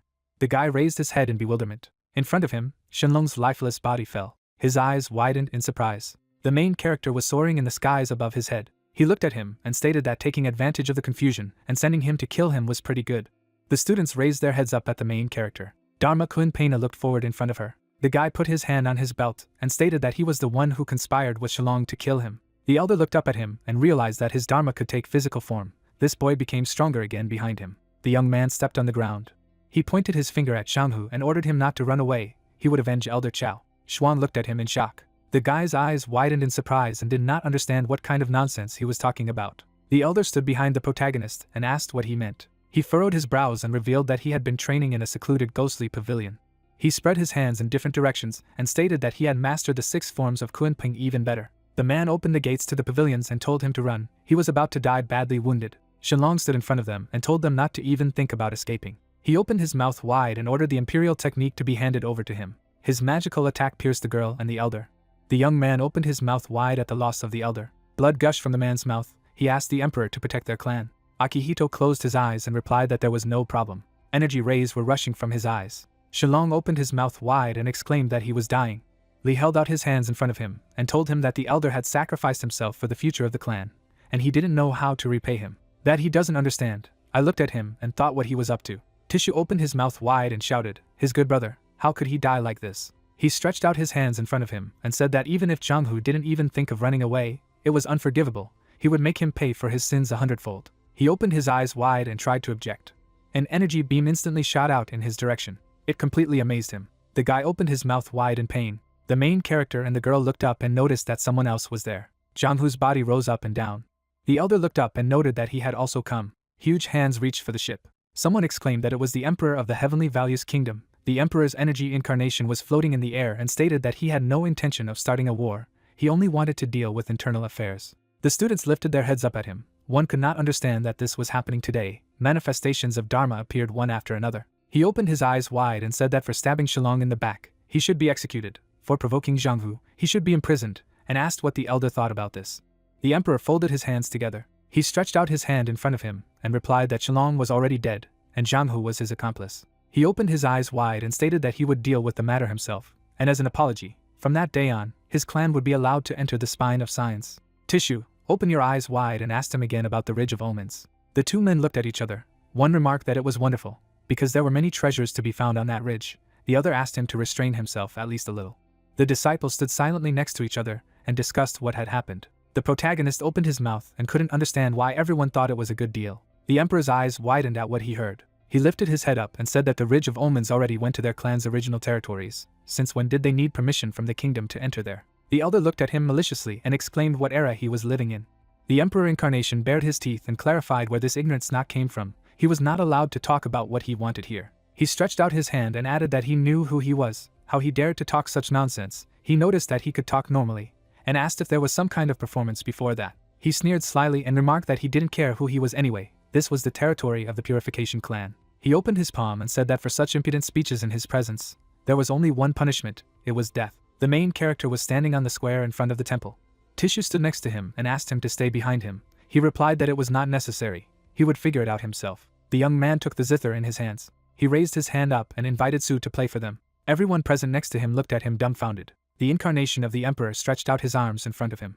Li climbed on top of his pet. The emperor of the Jewel Kingdom opened his eyes wide in shock and couldn't understand what it was. The protagonist rushed to him and asked him what he was cowardly. He looked at her attentively. Halb clarified that it was the divine power of Akihito and Dharma Kunpena. But who was he? He stood in front of him and replied that he was Li, his grandfather, and he, a freak, let him get away from this land of their clan.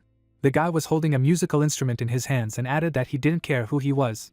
He should just get his ass up and get out of where he got out of. His fist was enveloped in red energy. He raised his right hand above him and stated that otherwise he would beat all the crap out of him with this fist. The latter opened his eyes wide and exclaimed that this was impudence. He gritted his teeth in anger and noticed that he had gone too far, taking advantage of his patience. Now, he had to die.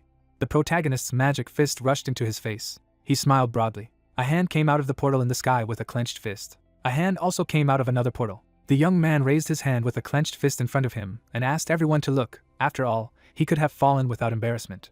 Tissue lifted his head up at him and could not understand who was helping him. The girl looked at him and reasoned that there were 4 hands, and each had 4 fingers. The gate of the 9 holy demons. In the middle of the mountains stood a huge temple. Someone's echo informed the gods that the sacred statues were moving. The sea god statue stood with his hand raised. Next to her was another statue with an upturned arm. Another statue held a hilt in its right hand. Another statue opened its mouth wide. The man was standing in front of a bamboo forest. He looked into the distance and remembered the main character. The emperor of the Jewel Kingdom had fallen into many pieces, and wondered that he was really capable of summoning their guards from such a distance. Parts of the emperor's body flew across the sky. He reported that they had insulted the kingdom by committing an unforgivable sin. He opened his mouth wide and shouted that he would remember it. The students lifted their heads up and noticed that he had disappeared. The elder looked up. One noticed that although it wasn't his real body, Lee was still able to fight such an opponent alone. The other added that relations with the heavenly kingdom could be put to an end. He smiled slyly and noted, who cares, if they want war then so be it. A few days later, there was a temple on the mountain. An image of 2 gravestones appeared. The protagonist and the elder were standing next to each other. They looked at the graves of their fallen comrades. The guy wondered why he wasn't going to reveal Han's deeds to the rest of the clan. He noted that it was not necessary. Although he was ambitious, when he was in danger, he still made the right choice by sacrificing himself. He looked down and added that such a story would be more useful than the truth about betrayal. He narrowed his eyes and noticed that moreover, it seemed to him that if he had won that battle, then he might have been the one who would go to great lengths to gain power. Hong stretched out his hand in front of him. Clouds flew high in the sky. The main character looked at him and asked that he was not sure of himself. He stood in front of him and asked why he was asking. He said that he would use the clan as a stepping stone for his own elevation, and he risked himself to protect the clan disciples. The elder shrouded himself in a dark aura and stated that the future of the clan should be in his hands. Zhang Hu grabbed Tisha by the waist. The young man pointed his finger at him and noted that anyone would agree that he was worthy of the position of a grand elder. The old man turned his head at him and said that he knew how to praise, but it was not often that you could hear such things from him, and he replied that there was still much he did not know about him. The elder looked at him and asked him to tell him how he was interested in so many of their clan's lost secrets.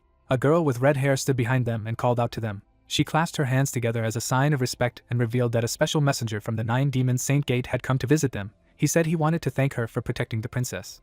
The guy waved his hand and remarked that now was not the time for talking. He had to go. He said that sooner or later he would tell him everything. Above the entrance of the buildings hung a sign with hieroglyphs. In the middle of the room were thrones. The man in the blue robe looked ahead and said that to think that the 9 Demon Gate had sent them gifts. Just why were they put in such a bag? A small sack lay on the floor. The deep old man held a cane in his hand and greeted the elders of the Purification clan. Choizen put her hand to her face. She could not understand why it was he. At least tried to behave decently. The cinema that noticed that he was a funny old man. Tisha looked ahead in front of him and said that it was an honor for them to receive him in their clan. He folded his hands as a gesture of respect and revealed that they had received a letter from the princess in which she praised their clan for being able to resolve a difficult situation, and added that they wanted to thank the ancient Purification clan for keeping their princess safe, even during such a crisis. Lee looked at the girl and noticed that she didn't even scold him. She replied that she was not going to get involved in an argument with him. The old man loosened the knot on the sack with his cane. He tossed his cane up and said that was why they had prepared small gifts to show their gratitude. The elder's eyes widened in surprise. Hundreds of vials fell out of the bag. Shin closed his eyes and explained that there were 108 vials of various pills. They hoped they would enjoy such a gift. The elder opened his mouth wide and clarified that these pills were made by him. He picked up the vials and realized that they didn't even need to be examined. He already felt the energy that permeated them. He knelt down and stated that these pills were of the highest rank. Tisha stood in front of him and told him that their clan was grateful to the 9 Demon Saint clan for such valuable gifts. But they wouldn't be so generous just to thank them. The old man closed his eyelids and noticed that he was right. He had come on the king's orders, and his main goal was to come to discuss the alliance between their clans. The young people looked at him in shock. The robed old man sat on the throne and said that not long ago, their unworthy disciple had broken the marriage contract. He was grateful that they did not attach importance to such an occasion, and yet he would like to understand the reason why they wished for a union with them. The messenger slammed his cane on the floor. He said that recently, the Heavenly Jewel Kingdom tried to kill their best disciple. The Emperor is ambitious and brings chaos everywhere. Rather than react to his actions, it is better to take the initiative into their own hands. A group of people were standing near the gate to the temple. He opened his eyes wide and offered to form an alliance to destroy that emperor. High in the sky clouds were flying. He specified that destroy the kingdom of heavenly jewels, and those who stand behind it. The old man put his hand out and replied that exactly, if they agreed to participate, then the 9-demon gate would also join. He closed his eyes terribly and noted that while the truce was still ongoing, whether it was worth provoking the enemy. Xing looked at him and said that the moment a member of his clan struck the emperor's dharma, only one name remained from the truce. Fist hit the face of the incarnation of the emperor. Tishu watched them silently. The protagonist closed his eyes and noticed that it was originally a dummy. Whether it was Shilong, or Zhanghu, or even that damn emperor, none of them followed the rules. An image of the attackers of the clan appeared. The young man smiled slyly and added that, however, there was no need to rush about the alliance and the attack. The elder shifted his gaze to him. The guy raised his left hand up. The old man looked at him silently. The other elder was also watching him. He stuck out his index finger and said that the ancient purification clan was in decline, so it was necessary to strengthen its forces first. It was worth waiting. It was not worth unleashing a large-scale war. He glanced at the elder and clarified that he was right. He narrowed his eyes and thought that this boy was so calm about the situation, and he understood correctly. The ancient purification clan was not in a situation to fight right now. The envoy glanced at him and noticed that the emperor was getting stronger and stronger, and they were just going to wait. The guy stretched out his hand and said that was not what he meant. He glanced at the old man and said that they only needed 3 or 5 years to recover, and then it would be time to destroy the heavenly jewel kingdom. He raised his finger and clarified that he was right. The elder didn't understand what was going on. The old man asked if what the young man had said was true, and the young man turned his eyes away and suggested that he tell the demon emperor. The elder narrowed his eyes and noticed that the young man was a bit in a hurry. They needed to discuss the alliance in more detail, and in the meantime, he could rest in the guest quarters. Another elder was holding vials in his hands. The old man looked at him and said that he would be waiting for news. Tishu ordered the elder to be escorted, and there was a huge pillar in the middle of the room. The young man looked at Xuan out of the corner of his eye and said that she could also go. She needed to report. She rolled her eyes. The old man proceeded to the exit. Trees grew in the middle of the mountains. The protagonist stood in front of the elders. Tishu noted that he would like to express his prudence. Well, as for his words, he understands what he is talking about. The old man exhaled noisily. The guy stared at him silently. He stood away from him and wondered what was the reason for the decline of their clan. The latter narrowed his eyes at him and noticed that instead of answering, he was asking questions himself. He said that several thousand years ago, the Heavenly Saint sect had attacked them, and most of their territory had fallen into their hands. Some had even turned into ashes, and energy rays had struck the ground. The clan's territories were engulfed in fire. There was a statue in the middle of the fire. He added that even the main base of the clan had been badly damaged, and they had lost a lot of ancient texts. Only garbage remained. The temple building stood inside the walls. He concluded that the Heavenly Saint sect had begun to support the Heavenly Jewel Kingdom, with the help of which they had suppressed their attempts to recover. Their clan had fought them many times, but had been defeated each time. Shilong stood in front of the elders, who remembered that he was a bug sent to spy on them, as part of the truce. The old man closed his eyes and added that they had finally managed to slam him, but that wouldn't make the resource gap disappear. The young man held out his hand and objected that if he said that their lost books could be recovered. He smiled slyly. The blue-robed eldest opened his mouth wide in surprise and clarified that he was indeed capable of such a thing. The second and added that if these books returned, then their clan would truly regain their former glory. He pulled the book out of his pocket. He looked down into his eyes and revealed that when the elder sacrificed himself, he had accidentally summoned the heroic soul of the immortal emperor. Since then, he had appeared to him in his dreams, and allowed him to write it down. The elder opened his mouth wide in surprise. A drop of sweat rolled down the man's cheek. An image of books appeared. Why did they take their hands and marvel at them? Then I assumed that the elders would be able to determine the authenticity of these books. Tishu picked up the blue book and announced that their clan would be reborn again. The sun shone on a huge stone pillar, a laboratory for the production of pills of the ancient purification clan. Thick black smoke poured out of the chimney. The elder spread his hands in different directions and said that he didn't expect the elder to be interested in his humble laboratory. It was an honor for him. The old man closed his eyes and noticed that there was no need for such politeness. His cauldron was quite good. It was more than enough to make top-level pills. Li smiled and stated that he had asked the elder to come here. Then he turned to him and confirmed his words, and added that if he needed something, let him just say. The young man stretched out his hand in front of him and revealed that the elder knew how to prepare the imperial body ointment, which helped to temper the body for further development, so he would like to ask for one to be made for him. The messenger clasped his hands together and clarified that the fourth elder was here so that they could borrow his valuable cauldron. He opened his mouth slightly and replied that it was so. He would be able to see the incredible skills with his own eyes. The elder opened his drawer. He held it in his hands and asked if such ingredients would suit him. The old man glanced at the items and said that as expected, he really understood alchemy. With such ingredients it would not be a problem to make a good ointment. He looked down and suggested a better option. The old man raised his cane and said that he would do the young man a favor. He held it out above him and added that he would take care of the ingredients at the same time. An image of magic cubes appeared. The elder watched the old man's actions in awe. He enthusiastically put his hands out in front of him and wondered at the messenger's objects. The guy tilted his head and said that he was using such valuable ingredients. He had nothing to pay for this. The old man looked at him and told him to thank the emperor. It seemed that he was interested in him, and asked him to help him with all his might. He had high hopes for him. He opened his mouth slightly and added that he wanted to see for himself whether he deserved such attention. He held his hands on his cane. The young man smiled broadly. He looked at the old man and replied that there was no problem. He smiled slyly and offered to finish the chatter, and he would take care of the ointment. Magic flashed on the tip of his cane. He put his cane aside. A stream of magic rushed into the cauldron. The elder closed the shutter. The old man held out his cane in front of him. The entire cauldron was enveloped in a blue aura. All those present watched the process. The cauldron burned with a blue flame. A red fire burst out of it. The elder opened his mouth wide in amazement. He held out his hands in front of him and exclaimed, "What a wonderful creation," as expected from an elder. The ointment filled the bottle. The old man handed it to the guy and said that it was ready, he could use it. The young man smiled at him. The old man put his fingers into the bottle. He smeared ointment on his face. Black streaks covered his torso. Li examined his body. Xuan looked at him in bewilderment. The red-haired girl looked at him and asked how he was feeling. He replied that he meant that the preparation was finished. The old man stood in front of him, did not notice that he had extensive knowledge. He pointed to the cauldron and added that he seemed to know how to activate it. The girl looked ahead in shock and clarified what was needed in the cauldron. The guy confirmed that it was so. He put his fingers on his chin and noted that together with the immortal body restraining the underworld, the ointment would have an excellent effect.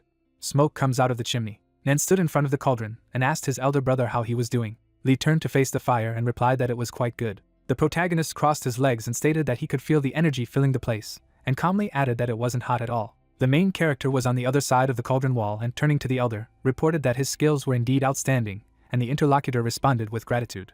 Fire enveloped the main character, and Xing said that the imperial body ointment allows you to rebuild the physical body by tempering it in a cauldron, and clarified that since this young man was so gifted, he only needed a little help. Xuan turned to the elder and informed him that Li had a mortal physique and added that she didn't know how he was able to obtain a divine body that contained the underworld, and the old man excitedly asked if he originally had a mortal body. Xing opened his mouth and shouted that this could not be. The elder raised his palms and clarified if the princess was really not joking, and she replied that she had no reason to lie. The old man widened his eyes and exclaimed that if he had a mortal body from birth, there was no question of any enhancement, and added with horror that he would definitely die there. The master touched the door and told the young man that they were finishing and warned that he was putting out the fire. The main character bared his teeth and told him to stop. The old man stretched out his palm forward. Flames enveloped Xing's fingers. The animals ran out in flames, and the elder turned to the protagonist and said that the energy that was now filling him would turn into wild beasts and pounce on him, and added excitedly that even with the help of body ointment, his body would not be able to withstand this force. Li grinned madly and said that it sounded funny, and then added that the animals should attack. The bull runs in the fire. The animal hit the guy. Blood poured from the young man's mouth. The man stood in front of the cauldron and asked the elder if this phenomenon was common.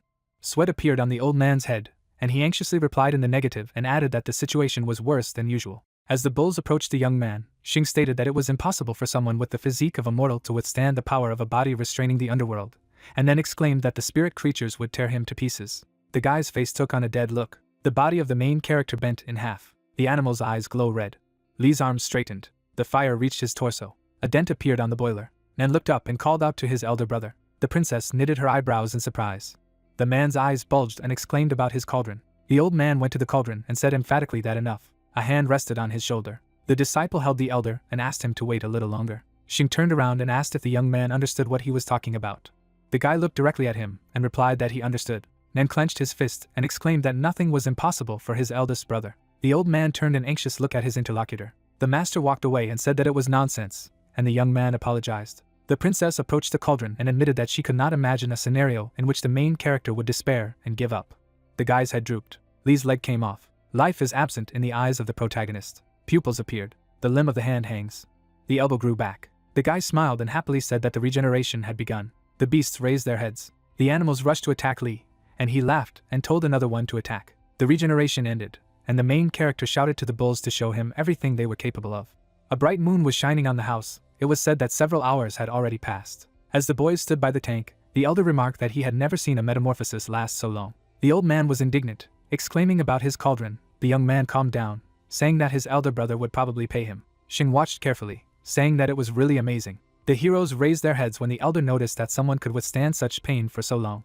He closed his eyes, remembering that once a student, who was overestimating his strength, asked him for help, but he could not bear the pain. Someone was stretching out of the window, shrouded in flames. Xing added that his life as a cultivator was over. He opened his eyes wide, thinking about the protagonist, repeating that now he finally understood how Li managed to get through the chaotic heart of the forest. The princess looked forward, Talking about someone who knew that he had such a strong Dao heart, Nan objected, actually when he was just starting to practice the technique written for him by his elder brother. The student looked at the book, saying that he had flipped right through the training methods. There was a drawing in the notes. The young man said that the technique he wrote helped him accelerate his development several times without any loss of quality. Xuan looked at him, wondering if such tactics existed. The student clenched his teeth, saying that he had goosebumps running down his spine at the very thought of the pain he had endured during training. Nan was shrouded in magic, remembering that when he started training, blood was flowing from his nose. He felt a sharp pain. Behind the young man, a guy appeared who was smiling. He was talking about how an image appeared in his mind, an older brother with his immortal body holding back the underworld, all covered in blood. The character grinned, while Nan began to understand that this was only a tenth of what the elder brother had gone through. The princess turned to the student, asking if he had not given him everything, and he replied that that was not the case. The young man looked away, remarking that if he had practiced the full version, he would not have survived it. Xuan remained silent after he added that despite the fact that he was 4 or 5 years older than him, the pain that his brother could endure would never be able to endure. The protagonist was holding the bull by the horns while on fire when Nan said that he believed that if anyone could possess an immortal body by being born with the body of a mortal, it was the elder brother. The guy smiled evilly, exclaiming how many times he tore him to pieces. Li held the creature tightly by the horns, adding that the strength he possessed. He stuffed the object into himself, flashing with bright energy, shouting that the power belonged to him. The cauldron was shown outside. Suddenly, there was an explosion with the release of a bunch of light and heat. The young man flew out of there, shrouded in magic. Xin closed one eye, was surprised, remembering the gods. The old man covered his face with his hands, shouting about his cauldron. The disciple was glad to see his elder brother. Li was hanging in the air without clothes. He smiled as he gave a thumbs up, and thanked Elder Xing for completely mastering the immortal body holding back the underworld. Xuan was stunned. The princess turned away, asking to at least put on her underpants. The elder said that this was a miracle, a real miracle. Nan hurried to get his clothes, after asking that his underpants had burned in the process. The apprentice ran back. The hero put on pants.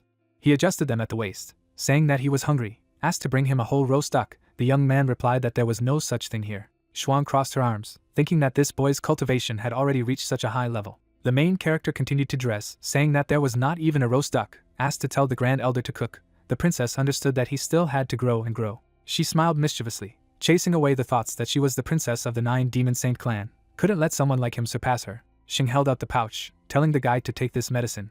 He stretched out his hand, telling him to try not to overexert himself for the next 7 days, and took 1 pill at a time to stabilize the foundation. The young man took the bag from his hands. Li smiled, thanking Xing, saying that since the doctor said so, he would only leave in 7 days. The girl looked at him, asking again. Nan asked about where he was going this time. The desert was shown when a young man told me that he needed to visit an old place. The settlement was seen from a bird's eye view. It was told that it was an old land that was once the pride of the ancient Purification clan, where the founder Mingren had achieved the status of an immortal emperor, a place that countless cultivators dream of finding. Lao and the guys looked ahead, talking about who would have thought. They were standing on the rock, looking out into the wasteland, when he added that it looked like this now. The princess looked away, wondering if this was the work of the Heavenly Jewel Kingdom. The elder had his eyes closed as he replied that if it hadn't been for the disaster, even if the opponents had 3 times the army, they wouldn't have had anything. Nan was dumbfounded, wondering how such a terrible disaster had happened. What exactly had happened? Magic lines crawled on the ground behind the man, who said that it was a long time ago. No one would tell about it for sure. All he knew was that the energy veins in the ground were suddenly destroyed. Some say that something happened to the seal placed underground. There was paper hanging on the chain. Lao speculated about whether this seal was there, and what exactly was sealed. No one knows. The hero stood a little ahead, saying that there was no point in standing and talking about it. He came to the edge of the cliff after the man agreed with him. The young man pushed off, jumping down. Lao flew after him, suggesting that he go ahead and look around. The disciple stretched out his hand, appealing to his eldest brother to be careful with the local miasma. The princess appealed to him that they would just follow him. In the distance, the reptile was watching the heroes as the elder asked Li what the true reason for this journey was. The guy frowned, answering that he was looking for something.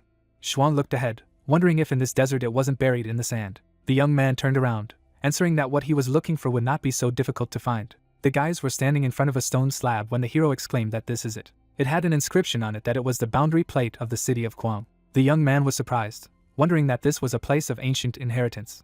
Behind the slab, there was debris. The student noticed that it was strange. The walls around were destroyed, and this slab looked like new. Li smiled silently. He pointed his finger, ordering Nan to slam into it with all his strength. The young man raised his palms, suggesting that he shouldn't do it since it was a relic. The girl flew up, drawing her sword. Nan shouted at her not to do this. The elder silently watched what was happening. The princess struck a powerful blow at the stone wall. The disciple was stunned. Xuan frowned, saying that as expected. The hero, smiling, drew their attention, while Lao noted it mysteriously. The energy enveloped the entire stone. They talked about the fact that the boundary plate was not damaged at all. The princess turned around, saying that this slab had survived catastrophe and wars, and then withstood sandstorms in this desert for thousands of years and, of course, such an attack would not damage it. The hero confirmed what he had said. The girl looked at him, wondering if she could tell me what the reason was. The guy replied that it was all thanks to the immortal Emperor Mingren. The head and golden guise stretched out his hand forward. The main character, grinning, said that all this land was once under his complete control. Lee pointed to it with his hand, saying that although only this slab remained now, he touched it, adding that it was enough to confirm that the foundation left by the immortal emperor still existed, and it also proved it. The guys looked at the narrator attentively, and clarified that. The young man frowned, saying that the catastrophe that happened then did not come from another world, but rather from below. Dust rose not far from the characters. The princess glanced to the side, realizing that something was coming. Dust was rising around, and an order sounded that everyone needed to be on the alert. The ground next to them cracked into a circle. A column of earth and dust soared upwards after the explosion. From there, the jaw of the monster appeared, which was addressing them. The young man crossed his arms, asking that this was the villain responsible for the destruction of this place. The huge monster looked down, stating that they had woken him up. The guys looked up, not understanding what kind of ancient crap it was. The monster looked down, asking how such small bugs dared to make noise in its territory, then gritted his teeth in fear, wondering if this giant snail really could talk. The monster looked at them questioningly. The monster looked away, saying that he had turned into a dragon. He had a keen eye if he could see his true form. Such observation at such a young age was commendable. The guys were at a loss for what was happening. The princess clarified what observation had to do with it. The student said that no matter how you look, it was difficult not to see that it was a snail. The man noticed that its swallowing was quite difficult to endure. Liquid poured out of the snail's mouth when the characters discussed whether he really thought that he had turned into a dragon. Maybe he was joking. It was disgusting. The monster slammed into the ground, exclaiming that they didn't dare to taunt it, and everyone would die. The main character landed on his feet, asking if he needed to talk first. The monster was furious, screaming about what to hell with talking, ready to crush them. Lee smiled, answering that he would try the results of the ointment on him as he wished. He developed horns, after using an immortal body that restrains the underworld. The young man swung his fist, exclaiming that he was attacking. The guy carried out a powerful attack, hitting the target, and waved his hand, shouting, "What a blow!" The elder brother can now make full use of the capabilities of his immortal body. The elder noticed that the speed of his growth was frightening. He gritted his teeth, noticing that the giant snail's defense was excellent. The monster burst into energy, asking his little friend if he was trying to tickle him. The hero laughed in response, saying that he was not simple. Xuan jumped up in an instant. The girl was flying, focusing on how to do it. Because brute force is not enough here, it is worth using the divine arts against such creatures. A magic sword appeared in her hands. The snail opened its mouth, asking if it wanted to fight with spells. Rays from the swings of the sword riddled everything around. The princess landed nearby. She drew her sword, not knowing if a snail could breathe out dragonfire.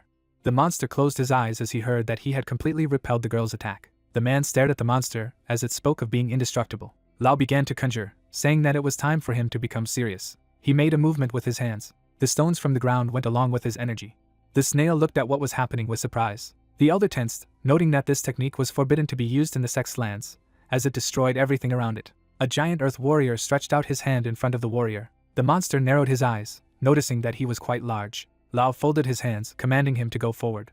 The giant dealt a crushing blow to the enemy. The disciple raised his fist, rejoicing at what had happened. Xuan noticed that this monster was too strong to be hit like this. The giant raised his severed hand inquiringly. The snail hid, laughing about how some sand could overcome the shell. The elder clenched his teeth in anger.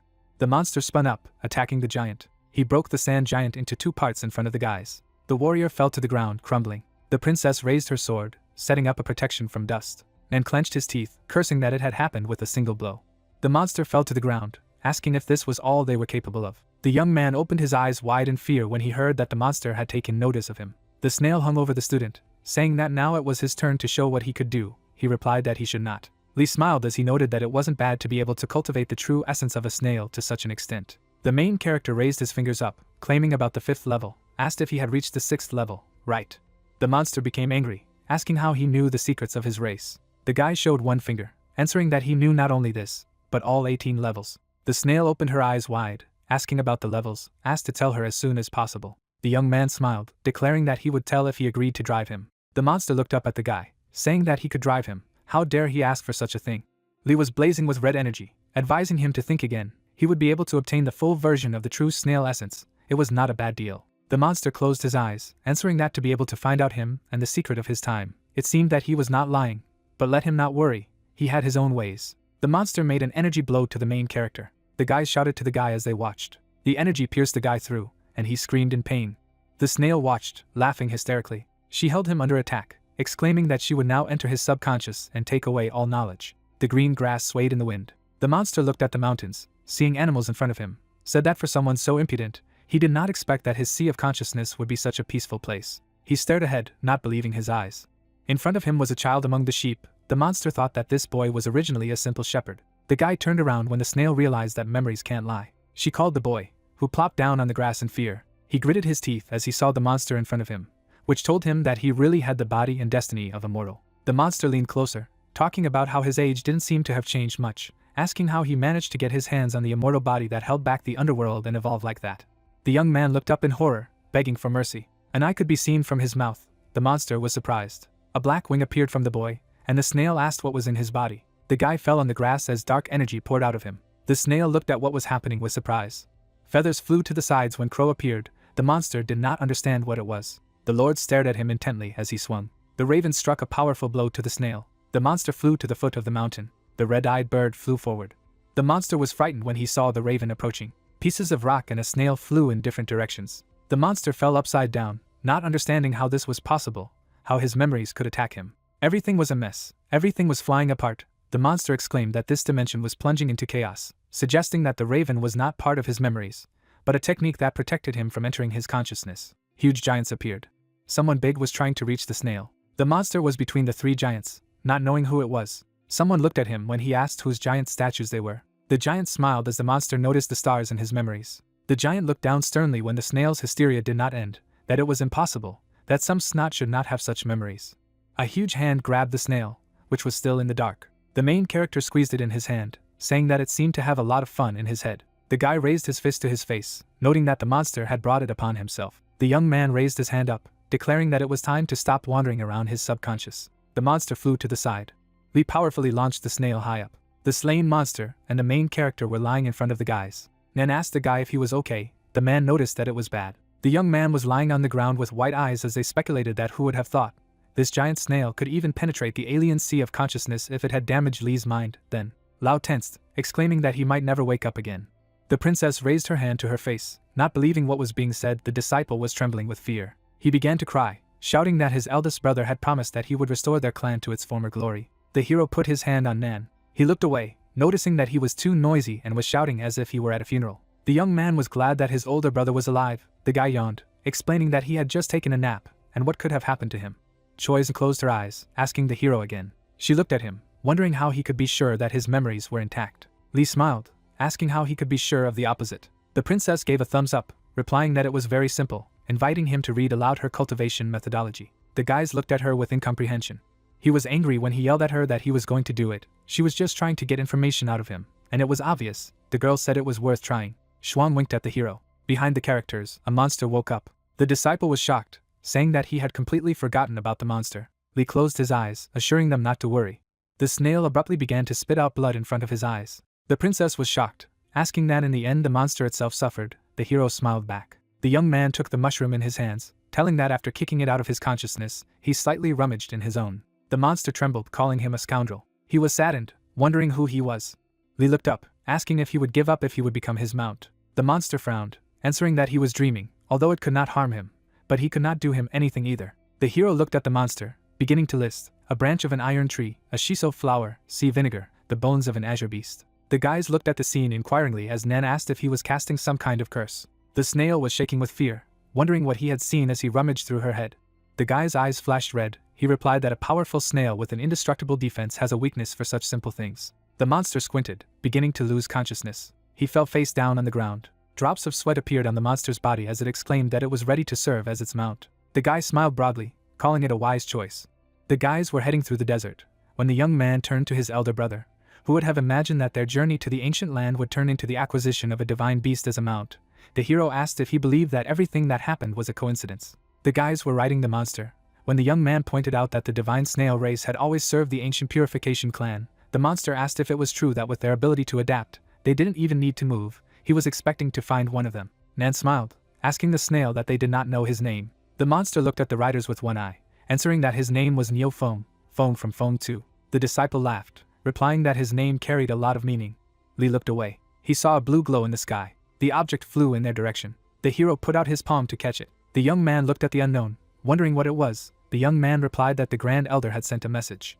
Lao closed his eyes, asked what he was writing, and the princess was also interested. The young man clenched his fist, ordering the snail to go forward because they were returning to the ancient purification clan. The gate to the settlement was shown. John frowned as he said that he didn't think that the runaway clan head, after so many years, could return. The girl stood in front of the man, putting her hand on her belt. The house was shown in sunny weather. The three elders sat on their thrones. The woman looked and stood in front of them, noticing that they had not seen each other for a long time. The old man frowned, remembering that since she had left, it had been almost 20 years ago. Juan kept her hand on her waist, replying that she hoped they were doing well. The elder asked the fifth to see if they should stand up to greet the head. The old man looked at him, suggesting that he sit for a while. The woman smiled, saying that she did not see joy about her return on their faces. John lowered his head, exhaling, asked to be allowed to speak directly. He remembered the girl at a young age, saying that shortly after the previous head chose her as his heir, she left without even leaving a letter, so why did she return now? Juan looked at him, confirming that he was right. Perhaps she had done the wrong thing towards the clan and everyone. The lady raised her hand, adding that now that the Omen Ridge was opening, they had a chance to revive their clan, and the reason she had returned along with his 8 elite disciples was to represent their clan. The girl stared sternly in front of her, talking about what to represent in the study of the Ridge of Science, hoping that all the elders would support her in this endeavor. The man wondered if he should talk about it now. He closed his eyes, assuring him that he didn't have to worry about it. The elder clutched his beard, remembering their main disciple Li, thanks to whom they had already gained the opportunity to enter the Ridge of Knowledge. One was surprised, asking again. The old man sat on the throne, saying that although he was too arrogant, this boy had already saved their clan many times, and the immortal Emperor Mingren had even appeared to him in a dream, passing on their lost techniques. At this moment, their clan had already confidently embarked on the path of restoration. The girl frowned, asking that this guy was more worthy of being the head of the clan than her. John was stern, answering that in truth, this was exactly what he wanted to say. The lady closed her eyes, grinning. She smiled, talking about what was interesting, and she couldn't wait to see. Mountains with a forest were shown when the woman added that it was interesting to look at this head disciple that she had never seen before. A group of people in red were waiting at the entrance to the building. The girl told the guy that judging by how long the negotiations were, it seemed that something was wrong. He replied that this was to be expected. Hong closed his eyes, saying that he had already said about this. The teacher should not have humiliated himself and returned here. The lady held a blade of grass in her mouth, replied that it was because they did not know how good they were. She looked to the side, seeing something. The guys were approaching on a snail when the question arose what kind of thing was moving here. The protagonist exclaimed, smiling, that Anew was damn fast for an old snail. The monster and the guys were climbing the steps. The young man was glad, offering to stop here, because they were already at the entrance. The snail looked around, agreed, said that then he would take human form, and would be able to go with them. The disciple was dumbfounded, wondering that Uncle Neo could transform into a human. The monster was enveloped in magic when he exclaimed that he needed to be careful, because he was transforming. The guys scattered away from the huge snail. Li soared up the steps. He landed deftly. The guy raised his head, thinking. The children looked at the hero, who suggested that these were probably the students brought by the head. The characters stood opposite each other at the gate. Tang greeted the heroes, introducing themselves as Huang disciples, and asked if they could find out who they were. The guy smirked as he replied that he was the head disciple of the ancient purification clan, and his name was Li. The man raised his palm, saying that he was one of the oldest ancient purification clan, Elder Lao. The princess became angry after the young man introduced her as a servant of the Xuan clan, exclaimed that she would someday finish off the worthless boy. He raised his palm, calling himself a disciple of the Nan ancient purification clan, was glad to meet him. The monster narrowed his eyes as he stared at them. The boys turned around when the young man asked who it was and where the creature came from. The snail raised his claws, calling himself Neofoam. Nan was shocked, asking if he had gone too far with the transformation. The monster clarified that none of them could recognize him in human form. Xuan exclaimed that this is not a human form, but in general it is not clear what, it looks disgusting. Tang tilted his head, wondering if this was the ancient purification clan. What a bunch of clowns. The narrative of the story is transported to the main hall of the ancient purification clan. Juan stared menacingly in front of her. Li looked back at her smugly. John sat silently in his seat, while the two stood in front of him. Looking sharply to the side, the great elder of the ancient purification clan was telling Li Chiet to greet her. After all, she was the head of their clan, and was calling out her name. Pointing her little finger upwards, the girl with black and white hair asked that who would have thought that the main student would be a snotty boy. Grinning mischievously, the protagonist wondered that who would have thought that the head of their small clan would be such a luxurious beauty. Looking in front of her, Juan noticed that, as the grand elder had said, he really did look down on everyone. Looking at his companions, she said that somehow he had managed to gain support at all levels of the clan. Looking at the elders staring menacingly in her direction, the girl with black and white hair noticed that he had also attracted their attention. At the same moment, Li was greatly surprised when the escaped clan leader suggested that it seemed that her position should indeed be his. Waving his hands after hearing this, the boy told her to wait, because he never wanted to become the head of the clan. Pointing his finger in front of him, the protagonist concluded that she, on the other hand, was the most suitable for this role. Hearing this, Juan was very surprised. Closing his eyes, Li explained that at first he did not understand why the immortal emperor had sent him that dream, and that was the whole point. While the girl with black and white hair asked what kind of nonsense he was talking about and asked him to express himself more clearly. With a big smile on his face, the protagonist told everyone to listen that she was the most suitable for the role of the head of the clan for what reason. Then, Li's voice rang out through the main hall of the ancient Purification clan, announcing that she was a direct descendant of the immortal emperor. Hearing this, all the people present there were extremely dumbfounded. The old man with the mustache looked in surprise in front of him and asked what he was saying. The immortal emperor had never been married, so he couldn't have any descendants. Gritting her teeth in displeasure, the runaway clan leader said that everything was as the fourth elder had said, and asked what evidence he had. Pointing his finger upwards, Li clarified that hadn't he said that the immortal emperor had sent him a dream in which he said that if the elders didn't believe it, they should bring his portrait. Looking at him menacingly, Juan declared that it was all nonsense, and that she did not have time to listen to these tales. A moment later, she was greatly stunned when the boy called out General Su's name. Standing in front of the girl with black and white hair, the protagonist said that she was a female commander who bore the same surname as her, and this girl was obsessed with the immortal emperor, except that his heart already belonged to Su Yuha. Imagining the image of a black bird in his mind, Li added that therefore, at the instruction of a certain raven, the general came to Akihito while he was in a trance. Abruptly closing her eyes, the escaped clan leader asked him to stop. With a snide grin, the boy asked why she said that, and if he didn't want him to tell the rest of the story. At this time, Zhang, who was looking in front of him, was simply silent. At the same time, Nan looked at him in surprise when he called him by name and asked him to bring a portrait of the founder. On the street of the ancient Purification clan stood a stone statue of Akihito. After some time, the red-haired guy was holding an unknown scroll in his hand. Unfolding it, he showed a portrait of the founder of the ancient Purification clan. Pointing at him with his hand, Li asked if Leader Huang minded. Hearing this, the girl with black and white hair silently looked in front of her. Her eyes were fixed on Akihito's portrait. Then, the runaway had closed her eyes and gave a positive answer. After that, Juan bit off the skin on her finger. As she did so, she directed a drop of blood forward. At the same moment, her blood fell on the portrait of the ancient great emperor. Suddenly, a projection of a person appeared from the picture. From the yellow energy, Akihito appeared in front of the guys. Immediately afterward, he stretched out his hand towards Huang. He approached her and patted her on the head. Closing her eyes, the girl with black and white hair called him to her ancestors. At this time, the elders standing behind her were just silently watching. Standing next to his brothers, the old man in the gray robe stated that now that they had confirmed its origin, he thought there was no need to discuss further candidates for the role of head. Then all three elders bowed and said that they hoped the head would forgive their rudeness. Bowing back to them, the runaway clan leader told the elders that she was indeed a descendant of the clan's founder, and in turn, apologized for hiding the truth. Looking down, Huang said that she feared that if she used his name, she would gain too much support, and it would make her arrogant, which would do more harm than good to the clan. Looking at her in surprise, Zhang asked if that was why she had chosen to leave, to which he was told that there was another reason for this. Remembering the inner territory of the ancient Purification clan with a battle arena, the girl with black and white hair stated that their clan was in decline, had lost its former glory, and the influx of new talents had stopped, and in a world where everyone devoured each other, the chances of revival were only a dream. Pointing her hand at the disciples behind her, the runaway head added that therefore, in the past years, she had been training outside the clan, and at the same time, she was looking for new talented followers, and these were the 8 people she had raised and now brought new blood to the ancient Purification clan. Looking at her awkwardly after hearing this, the old man in the blue robe said that it meant that the head had always worked for the clan, and the other noticed that he was ashamed. Immediately afterward, Huang turned her gaze on Li Chia and called out to him by name, explaining that the fact that he had received instructions from the immortal emperor meant that he also wished with all his heart for the rebirth of the clan. Pointing her fingers forward, the black and white-haired girl said that when the spine of the omen opened, they should work together to restore their clan to its former glory. Hearing this, the boy stopped her with his hand. With a snide grin, he remarked that this was just a pitiful spine sign, so the head didn't need to worry about it, because he already had a team in mind that would go there. Very angry at such a statement, the runaway head reflected that this boy really knows how to get on his nerves. The narrative of the story is transferred to the moment when the guys were standing in front of Juan, who took the throne. Sitting in her seat, the girl with black and white hair said that she had been training outside the clan for the past years and had not fulfilled her duties as the head of the clan.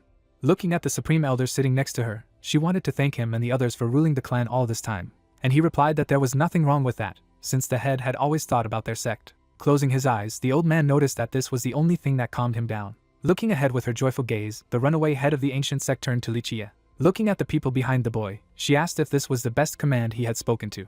After showing 2 of his fingers, he added that, of course, he needed a few more people. At the same moment, Lao was very surprised when the protagonist called out his name. Zhang looked menacingly in front of him after Li added that he needed him as well. Nodding approvingly, Juan said that she understood him. Looking at the children in red clothes standing in front of her, she asked her beloved students what they thought about the proposal of the head student. Looking away with displeasure, the guy explained that, of course, he did not like it. The girl also stared menacingly forward, noticing that she had nothing against the elders and this strange master. Watching the protagonist's companion standing behind him, she added that it was too wrong to reject them and take 3 idlers to these places. Grinning mischievously after hearing this, Lee stated that they simply had no idea what they were capable of, and asked whether it was worth rushing to conclusions. At the same moment, the disciple of the escaped clan leader took a step forward. Looking at his opponent haughtily, he noticed that he could say the same thing, because it was still unknown how strong they really were. Looking in front of him, the boy said that he was right.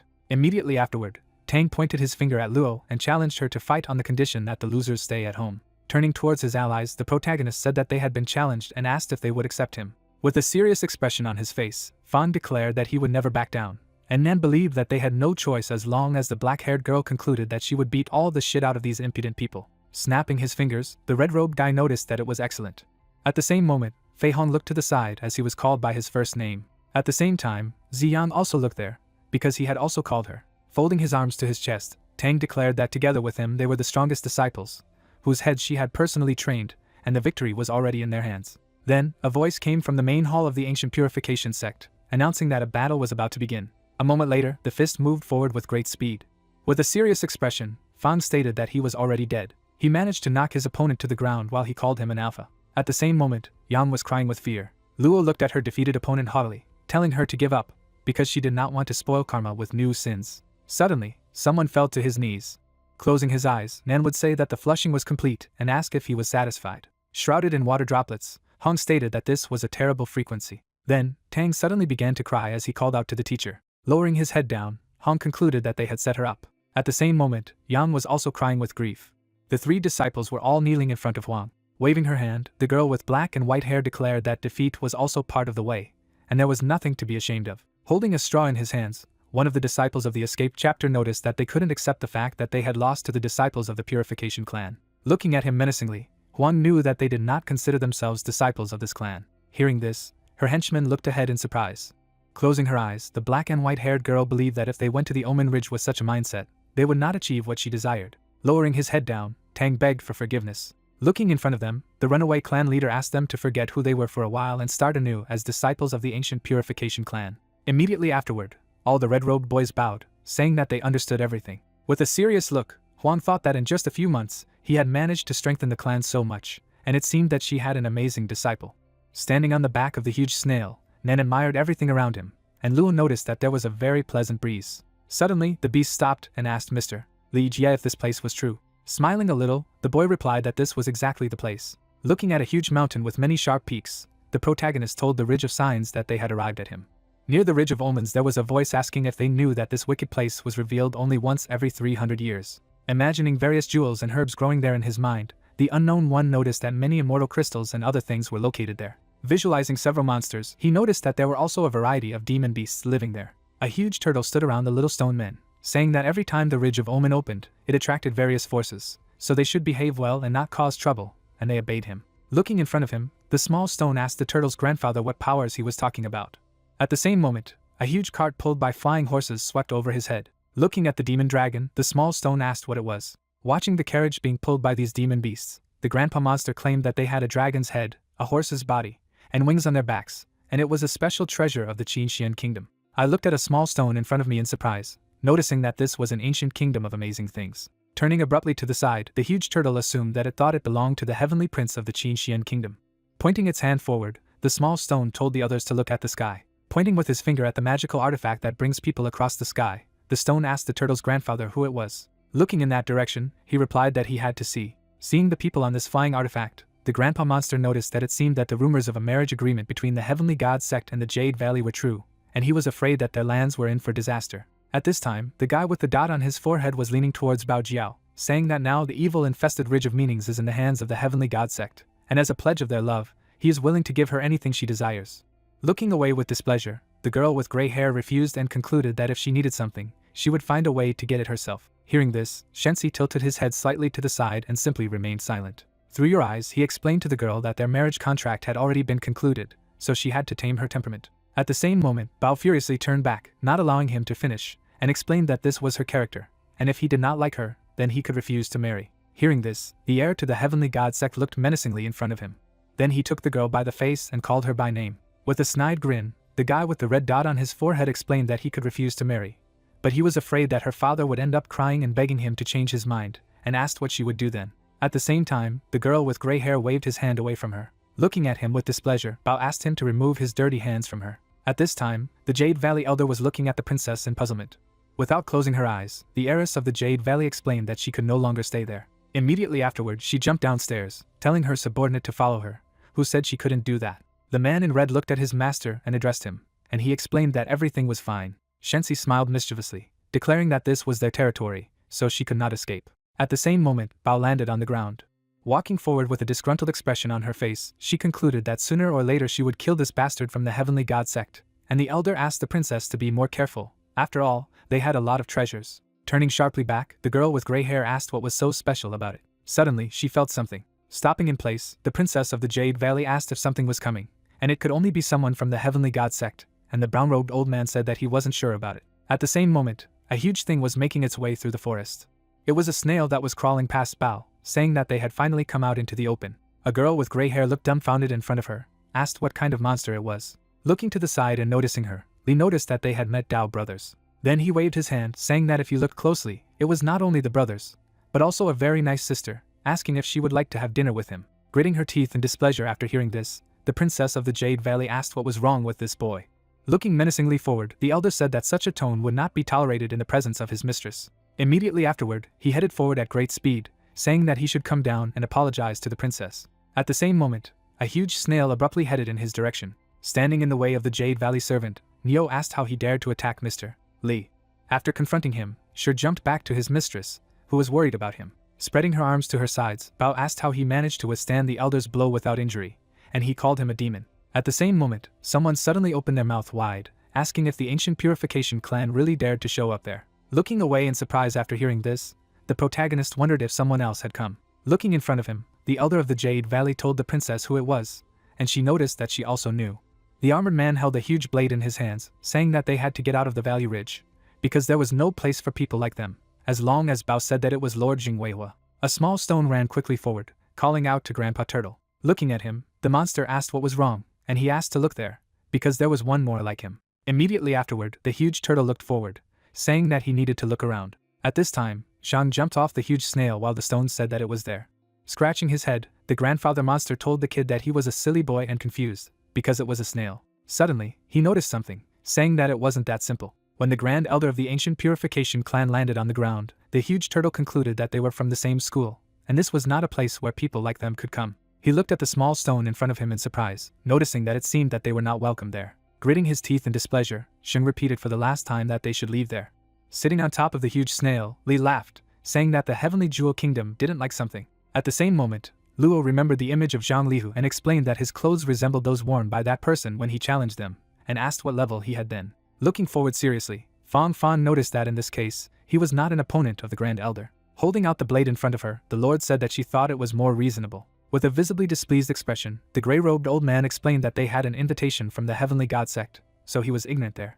Smiling broadly, Xing said that he had not been informed about this, so they could leave. Then, dark energy reigned in the area due to the tension. Looking seriously in front of him, the Jade Valley Elder would tell the princess that it was getting dangerous there, and she would ask what he was afraid of, offering to see what they were capable of. Immediately afterward, the Lord rushed forward with great speed, asking if they did not want to leave, and asking them not to blame him for his rudeness. Noticing this, Zhang released his inner energy.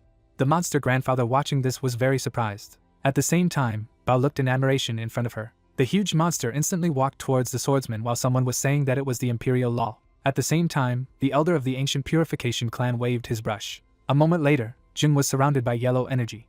It struck the man with the blade with great force. As he watched in admiration, the little stone noticed that the ancient purification clan had killed his opponent in a hurry. Looking in front of him, the huge turtle explained that everything was not so simple. At the same moment, the gray-robed old man was very surprised. Jin released the flame energy and laughed, saying that he really did have the imperial law, and Zhang couldn't believe that he had not only withstood the attack, but also absorbed the energy of the Dharma. After a moment, the Lord wrapped his blade in energy, explaining that he had a precious weapon. Holding his hand to his head, the Grandpa Monster said that this precious weapon would be able to repel 6 forms of Kunping, and the ancient purification clan was no match for them. Raising his blade up, Xing tried to counter the red energy with the monster of the elder of the ancient purification clan, saying that one should not consider oneself invincible just because of possessing the imperial law. Nan is puzzled. He was watching what was happening. It is said that this guy is strong, and the boy noticed that this is not the case at all, and he just has a good weapon. Smiling broadly, the Lord asked if he hadn't expected this, and concluded that there were many ways to fight the battle.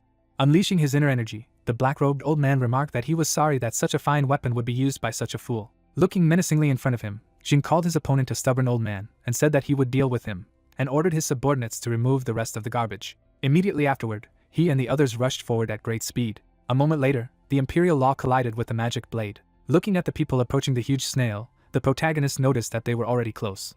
Turning abruptly to the side, Neo received an order from Li that he had to take care of this small fish, and agreed to it. With their inner energy in their hands, Zhang's henchmen were about to attack the giant beast all together. Wrapping her blade in blue energy, Shuam said that she would cover the old snail. Suddenly, she turned back in surprise when she received the order not to get involved in this matter. A carriage pulled by demon horses flew overhead, and from it came the voice of a man who said that what was happening had nothing to do with the gate of the 9 demon saints.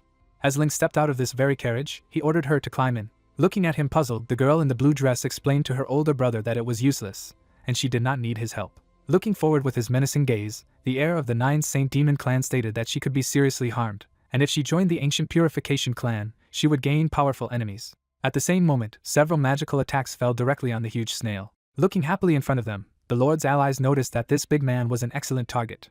After their attack ended, smoke was emitted from Yo, and they state that the target was hit. At the same time, Zheng's disciples rushed towards him with great speed. At the same moment, the huge snail suddenly opened its eyes. She began to suck in all the opponents, and they screamed in fear, saying that he was not dead yet. Leng, who was watching from the sidelines, was extremely stunned by what was happening.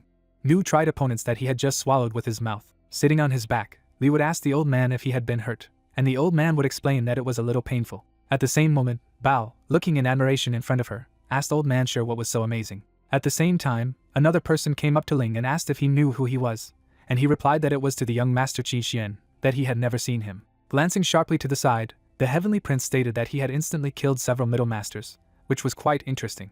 Noticing what had happened, Jin was very angry and asked how they dared to kill his disciples. Striking hard with his blade, he said that they all deserved to die. Waving his war brush, Zhang explained that he was the one who deserved to die. Striking at his opponent with energy, the elder of the ancient purification clan concluded that he himself had sent them to their deaths. A moment later, the Lord appeared again and was completely unharmed.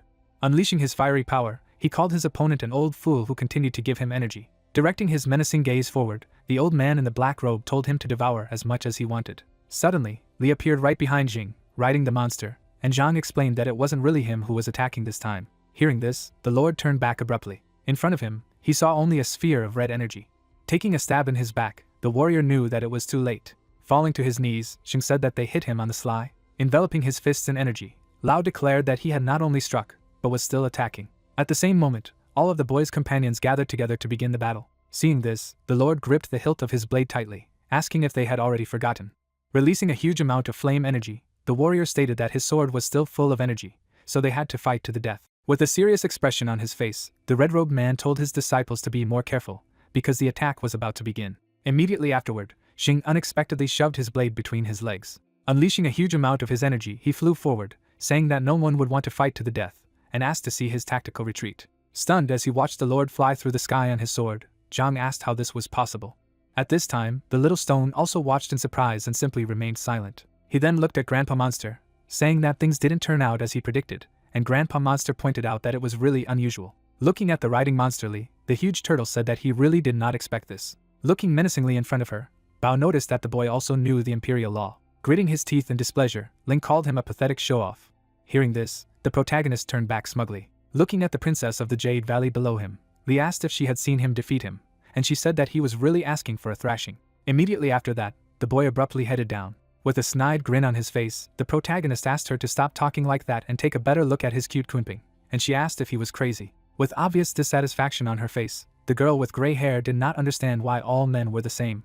Looking in front of him, Li noticed that he had figured out that handsome men like him were very rare. At this time, his allies were watching him from the sidelines, and Lua was saying that his older brother was flirting, and Fan was supporting him. Looking discontentedly in front of her, Choi's asked if he really liked such girls. Hearing this, the boy turned back, puzzled, and the princess of the Jade Valley asked what it meant. Suddenly grinning, the protagonist said that she did not have an ordinary physique, so he wanted to ask a couple of questions, and did not understand what was wrong with it.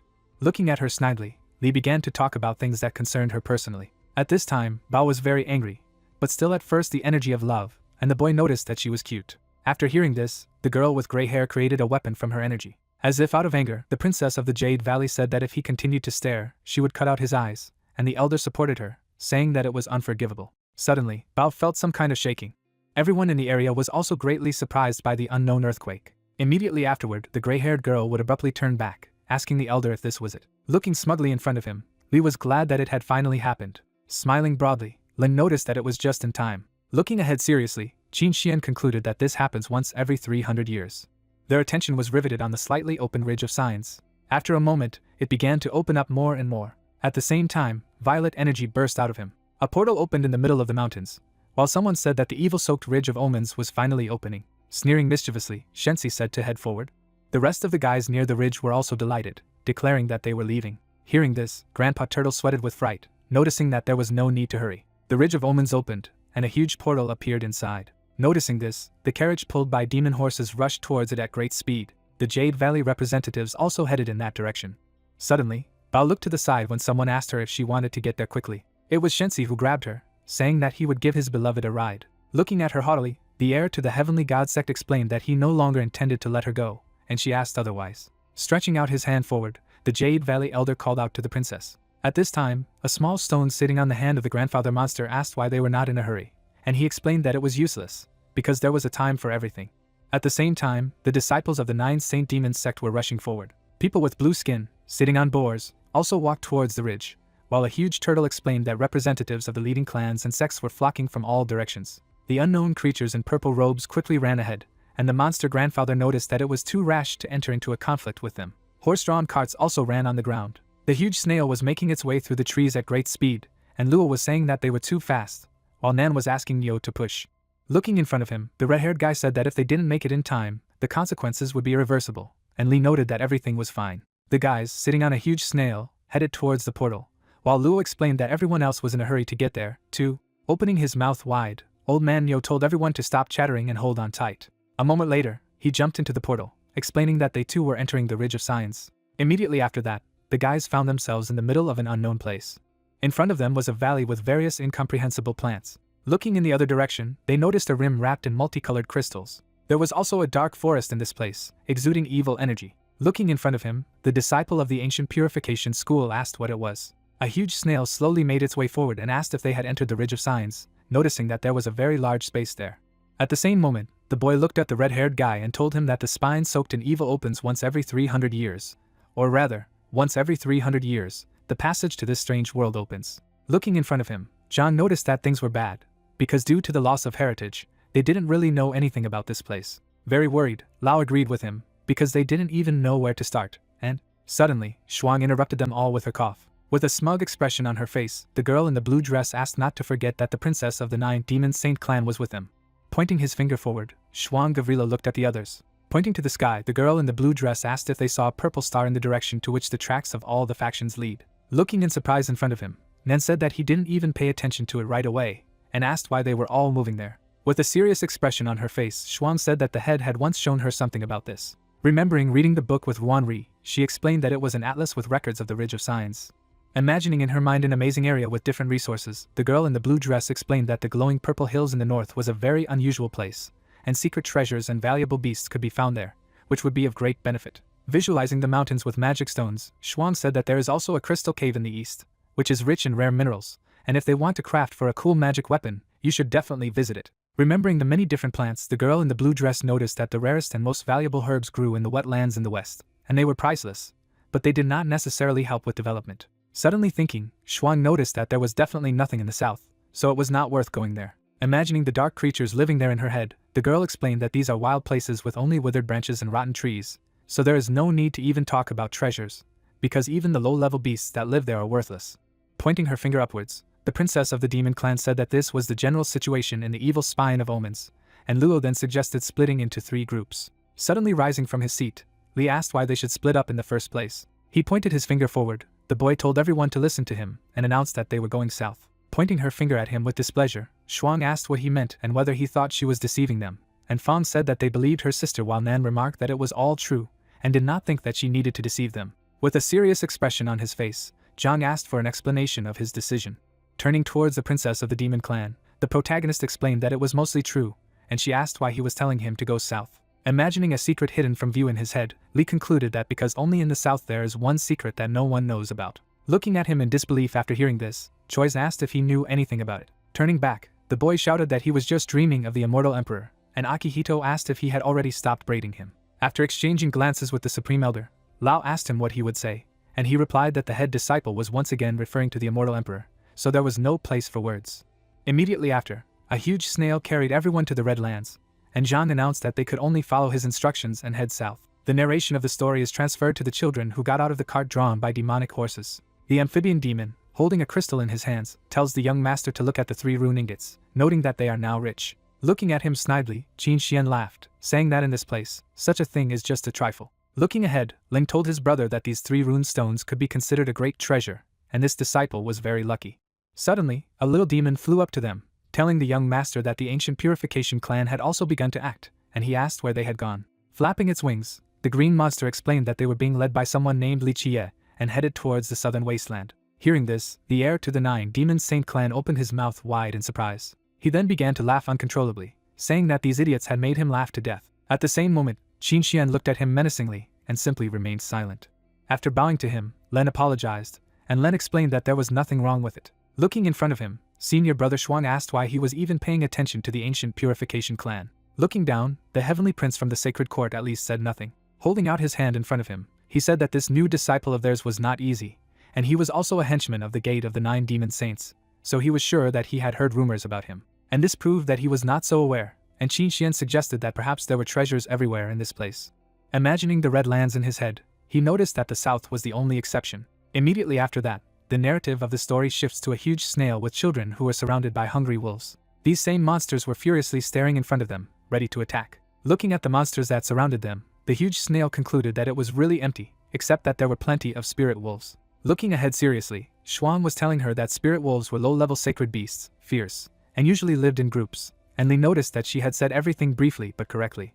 Glancing sharply to the side, the princess of the 9 demon gates explained that although they were not at a high level, they were not easy to deal with. Enveloping his combat hand in energy, Zhang declared that it would not be a problem for him, so he would go ahead. I waved my hand in his direction. The boy said that there was no need for this. Immediately afterward, he enveloped his hand with an inner force, saying that he had taken something with him. A moment later, the protagonist was holding 2 rusty blades in his hands.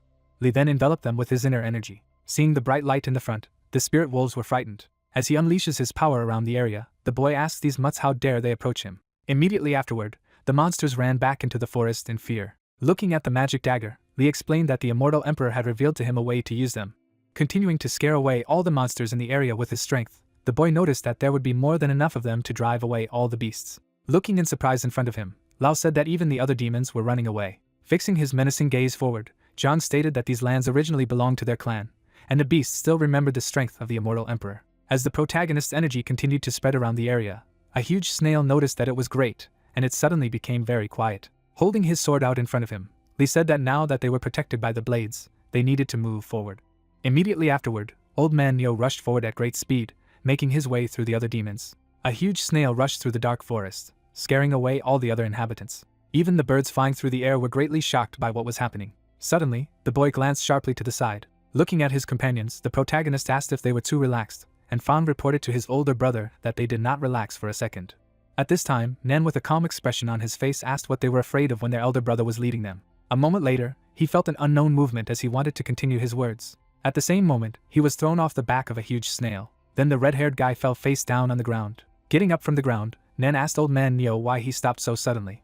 Looking frightened in front of him, the huge snail said that there was a bad place ahead. Hearing this, the red-haired guy looked at her in surprise. Looking at the leafless trees in front, Nan asked if he meant that there was something there. Immediately after, dark energy appeared out of nowhere. Noticing her, the disciple of the ancient purification clan was extremely frightened, asking what it was that looked disgusting and creepy.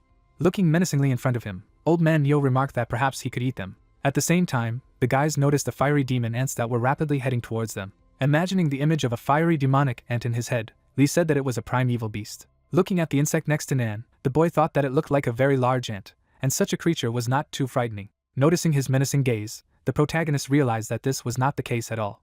Looking at its dangerous teeth, he reasoned that in fact, their steel jaws were so sharp that they could tear through steel. Fixing his gaze on the insect's body, the purification Lee realized that they were like indestructible armor. Watching the huge pack of monsters that were rushing towards them, the boy thought that when this group of well-equipped fighters attacked, even high-ranking beasts froze in terror. At the same moment, Nan, noticing the approach of the enemies, fell to the ground and asked what it was. Looking frightened in front of him, the red-haired guy wondered why the immortal emperor's power didn't affect them.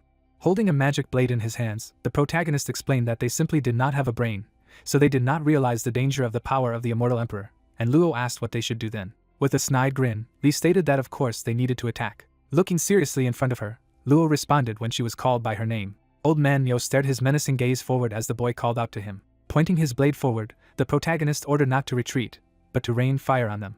Enveloping himself in water, Nen asked his elder brother to wait, because he was still there. The elders came down to him, and Lao said that he would not leave him, and Zhang asked why he was panicking. Immediately afterward, the Grand Elder would envelop his brush in energy, and the red-robed man would concentrate it in his hands. Unleashing their power, the elders of the ancient Purification clan were saying to go on the attack. Hearing them, Luo rushed forward at great speed. At this time, the elders covered themselves and the disciple with a shield. A moment later, the black-haired girl unleashed her fiery serpent. She then directed a beam of flame from his mouth forward. Along with it, a huge snail also spewed fire from its mouth. The attack from the flames fell on the opponents of the guys. Looking puzzled in front of him, Nen noticed that they were succeeding. Watching his allies destroy all insects with their fire, he stated that the effect was simply amazing. Everything in the area was shrouded in bright flames. After some time, it began to dissipate. Standing in front of a small pile of ashes, Old Man Nyo laughed, saying that the rest were running away. Sighing with relief, the red-haired guy noticed that they were saved. Looking in front of him, Nan shouted that he didn't think that ants, which are called fire ants, were afraid of flames. Imagining a person shrouded in purple fire in his head, John said that the name only meant that the mist name seemed to be engulfed in flames from pain. It had nothing to do with real fire. And the red-haired guy said that this was what it really was, and thought that it seemed that he had said something stupid again. At this time, Luo, sitting on the back of the huge snail, concluded that no matter what, they could continue moving. Looking menacingly in front of him, Old Man Yo explained that they were overjoyed too soon. Looking at the trees in front, the huge snail concluded that their killing intent had only grown stronger. Immediately after that, unknown black particles began to rise from the forest. Then they began to rise higher and higher. A moment later, a huge number of insects crawled from all directions. Looking dumbfounded in front of him, Nan asked if they had gathered in the sky again, and why they had gathered in the sky now, and the elder of the ancient Purification clan said that they caused a lot of problems. At the same time, a huge number of ants gathered together. At the same time, they formed an unknown figure, and the red-haired guy who saw it said that something was wrong. Observing the huge ants, which consisted of smaller ones, John said that they had gathered into a huge insect. Nan called for help, because they were too huge, and there were 4 of them. Immediately afterward, one of the large ants took a step forward. Noticing that huge insects were rapidly moving towards them, Old Man Nyo stated that they were attacking, so he needed to be careful. Enveloping herself in her inner energy, Luo told the others not to be afraid, because she was going to use the fire again. Taking a deep breath, the huge snail agreed with her. A moment later, the guys were directing their flames towards the huge ant. Their attack hit the body of a large insect. After the damage received, many ants were destroyed by the flames. The huge monster burned on all sides, but continued to move. Looking dumbfounded in front of her, the girl with black hair noticed that they were using the outer layer as a shield. The large insect swung at Luo, who said that it was impossible to burn it. At the same moment, Fong went forward with his spear, asking for them. Suddenly, he managed to break through the insect formation with his punch. After the attack, the insects scattered to the sides. Some of them got on the guy's clothes, piercing them. At the same time, Fong plunged into the flames, saying that it was hard for him. Then he fell from the damage he received. Looking frightened in front of her, Shuang said that they had gathered together again. With a wave of her hand, Shuang sent her attack forward and asked the bugs to fall away. Its ice blades pierced the body of the huge ant. Wrapping his sword in water, Nen said that he would help her now. At the same moment, Kunping Zhang abruptly walked forward. With the help of his blow, he was able to cut the enemy in half, and Nan, noticing this, assumed that it seemed that his help was no longer needed. At the same time, Lao, collecting a huge number of stones around him, said that they were a lot of trouble. A moment later, he managed to create a huge golem. With one of his blows, the stone man pierced through his opponent. The huge ant managed to close the hole in its body very quickly. A huge number of ants also rushed towards the insect destroyed by the Grand Elder to restore it. A moment later, the huge insect was ready to fight against the golem. Putting his hands together, the red-robed man said that there was no end in sight. Holding his hand, Fong begged the princess to be careful, because the bites of these ants are extremely painful, and thanked her for the years, and she asked how they could destroy them, because their attacks did not work. He pointed his finger forward, and Lee asked him to look at her. Pointing to a huge ant standing in the middle of the trees, the boy asked why he was not moving. Looking at him puzzled, the princess of the demon clan assumed that perhaps he was trying to block their way, so it was better for them to think about business, and the protagonist wondered if she really thought so. Looking at the girl in the blue dress, Luo asked if these ants weren't mindless creatures. It was somehow too wise to form a swarm and block the way. Hearing this, Shuang was struck by this truth. Looking in surprise in front of her, the girl with black hair wondered if someone was controlling them. Pointing his finger forward, Li said that everything was correct. Looking at a huge ant standing in the middle of the trees, he explained that this giant insect protects the command center of the colony. And this is not entirely true, but he is too lazy to explain. Snapping his fingers, the boy told his allies to hold on. Then he jumped towards the direction of the little Kunping who was flying towards him. Jumping on his familiar, the protagonist stated that he would find the boss on his own. Immediately afterward, he rushed forward. Sitting on his Kunping, Li told him to move forward. Noticing another huge ant in front of him, the boy noticed that wild animals were just wild animals. Immediately afterward, he would take out his magic blades. Holding the weapon in his hands, the protagonist asked, already speaking, to show himself. As he approached the large insect, he told him not to think that some guard would be able to stop him. At the same moment, the head of the huge ant began to crumble. Suddenly, many insects individually rushed towards Li. Noticing this, the boy was very dumbfounded. Watching the swarm of ants that was heading towards him, the protagonist mused that he had decided to disperse the minions himself, thus hindering him, and could not believe that he could do such a thing. As he activated his battle form, Li remarked that it was very cunning.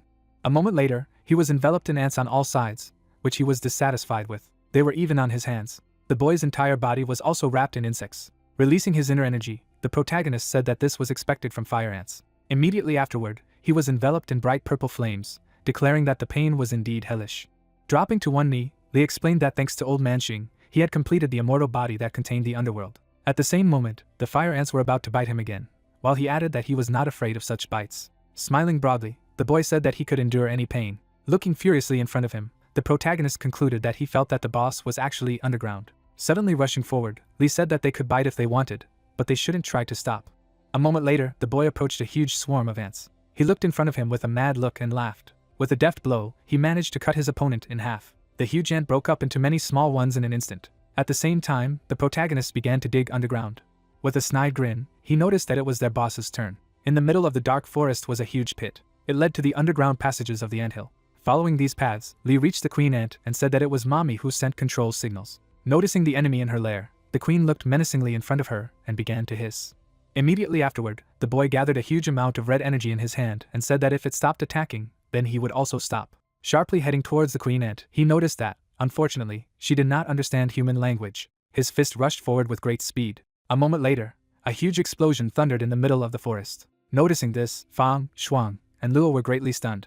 Looking in surprise in front of him, Nan asked if his elder brother had found the leader. At the same moment, the huge insect in front of the stone golem crumbled. Looking ahead, Lao noticed that this seemed to be true. Watching how a huge number of ants ran back into the forest, the guys noticed that without management, the colonies dispersed. At the same time, the red-haired guy saw Kun Pengli flying through the sky and said that the elder brother was returning. A moment later, the boy landed on the ground, and Nan asked if he was injured. Shrouded in unknown slime, the protagonist asked not to talk about it and said that everything was painful and disgusting, so he needed help to cleanse himself, and the red-haired guy agreed to this. Then it was time for washing, and Nan enveloped his friend in water. Putting on clean clothes, Li noticed that, fortunately, he had a change of robe with him, and Xuan noticed that he was always getting into something, and did he really think that these clothes would be enough for him? As long as the red-haired guy said that everything was fine, because as long as it was not completely destroyed, it was possible to subdue forever. Looking forward seriously, the princess of the demon clan begged him not to worry, because the end was near. Glancing sharply in his direction, the boy asked if she wanted to know why they were going into the hole. Pointing with his hand to the forest in front of him, the protagonist stated that the answer was there. Looking at him dumbfounded after hearing this, the girl in the blue dress said that then they should go and see. Looking at the huge snail standing nearby, Li asked it to take on human form, as it would make it easier for him to get there. Immediately after that, the guys went to the dead forest. Looking at the boy in front of her with displeasure, Choi's noticed that, as she had said before, there was nothing at all, and he asked why there was such a hurry. Imagining a falling leaf in his head, the protagonist noticed that people say that you cannot notice the forest for the trees. Turning back, he added that she, in turn, could not see the trees beyond the forest. Looking at Li running away from her, the princess of the demon clan asked what he was talking about, and he asked her not to worry. Suddenly, the boy stopped in place. Pointing his finger at a dead tree standing next to him, the protagonist asked to look at him. Noticing only one piece of paper hanging on it, Li asked if she could see it. Looking in surprise in front of her, Shuang asked if it was uncommon. Turning to this tree, the boy asked her not to make any noise for the time being. Immediately afterward, he placed his hand on its shaft. The protagonist then began to release his blue energy. Watching him from the sidelines, Lua asked what her elder brother was doing, and Shuang replied that she didn't know, but that there was some energy radiating. The princess of the demonic cult stared dumbfounded in front of her. It was assumed that perhaps he was conducting some kind of ritual. At this moment, Li was completely focused and closed his eyes. Suddenly he woke up and began to dance. Noticing this, Shuang was very angry and asked what kind of incomprehensible ritual it was. Looking in front of him in surprise, old man Neo asked the others to stop. At the same moment, other leaves appeared right on the tree. Then the entire branch was completely covered with them. After some time, the whole tree became alive again. Grass and flowers have also grown in the area. Next to this tree, calm reigned and a wonderful clearing appeared. The guys immediately began to look around in admiration, and Fang said that they were just dead trees. And Nan noticed that they had turned into a flowering garden, until Shuang didn't know what to say, and Luo stated that it was very beautiful. Folding his hands to his chest, Li asked what they would say to this, and was he right in concluding that the instructions of the immortal emperor never failed. Releasing his inner energy, old man Neo noticed that he suddenly felt so light. Looking menacingly forward, Zhang suggested that he didn't think they had come there just to revive these trees. With a snide grin, the protagonist noted that, of course, this is true. Suddenly, a yellow light appeared out of nowhere, and the boy explained that they had come there to meet the god of the place. Standing across from Li, the rest of his team clarified what he had just said. The guys looked at him dumbfounded and asked if they were going to meet God now, to which they received a positive answer. Looking ahead seriously, Shuang wondered who this so-called god was. Pointing his finger upwards, the protagonist explained that, of course, this was a friend of the immortal emperor, he again. Suddenly, all the guys felt an unknown shaking coming from the depths of the forest. With his mouth wide open in fear, Nan asked what was going on. At this time, the guys felt a strong pressure on themselves and bent a little. At the same time, Lao put his hands together and released his energy. Immediately afterward, he erected a shield around his allies, and Zhang noticed that it seemed that the god he mentioned was about to appear, and the red-haired guy said that it was not a very friendly feeling, and Li asked them to relax. Suddenly, a glow of blue and yellow light began to appear from the tree, and the boy said that he had already greeted him. Shielding his face from the bright light, the disciple of the ancient purification clan said that he was coming out. A moment later, an unknown white creature appeared, making strange sounds. Seeing this, Nan was extremely dumbfounded. At this time, the boy raised his hand up and spoke in an unknown language. Choi's looked in surprise in front of her, did not understand what he was saying at all, and thought that sometimes it seemed to her that he was out of his mind. Li happily ran up to the god of this place, saying that he was just saying hello, and he didn't have to worry, because this tree spirit was very friendly. A moment later, the same spirit struck the boy with great force. When Loa caught him, the protagonist asked what he had just done, and Shuang asked if he was friendly. Looking at Li in front of him with displeasure, the tree spirit was explaining something in an unknown language. Hearing this, the boy was extremely dumbfounded and asked something in his language, and the princess of the demon cult asked him to speak like a human. Recalling the images of both ants and their queen, the protagonist said that it means that it was he who raised these insects. They also swatted their queen. Looking behind Li, Shuang claimed that he had killed her, while he communicated with the spirit in his language. Turning sharply back, the deity of this place answered him in his own language. After his words, the boy suddenly shuddered with surprise and asked again, to which he received the same answer. Looking ahead seriously, the protagonist reflected that he did not expect that demon to be reborn, and now it is clear that those ants were bred for protection. Looking at Li puzzled, Nan asked his elder brother what was going on. Hearing it, the boy silently looked away. Then, looking away, he noticed that it was only nothing. Immediately afterward, the protagonist slapped the tree spirit on the back with his hand. Hugging him, Li said in his language that there was nothing to be afraid of, because he was going to kill him again. Looking at him in disbelief after hearing this, the deity of this place said something in his own language, and the boy asked how he dared to look down on him. Closing his eyes, the protagonist spoke in the language of the spirit that his body was indeed not in the best shape.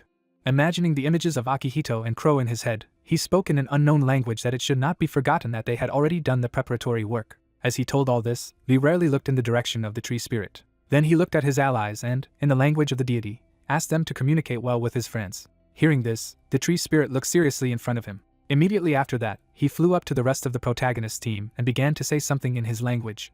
Looking at him in surprise, Nan uttered a few incomprehensible words. Striking himself on the chest, the deity of this place answered him. With a wave of his hands, the tree spirit opened several portals near him, which delighted everyone else. Looking at the river in the crack that appeared, the red-haired guy asked if this was not what the princess was talking about. Watching the portal leading to the Purple Hills, Li confirms his hunch and reveals that these are teleportation channels to the rest of the Omen Ridge.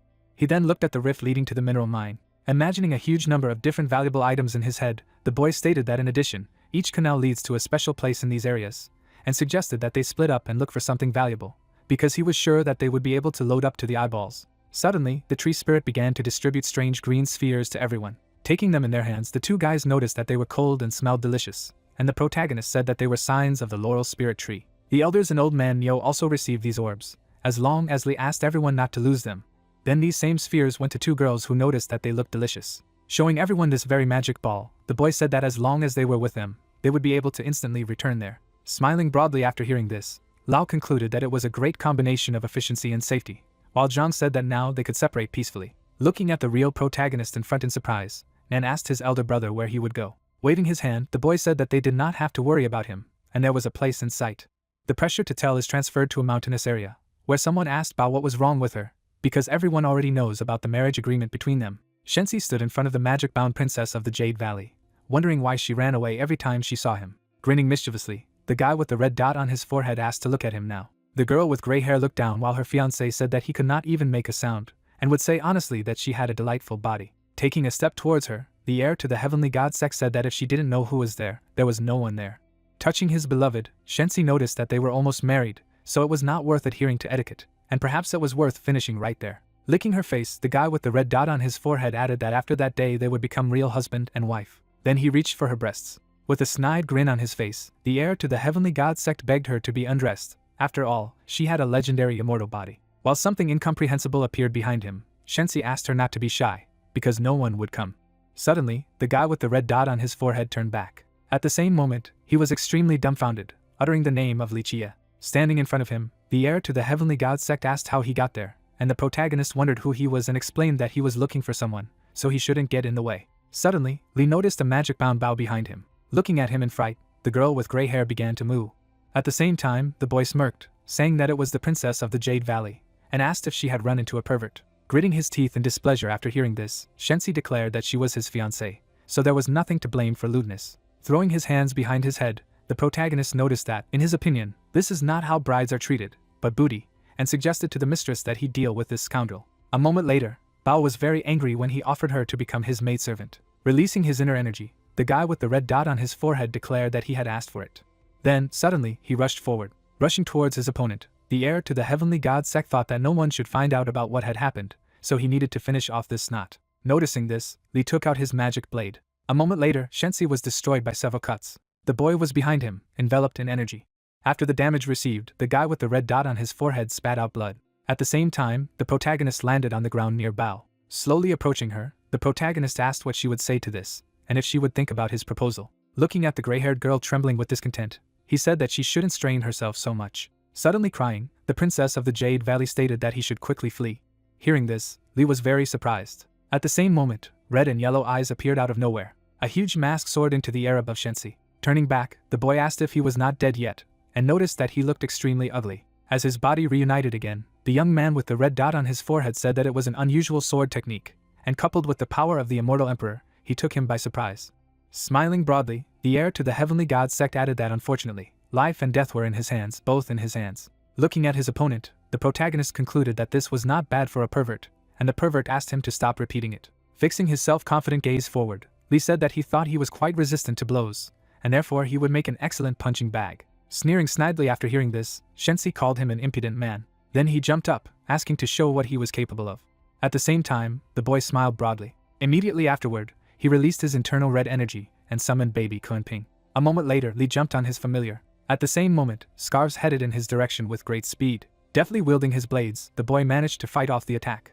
The protagonist shredded scarves with a snide grin on his face. When Li was already very close to his opponent, he activated the Tao of life and death, which greatly surprised him. At the same time, Shensi's expression changed to emotionless. Suddenly, something of yellow energy began to appear in the area. After a moment, it became clear that these were wooden blades. Immediately after their appearance, they headed towards Kunping at great speed. Then, the barrage of wooden swords reached its goal. At this time, Li deftly swung his blade. Smiling broadly, the guy with the red dot on his forehead laughed, saying that this is the power of life and he should have fun. Suddenly, his neck was slit. As the body of the heavenly god Clanzer fell down, he noticed that the boy had taken cover from his attack with a magic shield, talking about ordinary wooden blades. Continuing to cover himself with his red barrier, the protagonist asked if he really wanted to fight with it against imperial technology. Enveloping himself in his inner energy after what had happened, Shensi was about to show him his true strength. At the same time, plants began to sprout on the magic shield. Looking up, Li was very surprised by what he saw. His red barrier was pierced by the roots of plants. While he was just silent, his opponent declaring that the Emperor's techniques were not so invincible. At this time, the huge roots continued to break through the magic shield. They grew larger and headed towards the protagonist. Noticing this, Li swung his blade, remarking that this was already very serious. Suddenly, he noticed something in the front.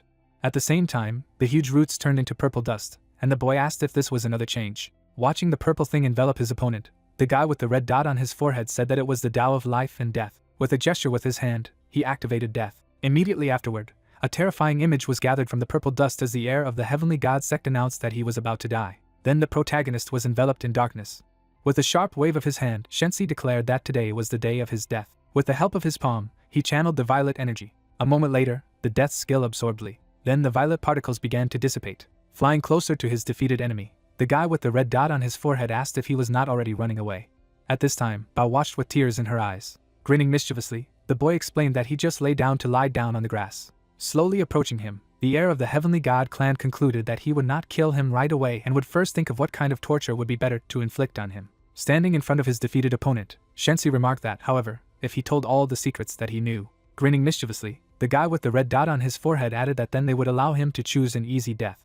With a wide smile on his face, the protagonist said that his heart was already breaking from such words. Hearing this, the heir to the Heavenly God sect made a disgruntled face and asked if he was choosing such a death. With his mouth slightly open, Li was about to say something. Then a huge magic circle appeared on the ground, and the guy told me that it broke his heart to kill such a bastard with this great formation. At the same moment, Shensi was greatly frightened by what had happened. Being in the middle of the red magic circle, the guy with the red dot on his forehead asked what kind of formation it was. With a frightened expression on his face, the heir to the Heavenly God sect stated that it was impossible and asked when he had managed to establish it. Pouring his inner energy into the magic circle, Li said that he had come there to find him, and he himself forced him to use such a skill. As the dark red energy enveloped the entire space around the boy explained that his ancestors weren't even in the project when the immortal emperor created this blood demon killing structure, and since he said that he had mastered the Tao of life and death, he should feel for himself what real death was. After listening to him, Shensi gritted his teeth in displeasure. Unwinding his magic scarves around the area, he used the path of life and death. By placing himself in a sphere from his artifact, the guy with the red dot on his forehead activated Nirvana. Immediately afterward, the dark red energy headed towards him. Grinning mischievously, the protagonist remarked that this was very naive. At this time, Bao watched everything from the sidelines, chained by magic. Looking dumbfounded in front of her, the girl with gray hair wondered if she was dreaming. After all, the genius of Shensi was driven into a desperate situation. Watching the dark red energy destroy the magic scarf, the Jade Valley Princess reasoned that this formation was very dangerous. Looking at the heir to the Heavenly God sect, whose artifact had been completely destroyed, Bao thought that it was like a power of another dimension. With a smug grin, Li noticed that they had made a small mess there. At this time, the guy with the red dot on his forehead was very tense and couldn't believe that he was going to die. Looking furiously forward, the boy told him to disappear. Immediately afterward, a dark red energy headed towards him, and Shensi, realizing that he was dying, asked him to stop. When an incomprehensible glow began to appear from his forehead, the guy asked to wait. A moment later, on her forehead she sparkled brightly. Noticing this, the protagonist turned sharply back. At the same time, the entire body of the heir to the Heavenly God sect was enveloped in yellow energy. When the red force enveloped everything around, only a flash of yellow was visible. Looking in surprise at the disappeared opponent, Li asked what it was, noting that, however, it did not matter. Immediately afterward, Bao landed on the ground. As she fell down, the gray-haired girl assumed that he must have been saved by the immortal weapon he carried, and the boy asked how she was feeling, to which she replied that thanks to it she could finally move, but temporarily completely exhausted. Sitting on the ground, the princess of the Jade Valley said that he still underestimated him too much. After all, as a young master of the Heavenly God sect, he had a lot of precious artifacts and weapons with him. Pointing his finger up, the protagonist said that he didn't care, and was going to finish him off next time, because it wouldn't take long. Closing her eyes, Bao remarked that she still had to thank him for saving her. With a snide grin, Li asked if the gratitude would be only verbal. Standing in front of the girl with the gray hair, the boy stated that he still thought that she should become his servant, because her immortal body of the Valley of Tyrants was very rare, and if she joined him, he would teach her how to use it properly. Suddenly blushing with embarrassment, the Jade Valley Princess concluded that she knew that he had not helped out of good intentions either. Looking away, Bao suddenly fell silent. Lowering her head a little, the girl with gray hair noticed that one way or another she was no longer free. Imagining in her mind how an unknown entity controlled some territory, the princess of the Jade Valley was telling that the Heavenly God sect was powerful and constantly continued to expand territories under the pretext of spreading its doctrine, and her sect was too close to her, only 1,000 miles away.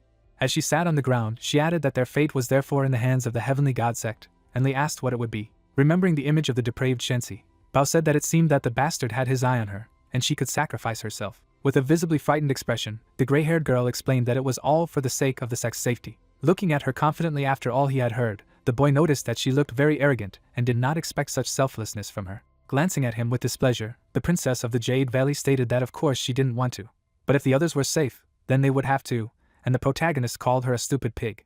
Hearing this, Bao was very dumbfounded and asked what he had just said. Pointing his finger at her, Li repeated that he had said that they were stupid pigs, her sect, and asked what kind of losers would use women as shields, stating that they were weaklings who were unable to resist and would forever remain slaves. After his words, the girl with gray hair gritted her teeth in displeasure. Looking menacingly in front of her, the princess of the Jade Valley asked him to stop talking truisms and asked why he would talk about it at all, since he did not understand what situation they were in. Fixing his calm gaze forward, Li simply remained silent.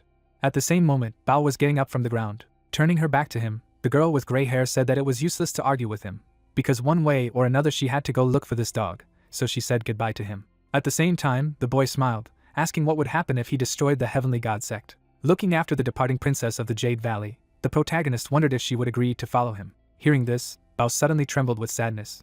Turning back with tears in her eyes, the gray-haired girl begged him not to joke and not to think that if he was lucky enough to win once thanks to someone else's formation, it made him invincible. Standing behind her, Li asked if she really thought he was lucky. Tilting his head a little to the side, the boy told her to forget, and offered to collect some treasure and return. The lag of the story is transferred to the moment when someone was running rapidly through the forest. Luo spun the fire lasso, telling her allies to push hard, because it was the demon fox that was too fast, and Nan remarked that it would be a shame to return empty-handed. Directing her serious gaze forward, the girl with black hair declared that they would not let her go. She then threw her fiery lasso at her. A moment later, the rope engulfed the nine-tailed fox. Smiling broadly as she caught her, Luo was glad that they had finally succeeded, and the red-haired guy remarked that it was a great job, while Fong said that it was surprisingly easy. Smiling smugly, the black-haired girl concluded that there was nothing to be done since she was so pretty, and Nan confirmed her words that she had easily caught a ghostly fox with 9 lives. At this time, the monster was encased in a fiery lasso. After a moment, the fox grinned mischievously. Then a love fog appeared in front of the guys. It instantly enveloped all around. The red-haired guy shielded himself from him with his hands, declaring that they had underestimated her, and said that these monsters liked to make fun of hunters. Suddenly, he noticed a beautiful girl in front of him, adding that they should be killed afterwards as well. A moment later, Nan fell in love with her, saying that it was not a pity to die for such a thing. At the same moment, a lasso headed in his direction. The rope enveloped the red-haired guy in the blink of an eye, while he was raving about his sister's fox. Luo would pull him back at the last moment, telling him to go to her. After catching her ally, the black-haired girl noticed that he was completely fascinated and called him a loser. At the same time, Nan began to come to his senses. Seeing Lao in an erotic costume, the red-haired guy said that she was so beautiful, so his heart would jump out of his chest. Hitting him after hearing this, the girl with black hair asked him to stop talking nonsense, because they were being attacked by the beast, and he continued to rave. As the demon fox approached her, Luo realized that she couldn't dodge in time. At the same moment, Fang appeared in front of her, who repelled the monster's attack. Covering his allies, the black-haired guy called the beast very cunning and told him not to even think about harming his comrades. Looking at her older brother, Luo told him to escape from this fog, and he told her not to worry, because he might resist him, so she had to take care of the red-haired guy while he sorted it out himself. At this time, Nan was still fascinated and recognized senior brother Fang. Suddenly, in his eyes, the black-haired guy became very attractive and said that he would take care of everything. Seeing this, Nan seemed to fall in love, calling him elder sister, and remarked that he was also very handsome, and Luo concluded that he was completely poisoned. At this moment, the fox was directing its love fog towards Fang, and he was asking her not to waste energy trying to charm him. Directing his serious gaze forward, the black-haired guy gave his name and explained that he was a righteous man and would never succumb to the charms of a woman. Hearing this, the demon beast sneered. Then she covered herself in her own pink mist, and her opponent asked her to stop fighting and give up. Immediately afterward, Fang headed towards the love mist, stating that no matter how much she changed, it was useless. After a moment, the fox took on its true form. Noticing this, the black-haired guy was extremely dumbfounded. Suddenly, blood began to flow from his nose. The stream of blood was so strong that it flew back. Luo watched in surprise as Fang fell to the ground. At the same time, the guy with black hair was completely in love, asking for forgiveness that he could not resist. Looking puzzled in front of her, the girl with black hair noticed that this was already a problem. The demon beast was in front of the 2 frowning boys and the girl. Luo looked at her opponent, thinking that she was very cunning. Looking at Nan, who was foaming at the mouth, Luo thought that they were both fascinated by this demon fox. Gritting her teeth in displeasure, the black-haired girl realized that she was alone, and wondered if she would cope. A moment later, the demon beast headed towards her, and she noticed that she was attacking. Jumping abruptly to the side, Luo was very surprised. Seeing the fox heading towards Fang, the black-haired girl thought that she shouldn't let her do what she had planned. She then waved her dragon flame whip. Her blow fell on the demon beast. A moment later, the real fox was behind her, and Luo knew she had been fooled. With her hand, she tried to block the blow. After the damage received, the girl with black hair flew into the tree. Expectorating blood, she used a shield of energy. At the same moment, the demon beast walked towards her. The 9-tailed fox enveloped his hand in energy and was about to strike. Closing her eyes in fright, Luo knew she couldn't have time to block. Suddenly, the demon beast was enveloped in water, which greatly surprised the girl. Nan pinned down the opponent with his ability, and Fang attacked. Directing his serious gaze forward, the red-haired guy said that the influence of beauty was not an obstacle to him. Attacking with his war spear, the black-haired guy concluded that nothing would surpass the threat to his comrade. A moment later, he managed to pierce the body of the demon fox. After the blow received, the animal fell directly to the ground. The monster then took on its true form, bleeding to death. Running closer to the fox, Nan asked his sister if she was okay, and Fawn noticed that they were lucky to be in time, while she explained that she already thought that she was finished. Smiling broadly, the black-haired girl added that she hadn't expected them to throw off the effects of the poison mist. When the guys passed her, Luo stated that she was quite impressed. Immediately after that, the guys began to hug the tree and apologize for scaring her.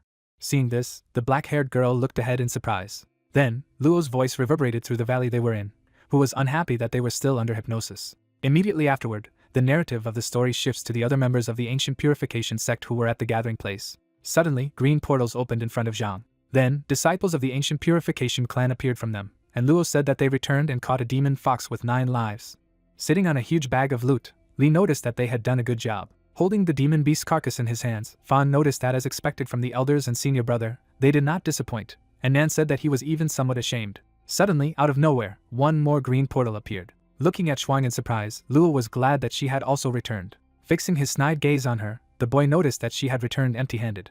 Pointing her finger upwards, the princess of the demon cult claimed to have obtained important information, and asked if he wanted to hear. The narrative of the story takes everything to the cliff against which the waves were beating. The man standing on top of the cliff watched his disciples fight, asking if there was something so mysterious in the south, and understood why they had gone there, and the girl wondered if he wanted to go down and help. The old man with the blue hair was looking away, saying that they could handle it, and besides, it was a good opportunity to train. Looking at Shuang standing beside her, the elder of the demon clan remarked that she should be more careful with Li Qie. Imagining the image of a boy with a huge number of eyes in his head, the old man with blue hair explained that he just had such a feeling.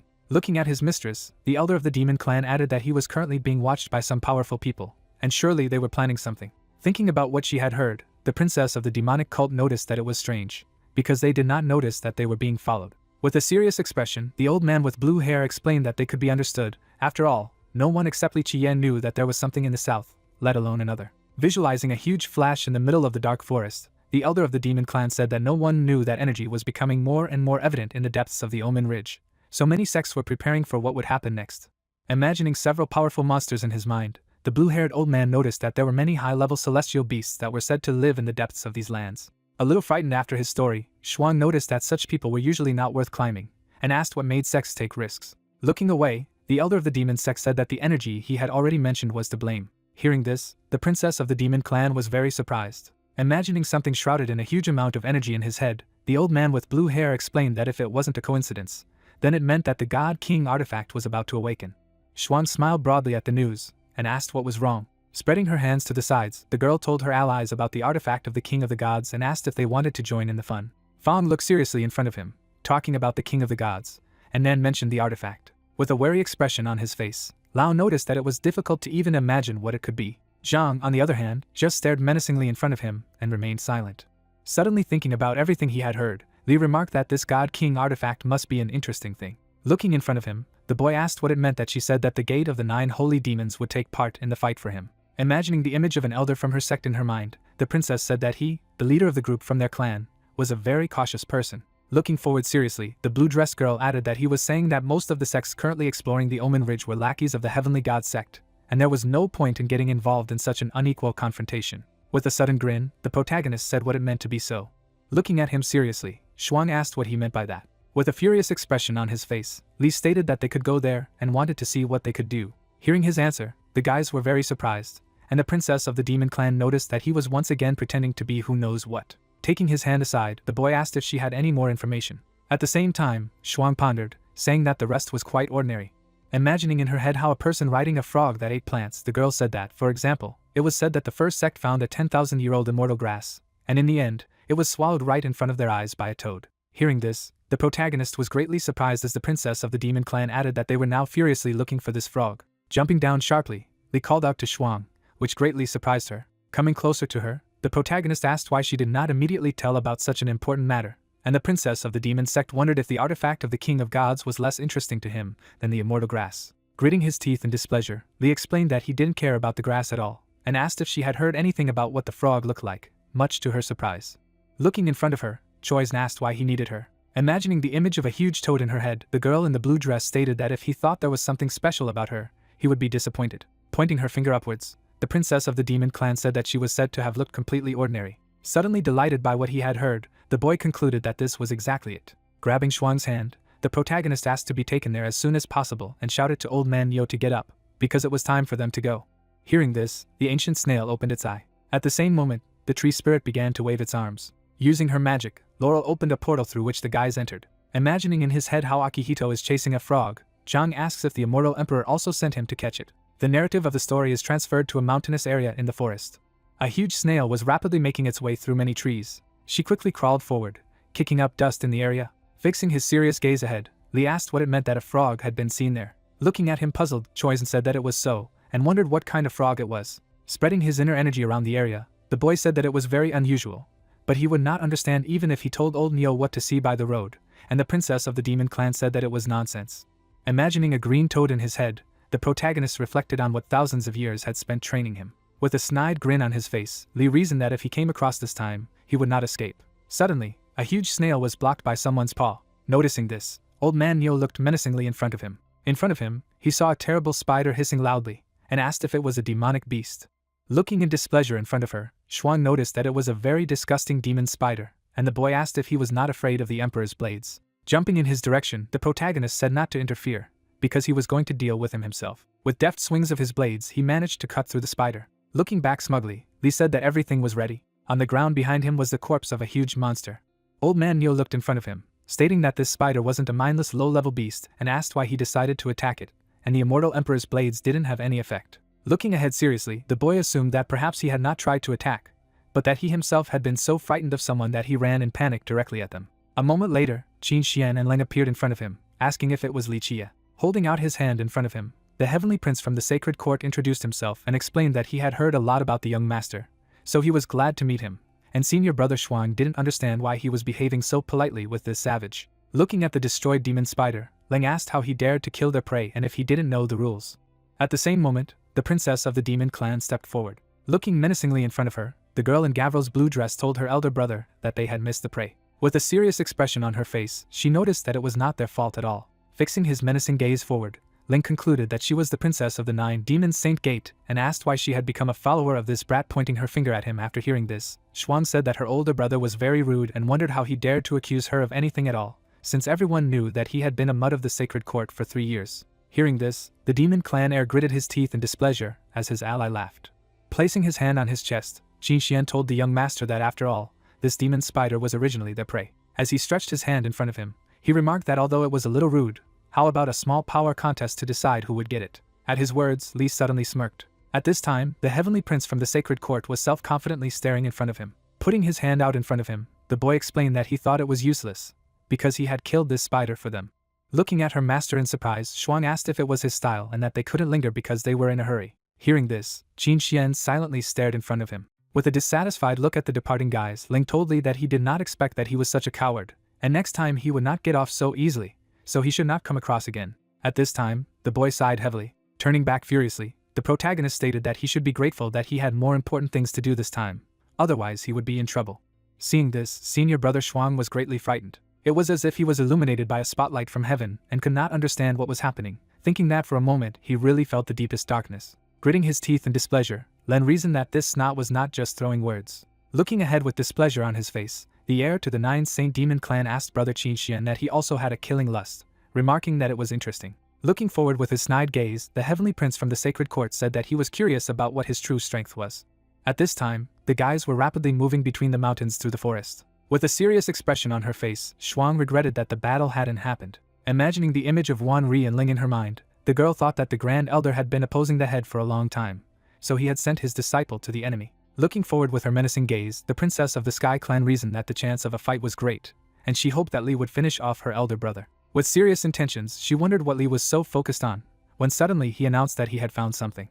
Stopping near a huge brown puddle, old man Neo asked if he was sure they were going there, and Shuang asked what they had found, while the boy gave a positive answer. Adjusting his clothes, the protagonist asked if she wanted to go with him, and the girl in the blue dress gave a negative answer. Immediately afterward, Li would throw off his robe. Then he suddenly jumped into the muddy water, saying that he was going there himself, and asked him to wait there. Puzzled, watching the mud splashes, the princess of the demon clan noticed that it was very dirty. When he found himself in the middle of dirty water, Lee noticed that it was just fine. Putting her hands to her face, Choi's asked if he had found a frog there. Turning back, the boy explained that the frog was not there. Raising her hands up, the girl in the blue dress asked what he was doing there, and if he was just playing in the mud, and the snail noticed that he was also perplexed, while the protagonist asked them not to hurry. Smiling broadly, Lee stated that he was about to show them his unique skill. Looking at him dumbfounded after hearing this, the princess of the demon clan asked again. Looking ahead with an interested gaze, old man Neo asked about his unique skill. At this time, the boy was in the middle of a huge puddle of mud. Suddenly, he closed his eyes and concentrated. Then a mud ball began to appear in the protagonist's hands. After that, he managed to create a figurine. After a while, Lee breathed a sigh of relief, saying that he had done a good job. Having created a gazebo from mud, the boy declared that it was a mud palace. Watching him with displeasure, Shuang asked if his unique skill was playing with dirt, and he asked that it turned out well. Very angry at what she heard, the girl in the blue dress wondered what was next, and did she really think that now the frog would jump there on its own?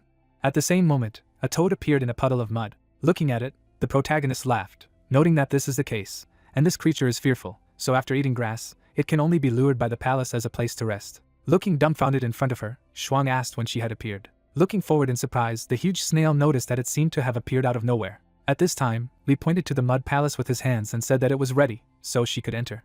Hearing this, the frog silently looked in front of him. Then, she jumped towards the mud palace. A moment later, it seemed to be inside. When the boy managed to imprison the beast in a cage, he was glad that he succeeded. Smugly watching the frog in captivity, the protagonist said that several million years had passed, but he finally managed to catch this little rascal. Suddenly, he turned back, hearing an incomprehensible sound. In the sky, he noticed a horse-drawn cart with a man in it. It was Nan Tianhao of the Southern Heaven Kingdom, who said with a haughty look that she was the one who had eaten their 10,000-year-old spirit herb, and he had finally found her. A huge cart pulled by demon horses was in the air above a puddle of mud. Noticing her, Lee looked at her menacingly and simply remained silent. He watched the cart shrouded in bright yellow energy. Suddenly, someone jumped out of it and headed down. As he approached the ground, Hao noticed that it was a great job, because he had helped a lot, and the boy asked him to be quiet. Then he landed on the mud. Shrouding himself in blue energy, the young master of the Southern Heavenly Kingdom declared that it was the frog that had devoured their immortal grass, so he should give it to him as soon as possible. Smiling broadly, Hao begged not to force them to rob him. He looked menacingly at his opponent. The protagonist warned him not to take a step further. Immediately after hearing this, the young master of the Southern Heavenly Kingdom asked if he had decided to frighten him. Enveloping his hand in blue energy, he agreed. Hao then directed his power towards the mud palace, saying that if he asked not to take any further steps, then no problem. At the same moment, the frog inside seemed to evaporate. Holding up this very cage of mud, the young master of the Southern Heavenly Kingdom asked why it was empty. At the same time, Lee took his fighting form, calling his opponent a beast. Rushing forward with great speed, he declared that he would finish him off for what he had done. Looking at him in surprise, Hao asked if he really wanted to play.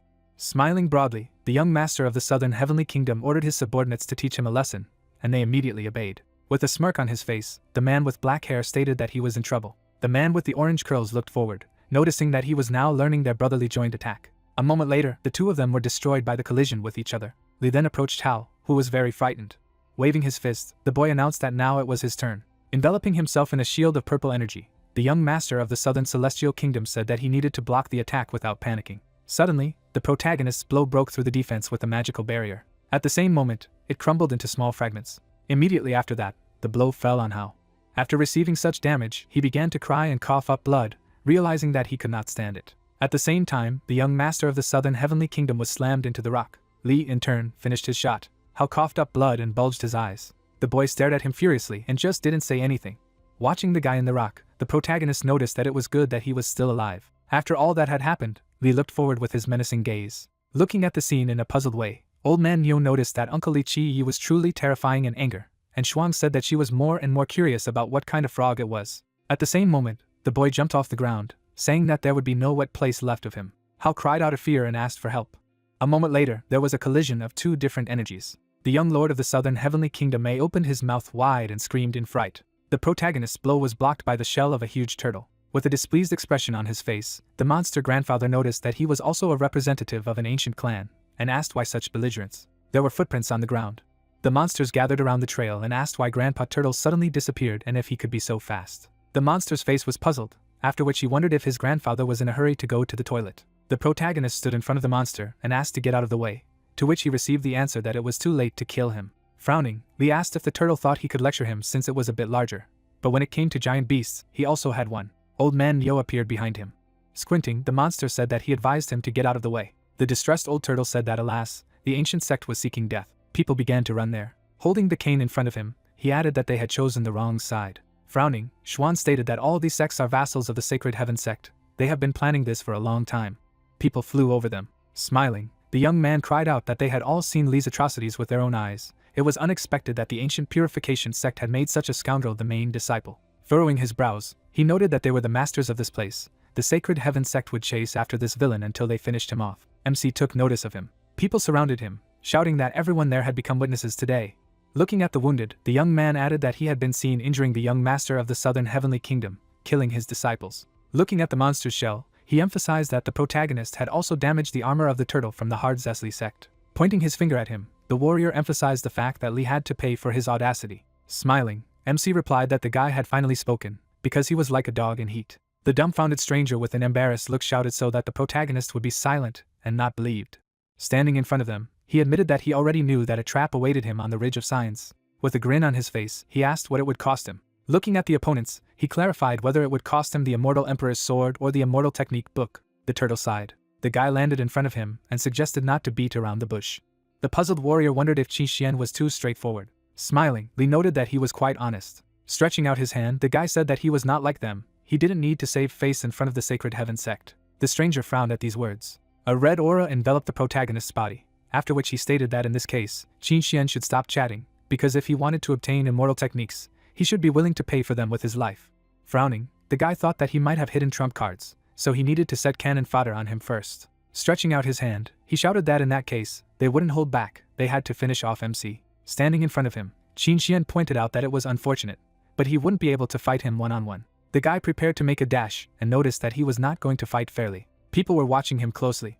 Running away from there, the protagonist asked what the old man was waiting for, noting that they needed to get out. They ran away, raising clouds of dust behind them. Neo turned one eye and reported that they were catching up. The warriors followed them. Frowning, the girl said that she would deal with them. She created a barrier in the form of a snowflake. Streams of energy hovered around the opponents, closing themselves off from mana. The guys discussed that its level had grown a lot. This was expected from the princess. Qin Sang continued to follow her, and added that it was too early for her to compete with them. Frowning, Xuan reported that it was not possible to throw them back. Lee had to cover her for her to try again. She turned. Her companion was out of sight. The dumbfounded girl wondered how he could just run away. The protagonist returned to her and replied that he did not run away, but simply went away for a while. He had a lot of fruits in his hands. The annoyed princess wondered if he was picking fruit while she tried to stop the enemies. Lee threw the fruit in her face. He began to throw at Anew. He smashed the last fruit on his face. Landing on the monster, he noted that the basic preparations were complete. The embittered girl said that it was better to explain to him what it all meant. Closing his eyes, the guy replied that he did not understand why there was such a hurry, because she would understand everything when the time came. Pointing to the mountainous terrain, he asked if the old man could see that valley. Smiling, Lee ordered to move there. Stunned, Xuan wondered if this valley was the same place inhabited by all kinds of dangerous beasts that were tens of thousands of years old. A dark aura surrounded the mountains. Frowning, the guy asked if they were trying to hide through this place. The warriors glanced at Shensi and said that they were fleeing to the forbidden territory, after which they asked if they should chase after them. The guy with a calm look said that they were going to go there anyway during the trip, so there was nothing to be afraid of. Holding his hands behind his back, he shouted that they would continue the pursuit and drive them into a dead end. He wondered madly if the young lady was worried about MC. Grinning, he added that if she swore to obey him for the rest of her life, he would think about sparing his life. Shensi noted with a satisfied look that he was just joking. She locked the girl in a cage and stressed that even if she finished him off, she would not dare to disobey him. Watching her, he added that knowing that she was worried about him, he wanted to kill him even more. Smiling broadly, he said that when he caught Lee, he wanted the girl to kill him personally. The warriors flew over the flower field. Neo followed his pursuers. The embittered girl said that it would be better if the protagonist's plan worked, otherwise he would die. As they stopped, the warriors began to shout that Lee didn't dare to run into forbidden territory. Now he couldn't get away. Raising his hand, the young man invited his fellow cultivators to have fun together. With a smirk on his face, he cried out that whoever captured the protagonist alive would receive a generous reward from him. The warriors flew into battle. Turning around, the guys began to discuss that Shensi wanted to use them as cannon fodder while he himself sat in the rear. Smiling, Qin Xian stated that he didn't mind it. He flew at the MC and noted that all he knew was to capture someone who had gone against the Sacred Heaven sect. He landed on the ground. Smiling, the guy said that he would not allow the protagonist to escape again. He had to show his abilities. There was a smirk on his face. Lee paid attention to him. The cultivators were enveloped in an aura. Turning around, Qin Xian said that it was a bunch of annoying slow interference. Looking at the guy, New asked if they would just stand there, to which he received a positive answer. The enemy flew at him and asked if he was still ready to fight. Smirking, the protagonist noted that he was not going to fight. A huge hand appeared in front of him. The guys were taken aback by what they saw. The enraged monkey began to growl loudly. Her eyes shone brightly. Stunned, Xuan shouted that it was a giant demon ape, which was even larger than what was indicated in the records. The monster suddenly jumped up. He made a crushing blow to the ground. Raising her head, she began to scream. The stranger stood behind Shensi and said that the boy was really lucky. The enraged warrior revealed that he thought MC knew the monkey would appear, but he didn't understand how he achieved it. The monster struck at the enemies. Watching the battle, Li revealed that this flower meadow is the territory of the demon ape. If you step on it, the monkey will attack. Touching his cheek, he added that they were not attacked because of the smell. Their bodies were covered in juice. A smell emanated from his finger. While the protagonist said that for other creatures, there is nothing special about this smell, but the demon ape is extremely sensitive to it. He introduced the frightened monster and added that she hated the smell, so she didn't even want to approach them. The cultivators were running away from the monkey, and MC emphasized that now the hunters were the prey. The monster was suddenly surprised. He slammed his fist on the ground. The warrior jumped out of his grip. Smiling, Shensi noticed that his accomplice had finally begun to act. Qin Xian transformed. The enraged creature screamed loudly. People were lying on the ground. Raising his hand above his head, the young man shouted for the soldiers to get up and carry away the wounded. He rushed into battle and added that he would deal with the monster. The monkey opened its mouth wide. The guy was shocked by what he saw. He flew back. With a dumbfounded look, he said that it was absorbing qi. He needed to forget about the wounded and run away from there. The guys tried to escape from the battlefield. The soldier turned his attention to his comrade. The energy turned him into a skeleton. Cultists flew away from there. Purple smoke spread across the battlefield. The guys flew to the Lord and told him that all the groups had suffered heavy losses. Shensi was furious. Folding his hands, the stranger asked to be allowed to deal with it. Looking at him, the Lord replied that he could act. The guy rushed into battle. He watched Qin Xian conduct the battle. He hit the gorilla in the face. A cloud of energy formed in its mouth. She fired a beam at the enemy. The frightened warrior thought that this was bad. The stranger surrounded himself with a red sphere. Energy emanated from his finger. He tore the space along the path of the monkey's mana flow. Nu was surprised by what he saw. Smiling, Li revealed that this person was at the level of a saint. He had been sent there to look after this loser. The young man covered Qin Xian with his body and advised him to retreat to avoid possible injuries. The warrior was furious. Closing his eyes, he replied that he understood this. Swinging his fist, the man thanked him for his assistance. He unleashed dark mana into the monkey and declared that he could now fight with full force. The guy was able to hold back the onslaught from the monster's fist. Violet energy surrounded them. Smiling, the protagonist said that it was not bad. This person was capable of fighting a demonic ape. The animals began to scatter from there. MC was suddenly taken aback. He noticed a frog among the animals. Nu chased animals. He tried to catch up with the frog and reported that he could move faster. Pointing his finger forward, the protagonist replied that it was not worth doing, because if they approached sharply, they would only scare her away. The old man should continue to move at this speed and not lag behind. Squinting, the monster replied that he understood all the instructions. There was a smile on the guy's face. Glancing at the frog, he emphasized the fact that he couldn't get away this time.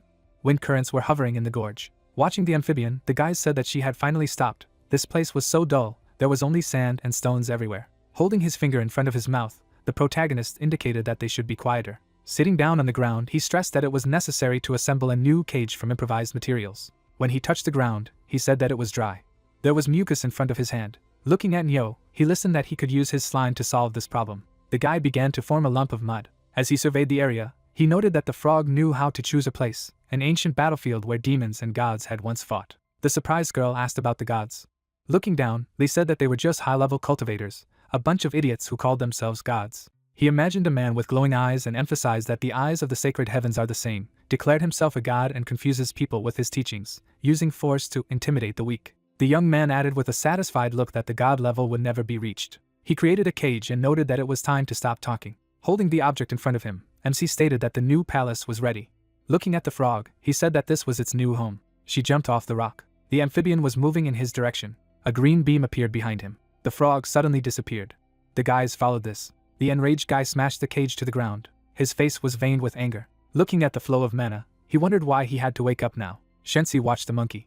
Frowning, he stressed that thanks to his subordinate, they had managed to avoid even greater losses. Lowering his gaze, the guy replied that the Lord was too kind. Allowing the protagonist to take advantage of the chaos to escape was his mistake. Smiling, the warrior asked not to worry. He pointed his finger at the beam and reported that as expected, the divine artifact had awakened. MC should come there. Shensi shouted with a satisfied look that in this case, he would take his life along with the artifact. They began to fly towards that pillar of light. The dumbfounded girl thought of Li. Streams of smoke could be seen in the sky. Looking up, Nan asked what had happened there. The man stretched out his hand and noted that the little tree was very scared. Green mana swirled around. There was an explosion. The monster was hiding behind a tree. The protagonist appeared in front of them and announced that he had returned. The surprised guys asked where Schwan and the others were. Looking at them, the guy replied that they were waiting outside. He was not for long, he just wanted to ask the baby for something. The creature was flying in front of him. Waving her arms, she began to make sounds. The protagonist grabbed her and told her not to panic, because he was there, but she would have to give him those 2 treasures. Looking into her eyes, he emphasized the fact that it would be possible to destroy him in this way. Her face was puzzled. The spirit flew away from him. Green energy surrounded the baby. Artifacts appeared in her hands. Taking the items, Lee said that it was the lotus of the 6 paths and the holy water of the green lotus. With their help, everything would work out. Stunned, Nan said that he had not heard of such treasures. John said with a serious look that since the protagonist had asked for such treasures, it seemed that he had encountered a powerful opponent. Clenching his hand into a fist, the guy answered that this is so, a catastrophe will soon occur. Standing in front of them, he asked them not to worry, because as long as they stayed in the Laurel Lotus Forest, everything would be fine.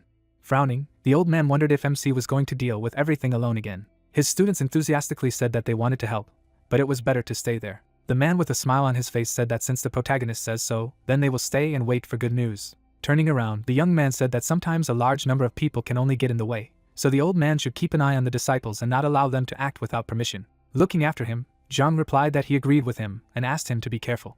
The spirit crossed its arms and began to say something. Entering the portal, MC winked at them and told them not to worry, because he would be back. He appeared on a snail in order to move to that pillar of light and follow its instructions. Looking at Xuan, he said that he had been making the necessary preparations. They drove into the forest, after which the girl noted that she did not know what he was cooking. But now the other sects were far ahead of them, to which she received the answer that it did not matter, they could go first. The protagonist with glowing eyes told her not to forget that this forest is the center of the Omen Ridge. High-level beasts won't let them pass through so easily. The warrior was caught by a monster. The 6-winged ping was chasing the cultists. The bird opened its mouth wide. Streams of electricity emanated from her. Lightning struck people. Shensi glanced at his subordinate and said that they didn't need to interfere, because it wouldn't affect their advancement in any way, so let them figure it out for themselves. They were suddenly taken aback. A huge snake with many heads appeared before them. The guy endowed his body with mana and said that he would take care of it. The blade was enveloped in blue energy. The guys slew the monster. There were huge cuts on his body. Smiling, Ling suggested that there was a difference in the levels of the beasts. After all, compared to that monkey, it was easy, and then he heard that he shouldn't relax, because they needed to get to the artifact. Qin Xian added with a serious look that after all, they weren't the only sect that wouldn't refuse to compete with Shensi for this artifact. Believers were enveloped in mana. The warrior rushed into battle, shouting that their faith was with him. He approached the monster, and shouted that it was just a lump of dirt. The stranger struck down the monster with one blow. He licked the dirt that was left on his face, and stated that it wasn't a high-level beast. The warrior was standing over the corpse of the monster. He pointed out with a serious look that when they got their hands on the God King's weapons, they would replace the Sacred Heaven sect. The turtle ran through the forest and begged them to hurry, because when the time came for Shensi to blame them, they couldn't let it happen. Frowning, the man asked what would help him and set a trap on Li. Sitting in the carriage, he wondered why he didn't team up and take the artifact, to which he was told that his idea was very dangerous. The Sacred Heaven sect was not one to be challenged. A monster was flying over us. People were scared. Stopping, the turtle screamed not to panic. He rolled forward, saying that he would clear the way for them. The man, shrouded in pink mana, noticed that the turtle was not a bastard. The monster approached the monster. A powerful blow rang out. Moving through the forest, Li said that he would soon need to turn right. Stretching out his hand, he assumed that there was such a commotion in the forest because all the sects were fighting with beasts there. Frowning, the girl clarified why they did not meet a single animal. Looking at it, the protagonist replied that of course it was. Her face was puzzled. Raising his finger, he imagined a monkey and told him that it had beaten these fools a lot. Xuan was shocked. He presented their route through the forest and emphasized the fact that it wasn't just the demon monkey. He knew the territory of each of the beasts, and of course, he was leading them along a safe path. They continued to sit on the snail. Frowning, the girl asked how things could have remained the same, even if the immortal emperor was actually communicating with him in his dreams. He had lived many thousands of years ago. With a dumbfounded look, she asked if this was the Ridge of Signs. Stretching out his hand, Li replied that it was the Omen Ridge, but they had gotten there through the teleportation formation. He imagined a portal and began to ask where this place was and if they had been transported somewhere far away. Glancing at his girlfriend, he clarified whether they were in an imaginary space that existed in the void. Closing one eye, the guy said that he would tell everything himself. He imagined a pink blob of energy and said that it was an illusion created by the energy of the core of the Omen Ridge. It was cyclical, and every 300 years everything was dumped there. Monsters appeared in his imagination. The warrior chopped off the snakes' heads while MC said that everything there was created by the core, including high-level beasts.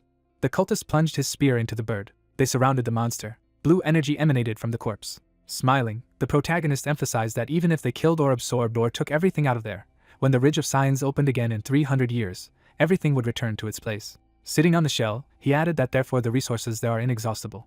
Narrowing his eyes, Neo thanked him for his instructions. They arrived at the flow of energy, saying that without noticing it, they had reached the weapon of the King of the Gods. With a serious look, the girl wondered if it turned out that the artifact of the King of the Gods was restored every 300 years, if her interlocutor was telling the truth, and why then the various factions had only now learned of its existence. Looking at her, the guy replied that she was quite smart. The situation there was different. The girl rushed forward, telling him to forget, she couldn't hold back anymore. The main thing now was to get the artifact.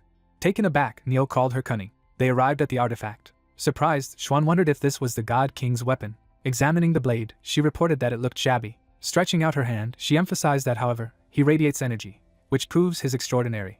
She reached for her sword and heard a shout that she wouldn't even think about doing it. The warriors appeared before her. Ling said with a smile on his face that he couldn't give his younger sister this toy. Smiling, he said that for Qin Xian, this artifact should serve as a guarantee of friendship between their sects, to which he was told that it was a good idea. But he thought some people disagreed. Stretching out his hand, he asked if it was so. There was a smile on Li's face. He rushed into battle, shouting that Len should take me, and he would take care of the protagonist. Attacking his sister, the guy asked if they needed to fight each other. MC repelled the enemy's attack and listened to the request to show what he was really capable of. Puzzled, Neo thought that everyone had forgotten about him. He approached the artifact, saying that it was his. The monster grabbed the artifact. Old man Neo enthusiastically raised his tentacles upwards and exclaimed that he had the artifact and that he would become invincible. Shuang and Ling looked at the ancient snail in amazement. He rounded his eyes indignantly, and was indignant at where his tentacle had gone. In his hand, the young man holds the handle of the artifact. Lord Shensi looks ahead in surprise and says that the guys in front of him are quite nimble, but fortunately, his skills are also good. The protagonist looks at the interlocutor in surprise and asks what kind of equipment he has, and that the servant did not give it to him, and Qi Xian says that here are the problems. The man clutches a weapon in his hand and furiously shouts that the artifact will be his. Shuang gritted his teeth angrily and stated that they were too late, and Lin shouted curses. A bright flash of magic knocks enemies aside. The man laughs angrily, gritting his teeth. He holds the sword in his hands, surrounded by energy, and says that this is exactly what he expected from the artifact of the King of the Gods, and that he feels infinite power filling his body. The sword radiates energy, and its wielder laughs. Green tentacles approach its feet. The girl shifts her wary gaze and asks what it is, and the young man is surprised that so many roots suddenly came out at once. Qi Xian looks forward and asks what is the power of the God King artifact. The protagonist looks up in amazement, and replies that it is not the power of the artifact, and tells his friend to see for himself. The roots of the pumo tree wrapped around the man's body. The latter, entwined with tree roots, holds the artifact tightly in his hand, and his assistant in a red cloak asks what is wrong with him, and what is going to pull him out.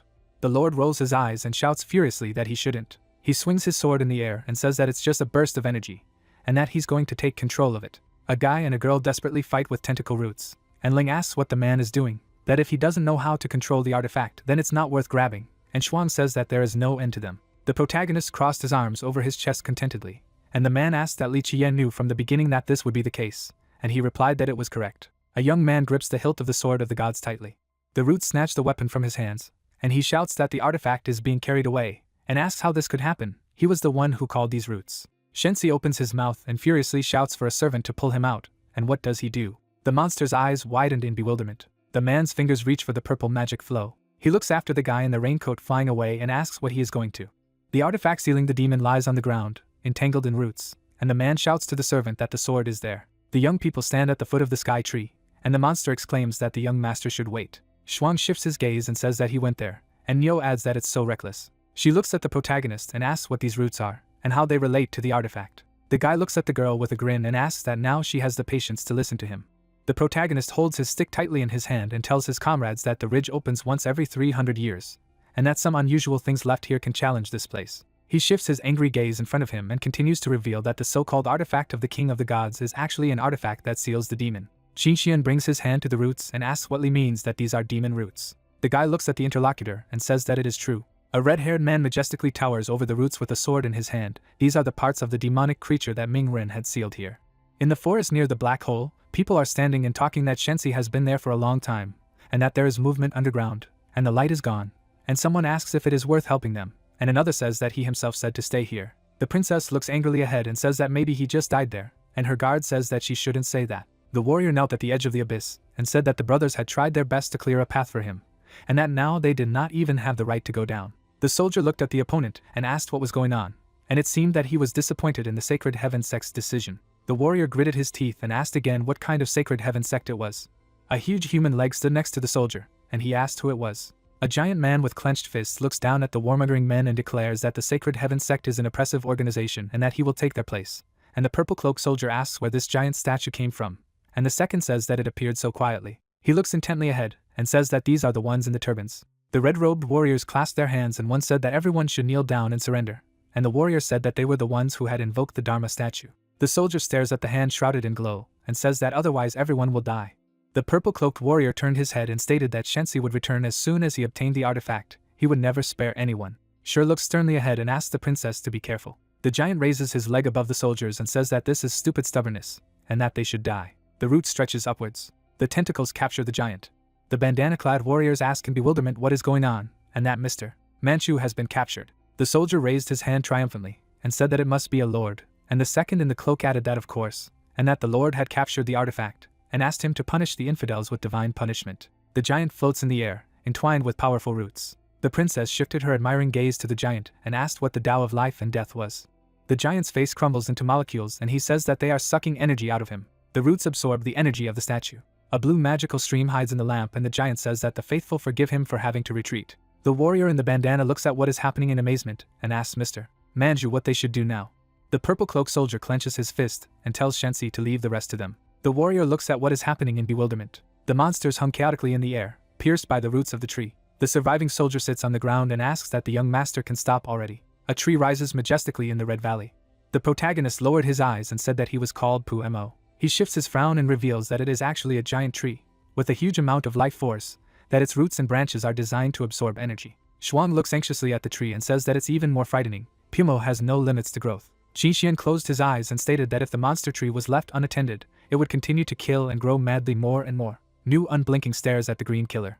The planet flies in bottomless space, entwined with tentacles. Len opens his mouth and indignantly turns to the main character, that since he knew what a terrible monster it was, then why didn't he tell the others, and he grins. The protagonist smiled and asked what difference it made. He stares piercingly ahead and adds that in any case, in order to destroy him, you need to make him show out. The sky tree rises majestically in the valley. The elder looks away, and the man says that something is happening in the forbidden territory, and the second is perplexed that this is a heavenly tree. The man with the blue hair looked away in alarm, and the guy asked if it was the power of the artifact, and he replied that perhaps it was a backlash, a punishment for those who coveted the artifact. The mummy of a warrior hangs on a tree branch with bared teeth. A man in a bandana holds a jug in his hands and calls on the owner to appear again, and stop hiding in the lamp. Mighty roots are rapidly bursting out of the ground.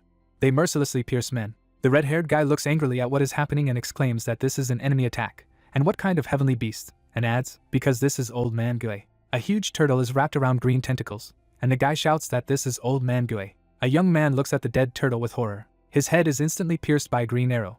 It's hanging in the air, the southern heaven kingdom. It's all over. The old turtle of the solid earth sect is dead. The magic rune is captured by tentacles. Pu-Mo attracts an energy ball to herself. The princess rushes up from the roots that overtake her with horror and says that these plants do not stop. They want to kill everyone, and furiously shouts why Sure Lao does not fly faster, and that they will be sucked dry if they catch up, and he replies that he must cover her. The girl shifts her gaze to the bodyguard and exclaims that there is no point, because she will not be able to escape even if he dies. The man looks forward with concentration and agrees, because his life can still be useful. He releases the magical energy from his palm and apologizes to the princess, who asks what he is going to do. The girl is thrown up by a powerful flow of mana. The man raised his hand up in a farewell gesture and said that this palm had all his strength, and it must be unpleasant, but it would endure it. The princess looks at her friend with horror and pain. The magic beam digs into the girl's body, and Sure says thanks to her body, he can do it, and hopes that it will be enough to save her. Tears roll down the girl's face, and the man, captured by the monster plant, says that she must survive. A strong man holds the baby on his shoulder, and she remembers that Uncle Sure took her for a walk. They played hide and seek, conducted experiments. Tears of bitterness from loss obscure the girl's eyes. A cart is moving across the clearing. A flying one-eyed monster hovers over his brother's harness to a cart and asks what they saw. That the forest where the young master went is a huge tree that suddenly grew out of the ground, and is this normal? His huge bulging eye watches the plants growing before his eyes. A small monster stretches its paw forward and tells its comrades to look at it. A plant rapidly approaches him, and he screams in horror. A spear violently bursts through the green mana. Qinxian mercilessly lowers the weapon on the tentacles and says that it has been caught, and Ling chases the plant away, holding a monster in his hands. The one-eyed green hovered in the air and exclaimed that it was a young master. The young man ruthlessly cuts the mighty roots and says that fortunately he left them outside the forbidden territory, where they are much easier to deal with, and tells Len that he must take the students as far away from here as possible. The man looks at the guys and angrily asks that they heard the master's order to follow him, and shouted to his comrade that he should retreat too. The young master stands in front of the protagonist and remembers how a plant consumes living creatures, and declares that his students are still outside the forbidden territory, and Lee replies with a smirk that it is only a matter of time before Pumo gets there, and the interlocutor says how quickly. The protagonist looks at the warrior eloquently, and says that he just so happens to have a teleporter artifact, and that he can run away in disgrace. He clenches his fist furiously. Ling leaves with his disciples, and Qin Xian doesn't believe it. The young man confidently looks at the defeated tentacles and says that he leaves his students to a friend, and he himself cannot run away like this. He shifts his doomed gaze and says that this will be a blow to the honor of the ancient Qin Xian kingdom. The huge plant takes up more and more space. Shensi raised his head up, and his servant said that the situation ahead was unclear, and that it would be better to retreat and conduct reconnaissance, and he replied that it was all nonsense, an artifact right in front of them, and asked how they could retreat now. The man looks to the side with clenched teeth and feels a strong energy flowing through the roots. A powerful plant approaches the warrior. It makes ominous sounds. The guy looks ahead in horror, and the servant says that this is too sinister a place, and that it is better for them not to go there. Shensi moves forward and says that there is no point in them going back and asks for help. He shifts his icy gaze to his companion and states that the energy absorbed by these roots can be felt in the breath of their people. The servant's eyes widened in horror and incomprehension. The man with clenched teeth looks at the devastated faces of the people and says that these are the subjects of the Baoshan kingdom, vassals of other sects, that they are all absorbed. He bowed his head doomly and said that none of them were there, and the monster asked in horror how this was possible, and what kind of tree it was. The servant looked at his master and told him not to blame himself. The young master looked ahead piercingly and clarified that he was to blame himself. He bared his teeth ominously and exclaimed that the servant was not catching up, that everyone was dead, and he was still alive, and declared that he had been chosen. The monster looks at its owner in bewilderment. He, mad with joy, throws up his hand and says that first an artifact, and now such a powerful sacred tree, that they chose him, he is the chosen one. Distraught with majesty, he raises his hand to his ear and declares that the sacred tree is speaking to him, and asks what it wants to tell him. Saliva spurts from his mouth and he continues to say that if he finds the artifact, the sacred tree will also obey him. The servant tries to warn him. The lord turns to the monster with distraught eyes and asks why it is making noise, and orders it not to interfere with its communication with the sacred tree. The man looks angrily at the protagonist and the servant says that Li Chie is here, and the protagonist says that it seems that Shensi not only has a fever, but he is a little mad. Li looks at the young master with disgust and decides that he must stay away from him, otherwise he can catch the infection. The man rolls his eyes up and orders the servant to finish off the protagonist. The monster rushes forward. The guy points his finger at the teleporter and tells the servant that this is not the most suitable place, and invites the attacker to go with him. The magic gate flashes, and the young master orders the servant to be brave and not let the guy escape. The teleporter hovers above the ground. He throws the young man and the servant aside. The monster climbs up and asks the main character where he is taking him. The young man clenches his fists and triumphantly answers so that he can guess for himself. The servant releases a magical discharge from the palm of his hand, and the main character asks that he cannot return to his master. The monster narrows its eyes and hisses that it will kill the guy and take the teleporter artifact, and return with it to its master. The young man looks at the enemy and says that he should hurry, because his claws will not show mercy to his master. A magic sword appears behind Shensi. He turns his head abruptly and asks who is there. Old man Myo looks angrily at the man and says that he dared to cut off his tentacles, and he does not forgive this, and Shuang declares that she will kill the enemy today. The girl carefully watches the opponent, and says that she needs to be on the alert, because the opponent is a young master of the Sacred Heaven sect. Shensi grits his teeth with rage and anger, surrounding himself with the Tao of life and death. In the air, two opponents are rapidly attacking each other. The main character deflects the monster's attack with a magic stick. Purple mana envelopes the guy. Black wings grow behind him. The young man turns his head and angrily throws his weapon up. He furiously spreads his arms to the sides. Opponents hovered in the air. The protagonist looks angrily at the monster and says that it is good at dodging. The enemy stretches his palms forward and asks that the guy can withstand such a blow, and that he has a divine body. He spreads his arms to the sides and declares that he has no time to dig into the young man. Two magical flashes approach the protagonist. He looks at them. The guy is thrown back.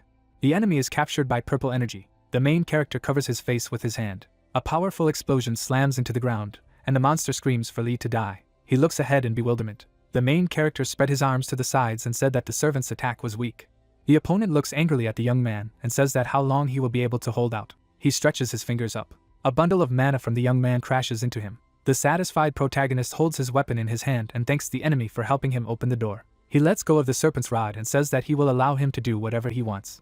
The monster is rapidly attacked by energy flashes of magic. He dodges and does not understand what the hell it is. The main character is happy to watch what is happening and asks why he is surprised. The monster has been captured by mana and he summons the Holy Emperor and demands more power. The enemy throws the guy's weapon away from him. The young man looks up in amazement. The serpent's rod crashes into the ground in front of him. The guy looks at his weapon in surprise and asks that the opponent has surpassed the level at which the snake rod operates. He angrily opens his mouth and calls the young man a snot. He shifts his hateful gaze to Lee and tells him not to be overconfident.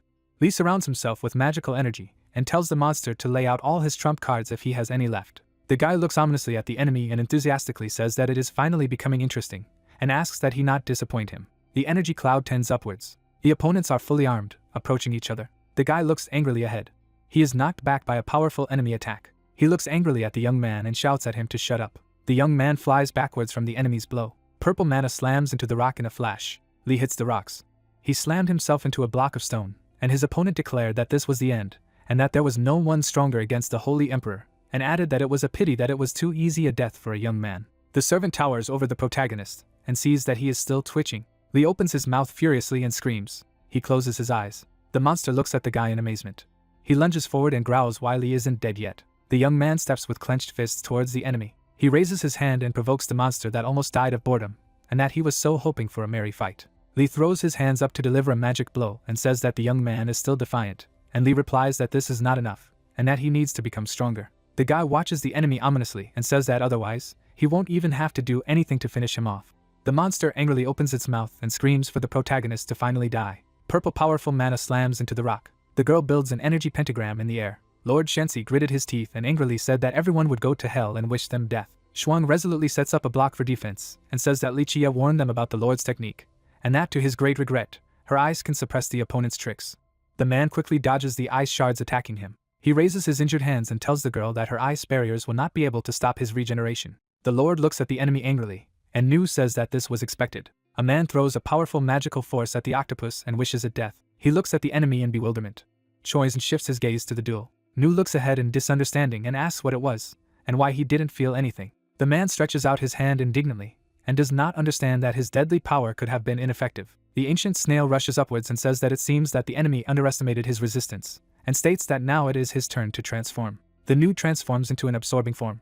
An ancient snail descends to the ground. She closes her eyes with pleasure, and says that the enemy has been successfully caught. Shuang spread her arms to the sides and asked her partner that the opponent did not move, and he replied that his hydrochloric acid corrodes even metal. The girl looks at him, and Anew continues that no matter how strong the regeneration is, it will only prolong the agony. The Lord inside the snail turns into a green goo, and Anew continues that they just have to wait until he runs out of energy, and then he is completely absorbed, and finishes saying that the opponent is unlucky, because if it were not for his regeneration, he would suffer less.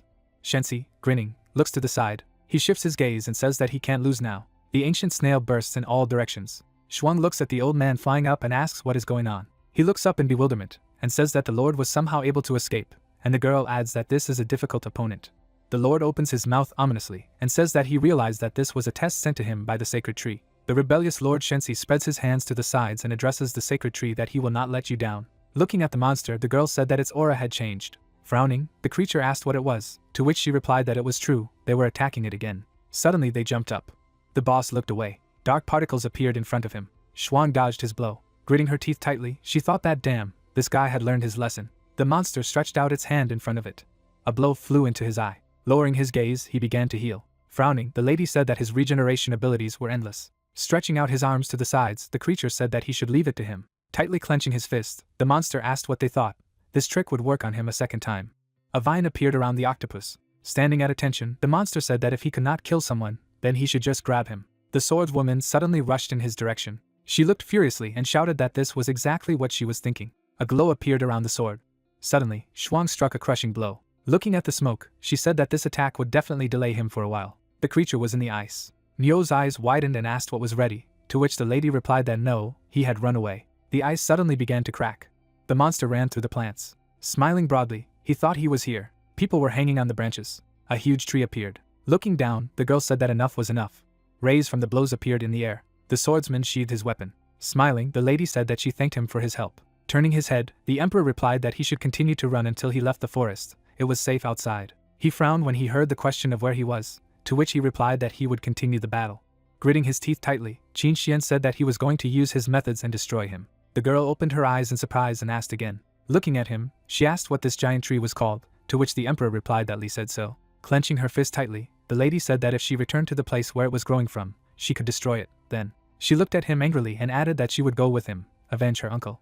The roots rushed forward sharply. Looking at them, the lady said that the further they advanced, the stronger these appendages were, to which the guy replied that this was to be expected. Looking to the side, she added that since he was so confident that he could defeat him, he had some way to deal with this situation. Gritting his teeth, Qin Xian replied that he wanted to move a little further, and then, raising his head up, he shouted that he would use this trick again. Suddenly his neck swelled. A blue flame appeared around him. Covering her face with her hand, the girl exclaimed. Dust flew in the air. Standing beside her, the creature said that the secret green flame, much stronger than ordinary fire, not only burns but also prevents energy. Parts of the plants were lying on the ground. A phrase flashed by that the branches burned by his fire would not disturb them for some time. Lowering his gaze, the emperor said that even he could not use the green flames for long, so let him draw his weapon, to which the lady replied approvingly. A glow appeared around the sword. The weapon was surrounded by blue particles. Holding the sword in his hands, Qin Xian said that now they need to act quickly, fight their way to the target, to which she replied that she understood. Plant roots appeared. Smiling, the man asked why he had gone through so many hardships to hide here. In the end, he was the one who came to him. He opened his eyes in surprise when he heard that he wasn't hiding. Spreading his hands to the sides, the creature shouted that he had finally answered him. He knew he had chosen him. Looking up, he listened to the words that he had chosen, perhaps, that he had to destroy one strong man, to which he asked again. The hero smiled broadly. A phrase flashed by that this evil demon was the greatest obstacle to his resurrection. Let him take the artifact and destroy it for him. The monster looked frightened when he heard this. Smiling broadly, he said that he didn't need his instructions. Taking the weapon in his hand, the creature said that he wanted it himself. A bright light appeared in front of him, and he added that they shared a common hatred. Let him just give him strength, and not worry about anything. The man lowered his gaze when he heard that he should not let him down. The roots of the plant are fastened into a cocoon. Raising his hands up, Pu said that he would never let him down. Watching him, the swordswoman thought that it was with him, talking to herself. Standing beside her, Neo asked what to do. The artifact fell into his hands again, to which she asked him if he was communicating with him. Looking ahead, the monster asked what to do. He was invincible now. Frowning, the lady replied that there must be a way. Standing behind them, the monster asked what for example. Gritting her teeth tightly, Shuang thought that he had found them, but the monster was standing on the plant, and she added that it was still there. Turning around, the girl wondered if it was a clone. The doppelganger smiled broadly and shouted that it was their turn. They stretched the roots in front of them. The vine was fastened into a huge ball. Holding the artifact in his hands, Pu said that this was the power of the artifact, to which he was told that it had taken a lot of effort to master it, but this wooden sword was truly large. Stretching out his arms to the sides, he added that like this, after they were destroyed, Li would be next. Branches appeared. It was heard that no, they could still be useful. Gritting her teeth, Shuang said that these branches were different from the previous ones. They were incredibly powerful, to which Neo replied that he would let him. Suddenly he spat poison. The liquid corroded the plant. A phrase flashed by that even its acid could not dissolve them. Smiling, the creature said that they were trying to challenge the artifact. Raising its eyebrows, it added that he had said that they were important hostages. Let them just stay here and they would not be harmed. Frowning, the girl said that it was disgusting, to which the old man replied that he could not even hope. Sticking out his tongue, the plant said well, he knew they wouldn't listen. It grabbed the lady's arm. Lowering her head, she asked what he was going to do, to which Neo replied that it was indecent. Stretching out his hand to the side, the monster said that they should thank him. Only his instructions saved their lives. Looking ahead, he added that apart from life, everything else. The swordswoman gritted her teeth tightly when she heard that she was quite cute. Frowning, she said that she should not even think about it. Ice appeared on the branch. Sticking out its tongue, the plant asked. Standing over the dome, the monster said that how cold it was bad. The roots were covered with ice, and it was said that his cage made of the branches of the sacred tree was completely frozen. Jumping up, Shuang said that she shouldn't look down on others. Looking at the creature, she asked that this was all his artifact was capable of, to which he replied that she really deserved to be considered a princess. She would have to be tinkered with. Looking ahead, Pu said that he had to admit that her ice was quite strong. Even the regeneration of the artifact had been suppressed. The princess took a step forward. Hearing that but how long she could maintain this form, she was afraid she would only have enough for one attack. Grinning, she said that there was only one attack. Rushing forward, the swordswoman added that it would be enough. In fact, the blow came. Holding the artifact in his hands, he asked what she really thought. Stretching his hand forward, the monster asked that he could fight the power of the artifact. They attacked each other. Blood flew out of the girl's mouth. Leaning towards the ground, she said that it was a curse, and then thought that it seemed that both sides would suffer. The princess was lying on the ground. Her mask was covered in blood. The thought arose that she could only cover the wound with ice. There was no more strength. Gritting her teeth, Shuang thought that it was time for Li to return. If that didn't happen, everything would end badly. The monster was watching her. His gaze froze in place, and he said that if it weren't for the artifact, he would really have frozen to death.